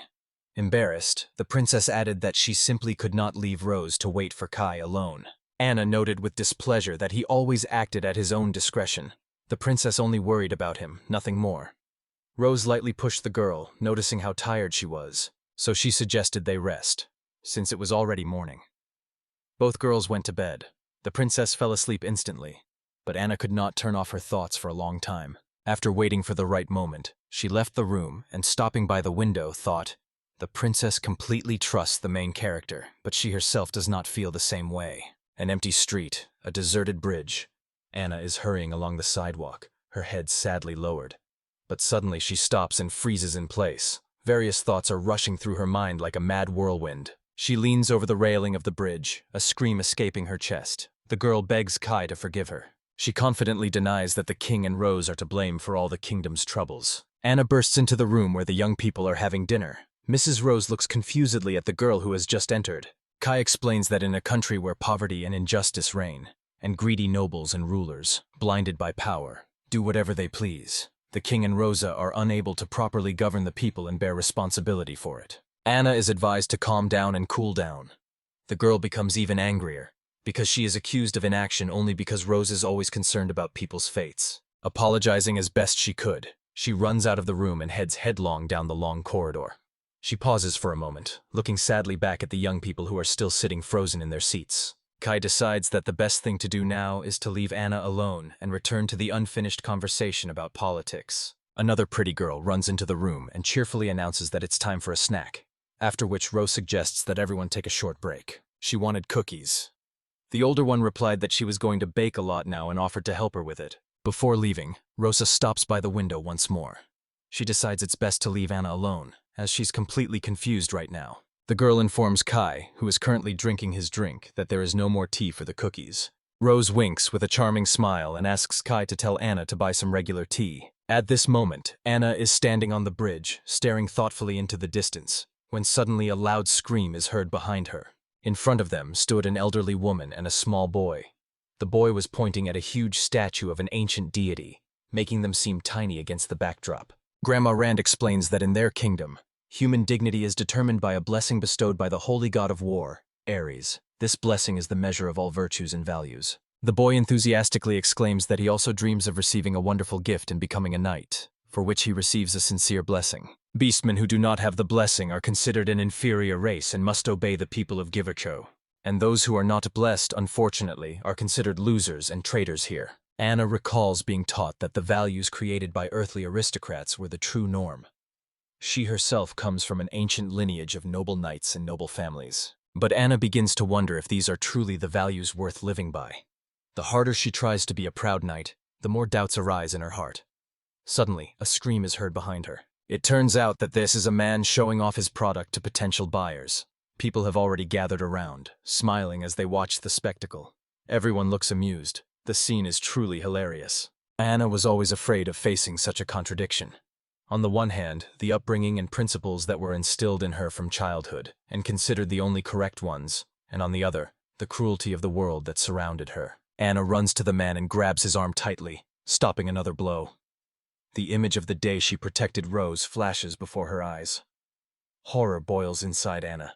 She can't forget the consequences. She doesn't understand how it's possible to treat a living being that feels and thinks so cruelly. The man doesn't understand why you can't beat an animal, and Anna replies, "People are people." The man angrily replies that the girl should not interfere with his advertising of the product to potential buyers, who seem irritated by her presence. He adds that these people are from the kingdom, and they are the ones who decided to consider the beastmen not as equals, but only as traitors. It is rather strange to reproach them for discrimination, when they themselves laid the foundations for it. Suddenly, Kai appears, stands with his back to Anna, protecting her, and justifies her action, saying that she simply doesn't know real life yet. The girl explodes with anger again. The man puts on his impassive mask again, and calmly explains that he doesn't want any scandals. All this only interferes with his business. The only thing he wants is to show the goods to the customers, who, moreover, are watching this scene with interest. Kai takes a bag full of money from his inside pocket, hands it to his husband, and says there are 80,000 eye-gels in it. Without thinking, the second one takes the bag, but adds with a smile that it is only an advance payment. The seller carelessly runs his hand through the girl's hair, adding that the silver baby beast is a real rarity, and he is asking 2 million for it. Anna was genuinely shocked by the amount she heard. She had no idea where this guy could get that much money from. Kai assures that he will definitely pay later, but for now he demands to treat the child with care and in no case harm her. The man, having tasted the taste of power, gives them exactly 30 days to pay in full, and warns them, if they don't pay on time, neither the 80,000 nor the love will be returned. He then throws the cloak over the child's shoulders and declares that the deal is complete, and until the time of handover the child will be considered a valuable commodity. Kai decided not to argue or bargain, so he calmly agreed. The man threw a careless "thank you" over his shoulder, and without turning around, took the child with him. The girl sadly looks over her shoulder at those who could save her, but they are moving further and further away with every passing moment. When the people dispersed and the square emptied, Anna rushed to Kai, indignantly rebuking him for daring to make a deal right under the noses of the kingdom's night watch. Kai replies that it was the quickest and easiest way to save the child, because everything that happened in the kingdom was completely legal. The young man asks if Anna is really willing to put Rose in danger, and to protect the child, he made the best decision he could. Anna, calmed down, also agreed with this. As he leaves, Kai finally throws after him that he doesn't understand anything about T's behavior, that he has no money at all now, and that Rosa also asked him to bring her something she loves. Anna can't help herself again, and barely holds back her anger, calling Kay a fool because he, without thinking twice, spent all his money on an unknown slave and didn't leave a penny for other needs. Sai responds that the country's problems are not so easy to solve, and it is incredibly difficult to cope with them alone. He turns around, smiling, and for the first time addresses Anna by name, praising her. "You did great, Anna." This causes conflicting feelings in the girl. They decided to do a quick shopping trip and return to Rosie's. When they finally got there, they told Rosie all the events, and she was genuinely shocked by the huge amount that had to be paid for this purchase. Rosa also notes that she fully shares his idea. Anna timidly sits down on a chair and, with a trembling voice, admits that she was at the scene of the events and saw everything with her own eyes. Kai replies that it could turn into a big scandal, or even threaten someone's life. He also asks for advice on how to earn such a huge amount in 30 days, since he can't just take money from the treasury. To this, Rose replies that she has one interesting idea. First, she offers to sell a family heirloom left to her by her hunter uncle. This thing has nothing to do with people's taxes, and the money raised for it will be even more than necessary. Rosa also adds that reaching the final of the royal tournament, which is held in Lusaka every 4 years, is a great opportunity to easily earn prize money. Kai has applied for the sacred martial arts tournament and now feels trapped. The young man will be forced to participate in the tournament because he refused to sell his uncle's ring. Rose is sure that everything will go as it should, and she is not in danger of losing. But the guy, having immersed himself in studying the rules, suddenly realizes that the whole tournament is not to his liking. He can't make a mistake, otherwise he will be immediately expelled from the competition. Such unfounded trust from others only irritates the guy. Before the first battle begins, a burly man, almost twice his height, suddenly appears next to Kai. The man asks how powerful this opponent is. In response, he just smiles slyly. The tall man asks for the name of his opponent, and Kai introduces himself. Zach introduced himself and added that he was in Group B31. The guy calmly responded and gave his group number. The man smiles and says that they will meet in the final tournament, if of course they get there. Kai smiles back and says that he hopes for this meeting, and they each go their own way. For a moment, a thought crossed Kai's mind. This would be something interesting. Beswell's mansion in an abandoned city. The girl enters the office and announces that she has learned everything about Kai Heinemann, and she admits that she really didn't understand anything. The men sitting in front of the girl ask why even her observation skills didn't help.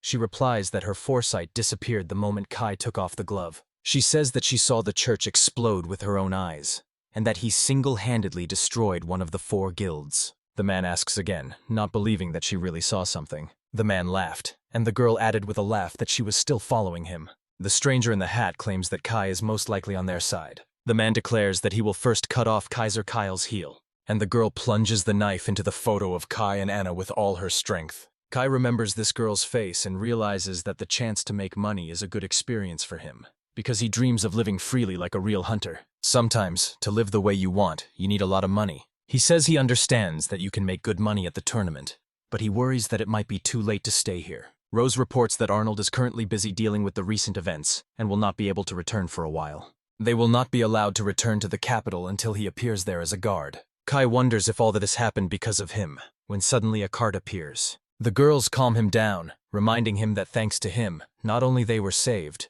but many other people as well. Kai understands that he fell for her bait, but he simply has no other quick ways to make money. He believes he is already registered and decides it is time to meet Rosa and the others. Suddenly, a shout is heard behind him. Someone loudly calls out to the young man. Seeing the participation card in Kai's hands, people can't believe that he is also participating. The young man remembers these people and realizes he needs to escape the city as soon as possible. These people came to the tournament to raise the prestige of their school, but upon learning about Kai's gift, they immediately began to treat him with contempt. The young man walks away, saying that he no longer uses their school's technology and sees no point in telling them anything. The main man in the suit shouts that Kai's very presence is a disgrace to their school's honor. They reassure him, saying that he shouldn't pay attention. Kai will lose shamefully anyway. It's hard for Kai to believe that he will have to compete with such opponents in the qualifying fights. And after him, everyone picks up the exclamations, dreaming of new feats. 2 days passed, and the first day of the qualifying round of the Sacred Martial Arts Tournament finally arrived. First, all participants are divided into groups of 100 people. As soon as the gong sounded, the battle began. Kai adjusts the bandage he purchased before the fight for 10,000 needles. Before the start, Kai carefully examines his opponents. Almost all of them are beginners, and there are no famous names among the participants. Kai ponders how he can achieve victory, and realizes that while he doesn't necessarily have to stand out from the crowd, this hassle is inevitable. However, it is the only way he can safely advance to the next level. Suddenly, a familiar voice sounded from the side, and Kai looked in that direction. The students incite an argument, each proving that he deserves to face Kai in a duel. The young man himself believes that starting with 3 schoolchildren and Heinemann is exactly what is needed. The disciples argue, accusing each other of wanting to take all the glory for themselves. With one quick movement, the young man cuts through the bandages on the shoulders of his opponents. Meanwhile, others are still hesitating about who will dare to attack first. Kai walks to the edge of the stage, crouches down, and asks if he can hand the bandages to the host. She is surprised to note that only a minute has passed since the fight. The host's mouth drops open in surprise when he notices the bandage on Keijan's arm. The young man announces his number and wonders if that is enough to move on. The host reviews the list and apologizes for the inconvenience. Kai was informed that he was moving to the next level, and his opponents looked at each other, surprised and not understanding how this happened. The spectators, stunned, literally hung above the stands. They couldn't believe what they were seeing. By becoming an organizer, Eren finally understands who he really is, and who he is as a young man. They say he has a talent for mediocrity, but that's impossible to believe. The organizer finally recognizes the stranger as Chi, even though he has changed a lot in appearance, and wonders why he decided to participate. The kind of skill that Kai showed is only possible for the chosen ones. Eren believes that the story about this man's talent is just a cover, so that other organizations are not tempted to lure him to their side. There are rumors that Kai was kicked out of the school family because of his special gift, but no one can understand why such a talented student would be thrown out. Eren confidently declares that since Kai is no longer a student at this school, he can take her without any obstacles. The tournament organizer has already lost faith in the youth of this competition, but with abilities like Kai's, he will effortlessly become an elite warrior of the kingdom. Eren thinks the finale has become much more interesting. A fierce scream is heard at night. Someone swears that he will make Kai answer for everything. He didn't even realize what trick he had just pulled. The students stand before the teacher and try to justify themselves. They say they only lost because Kai was cunning and used some object to steal their headbands. The teacher looks at them sternly and categorically rejects all their suggestions. The students anxiously advise to punish the insidious fraudster. But suddenly an unexpected voice is heard. The young man declares that he will face him in a single combat and reveal all his tricks. He says that together they will erase the shame from the school, and all the viewers will witness it. Others also agree with him. Everyone has high hopes for Rika and is looking forward to his victory. And at that very moment, screams were heard again in one of the bars. Ray Geister, a D-rank hunter, sits and sips alcohol. He constantly complains that Kai is the most useless person in the world, and only Mia was able to find something in him that really suits him. Hook, Rika's partner, remarks that they seem like real friends lately. However, in response, he indignantly exclaims that he is superior to him in everything, and this is completely unfair. He is filled with resentment. The man is advised to go and get some sleep, but he becomes uncontrollable, starts shouting and cursing. The others try to calm him down. His partner tries to smooth things over and explains that his friend is very drunk. Hook sets off on his own and advises Ryza to return home as well. Suddenly, another man approaches the young man and pours more wine into the already empty mug. A woman sits down next to me, introduces herself, and says that she recently moved to this city. Raga also introduces himself, and the man replies that he has already done some research on him and considers him the most promising candidate for the leader of the Balsagul team. The man explains why he is so interested. It turns out he needs him to get inside an ancient temple hidden deep in the Silk Forest. Raga freezes in confusion. Such a strange and unexpected request stuns him, because even A-rank hunters are afraid to enter this temple. But Sol confirms, everything is true, because this is one of the most mysterious and least explored dungeons. The young man replies that the ancient temple requires much more skills than he possesses. Then the new acquaintance shares a rumor. They say that countless treasures are hidden in those ruins, the perfect gift for that very girl. Sol holds out the amulet and explains that thanks to this thing, Riga will be able to become a sea-level hunter. The girl complains that the guy doesn't pay attention to her and doesn't want to play with her, so she's bored. Rose says that he has been very busy lately, constantly participating in qualifying tournaments, so there is almost no time left for playing. The girl is upset because she also really wants to support Kai, but if they show up, they'll immediately throw themselves in the face so they can't come in person. Anna calls out loudly to Rosa. She says that Kai has successfully passed the second qualifying round, and if the third round final is held tomorrow, this young man has every chance of winning, and with it the possibility of receiving a prize fund of 3 million Igel. Chilang Widley says this amount far exceeds their expectations. Rose enthusiastically assures Kai that they will support him, watching everything through the monitor. The young guy approaches the girl and says he'll finish quickly, so they'll be able to play with transformation together very soon. She vows to protect Rose with all her might. Kai tenderly runs his hand over her cheek. Everyone sincerely and warmly sees the young man off. Over time, Anna and Kai became true friends, and a strong friendship developed between them. On the day of the qualifying round, the organizer took to the stage and announced that only 4 contestants would make it to the finals. She also warned that if anyone fainted or left the arena, they would be considered the loser. Kai stands among the participants and looks at them. It seems to him that there are no serious rivals here. But still, A brief anxiety appears in his head. What if he underestimates his strength and is eliminated from the tournament? Two contestants named Fly and Sigma were invited to the stage. They had already performed on the main stage and were considered the main favorites for this selection. Then they invited Rico Salvador, a student from the fencing school. While the host was announcing the last contestant, Tai suddenly remembered Rick. Kai was also invited to enter the arena. The host rather awkwardly asked if his ability was really the most useless in the world. Kai honestly confirmed it. Two participants came to the young man's defense, pointing out the host's disrespectful behavior and noting that one should not belittle another's talents. Rick noticed that this host was simply telling the truth and didn't have to apologize for anything. He laughed quietly, thinking that this was exactly where the ignoramus belonged. The presenter apologized for her rudeness. The participants laughed merrily at Rick, joking that his weapon was not a sword at all, but a sharp tongue. The host announced that the final round of the qualifying group was about to begin. Rick grabbed his sword with determination. It was time to teach a lesson to all those who mocked him. Kai himself did not participate in the battle. He simply imagined how he wanted to see its ending. Suddenly, someone called him, and the young man pretended to have just accidentally walked on, although in reality it was a cunning trick to win. Kai wasn't thinking about the fight at all. Even as the sword rose above him, other thoughts were swirling in his head. It seemed to him that everything would not go as easily as he had imagined. Kai suddenly crouched, and the sword he had raised to strike, aimed at his head, whizzed past, but crashed straight into the face of another opponent who was just about to pierce them. The young man started shouting loudly, accusing everyone of provocation, saying that they just wanted to force them to fight each other and throw them out of the arena. But Kai remained calm and showed no reaction. Everyone started asking if this was a violation of the rules. Meanwhile, more cunning opponents began to suspect that Kai was not as simple as he seemed, and his movements looked somehow unusual. Suddenly, Rick rushed at the young man and shouted that he would repay him now. And Kai's thoughts were still flying somewhere far away, not at all about the fight. Meanwhile, Kai carefully took the sword with 2 fingers and noted that a sword is not a toy to be swung for fun, even if it is wooden because it is still a weapon. Kai decided that it wouldn't hurt to show this man how to behave. Rick watched in amazement. His sword remained motionless in his hand. Kai walked past him and warned him to be ready to take full responsibility.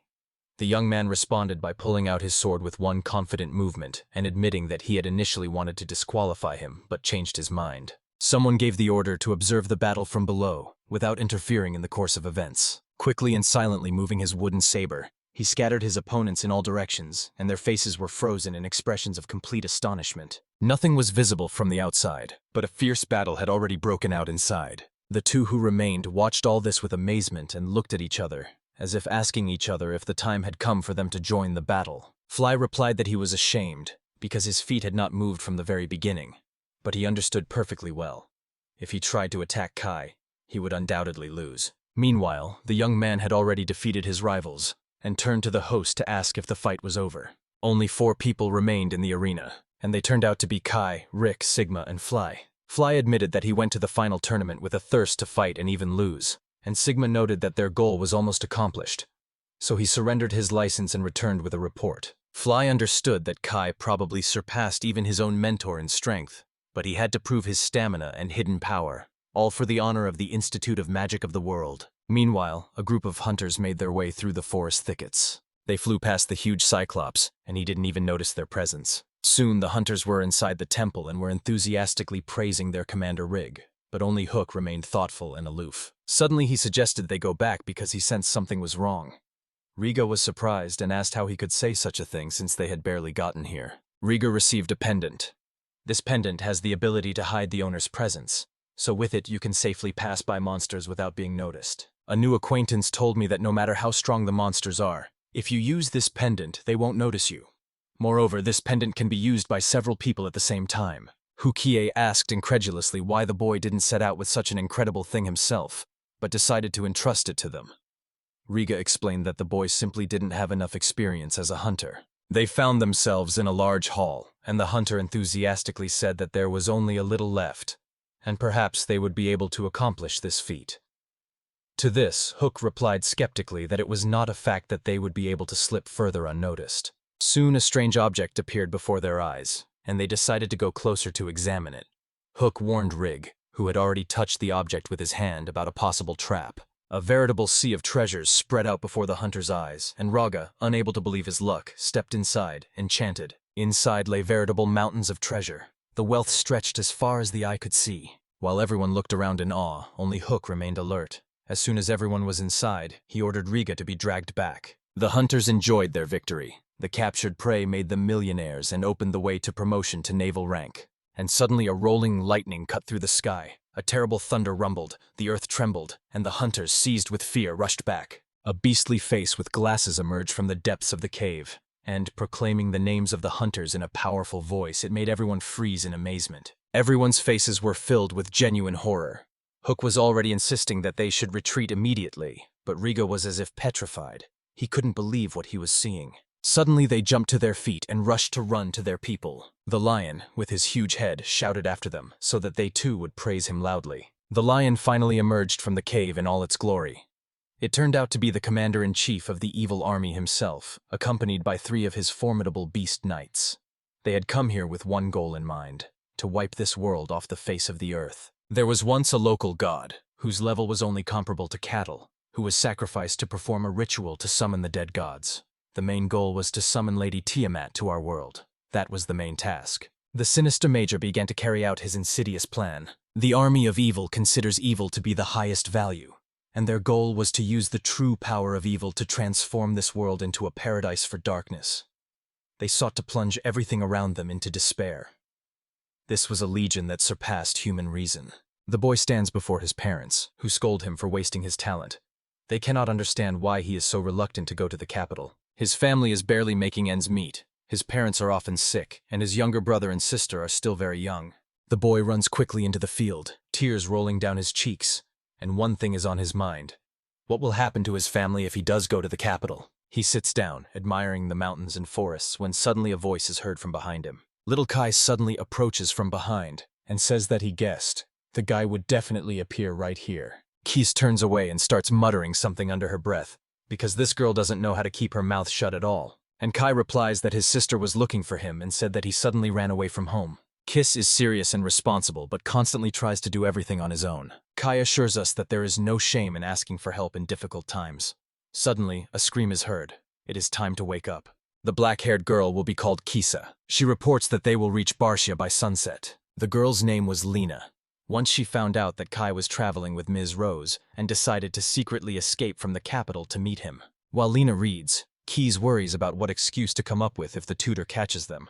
Meanwhile, Lena chats carefree about Kai, how much he has changed, grown up, and what he looks like now. Kiss replies that this boy has definitely grown up, but he hopes that at heart he has remained the same, even despite receiving the stupidest gift in the world and enduring persecution. Kid convinces himself that everything will be fine with Kai. Suddenly there was a crash and something fell loudly. Kiss and Lena were instantly alert. Although Lena is so strong that she can match Knight Commander Arnold, even her hands trembled with fear. Suddenly another girl appears and turns over the card. Kessa ruthlessly brushes it aside, and then it grabs Lena by the throat. She just stares at it and coldly says that it doesn't impress her at all. Lena notices that Keese is lying on the ground near the horses. She glares at the unfamiliar girl and asks how she could dare to do something like that. The girl laughs and asks if Lena can withstand at least one blow. But suddenly, another man appears and abruptly pulls the stranger away from Lena. She asks Chira what he's up to. Lena realizes with horror that neither she nor Kiss will be able to resist these people. The man calmly declares that if something happens to Lena, everything will go wrong, because this girl is the main bait for their prey. Hitch angrily shouts at the girl to let Lena go, and she in response looks indifferently at her victim. Lena, holding back the pain of her wounded pride, begs not to kill Keech. The tall man grabs the boy by the shoulders, ready to knock him off his feet. But the girl steps in.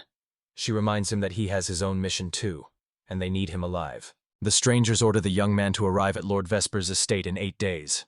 Kai and Lena will be with them, and if the boy is even a moment late, the hostages will be taken away. Lena and Ketch look at each other, trying to guess each other's thoughts. The guy wonders why everyone is hunting Kai. Saying goodbye, the girl asks Kitch to tell Kai. If he doesn't show up on time, something will definitely happen to Lena. The girl wonders why Kai became their target. The stranger begins to tell what she is going to do to the girl, and these words of hers truly terrify Kitch. They leave, leaving the boy lying on the ground. Meanwhile, a young man named Olga is riding in a carriage and is thinking that he needs to prepare a report on the investigation of this event. In a mining town, a serious conflict broke out between the local lord and a counselor. The counselor belonged to Prince Gilbert's retinue and was trying to illegally seize the rights to the mines. But later both were found dead, and next to them lay some strange, horribly deformed monster. The monster was destroyed, and the incident was officially over. But the case remained too mysterious, so an A-rank hunter was assigned to investigate. When Olga arrived at the scene, no evidence was left there. Olga noticed that recently such incidents had been happening more and more often, and this gave her an unsettling premonition. Suddenly the carriage stops abruptly, and the driver calls out to Olga, pointing to the scene. The guy notices Kisa lying on the ground and asks with concern if he's okay. Olga jumped out of the cart and rushed to Kiss, who barely managed to rise onto his elbows. The hunter pulled the boy to his feet and led him to the cart, asking what had happened. The young man replied that Lena had been kidnapped. Already in the carriage, he told about the two who threatened that if Kai did not appear, Lena would become a chimera. When Olga heard about the chimera, the thought haunted her. Meanwhile, Keys kept saying that he couldn't do anything against these people. But in reality, he really wanted to save Lena because Kai was also in great danger. Kiss stood at a crossroads. Either leave Lena or drag Kai Yan with him. Both were not just friends for him. They had grown up together since childhood, and Kiss could not decide who to leave, because each of them was dear to him. Remembering Kai's words that there is no shame in asking for help in a difficult moment, Keys sought support to save his friends. Olga patted him on the shoulder and assured him that she knew someone who would definitely deal with these guys quickly. Keys asked if Olga could approach the man, and she agreed, but decided it would be better if Kiss himself explained his situation. He added that they would go to the guild, where he would arrange a meeting, and then ask the coachman to hurry. Olga added that there was one condition, but Kiss answered without hesitation. If it would help save them both, he was ready for anything. The huntress asked only one thing, to trust Kai under any circumstances. Keys always saw Kai as an older brother, and a younger brother must trust his older brother no matter what. They arrived at the place. The girl at the reception said that the owner was in the administrative department, so he was not there. However, she assured them that he would be back today, so she asked the young people to wait a little. Olga thanked the girl and told Keys that he would have to wait a bit. The girl at the reception added that she had heard that Kai had destroyed the cards, so the master was probably busy sorting out the consequences right now. To have some fun, the young people went to a bar, where they met a girl who recognized Olga and greeted him with special warmth. The hunter asked if she would mind if they joined. The girl smiled kindly in response and began to chat happily, remembering Mia, whose lover had recently left without even saying goodbye. She must have been offended by him. Kiss noticed that now was not the time to rest, but Olga reassured him. They said it was better to wait in this place, because if they ran after the owner, they might miss him. The girl pushed a plate of food over to him, saying it would help cheer him up.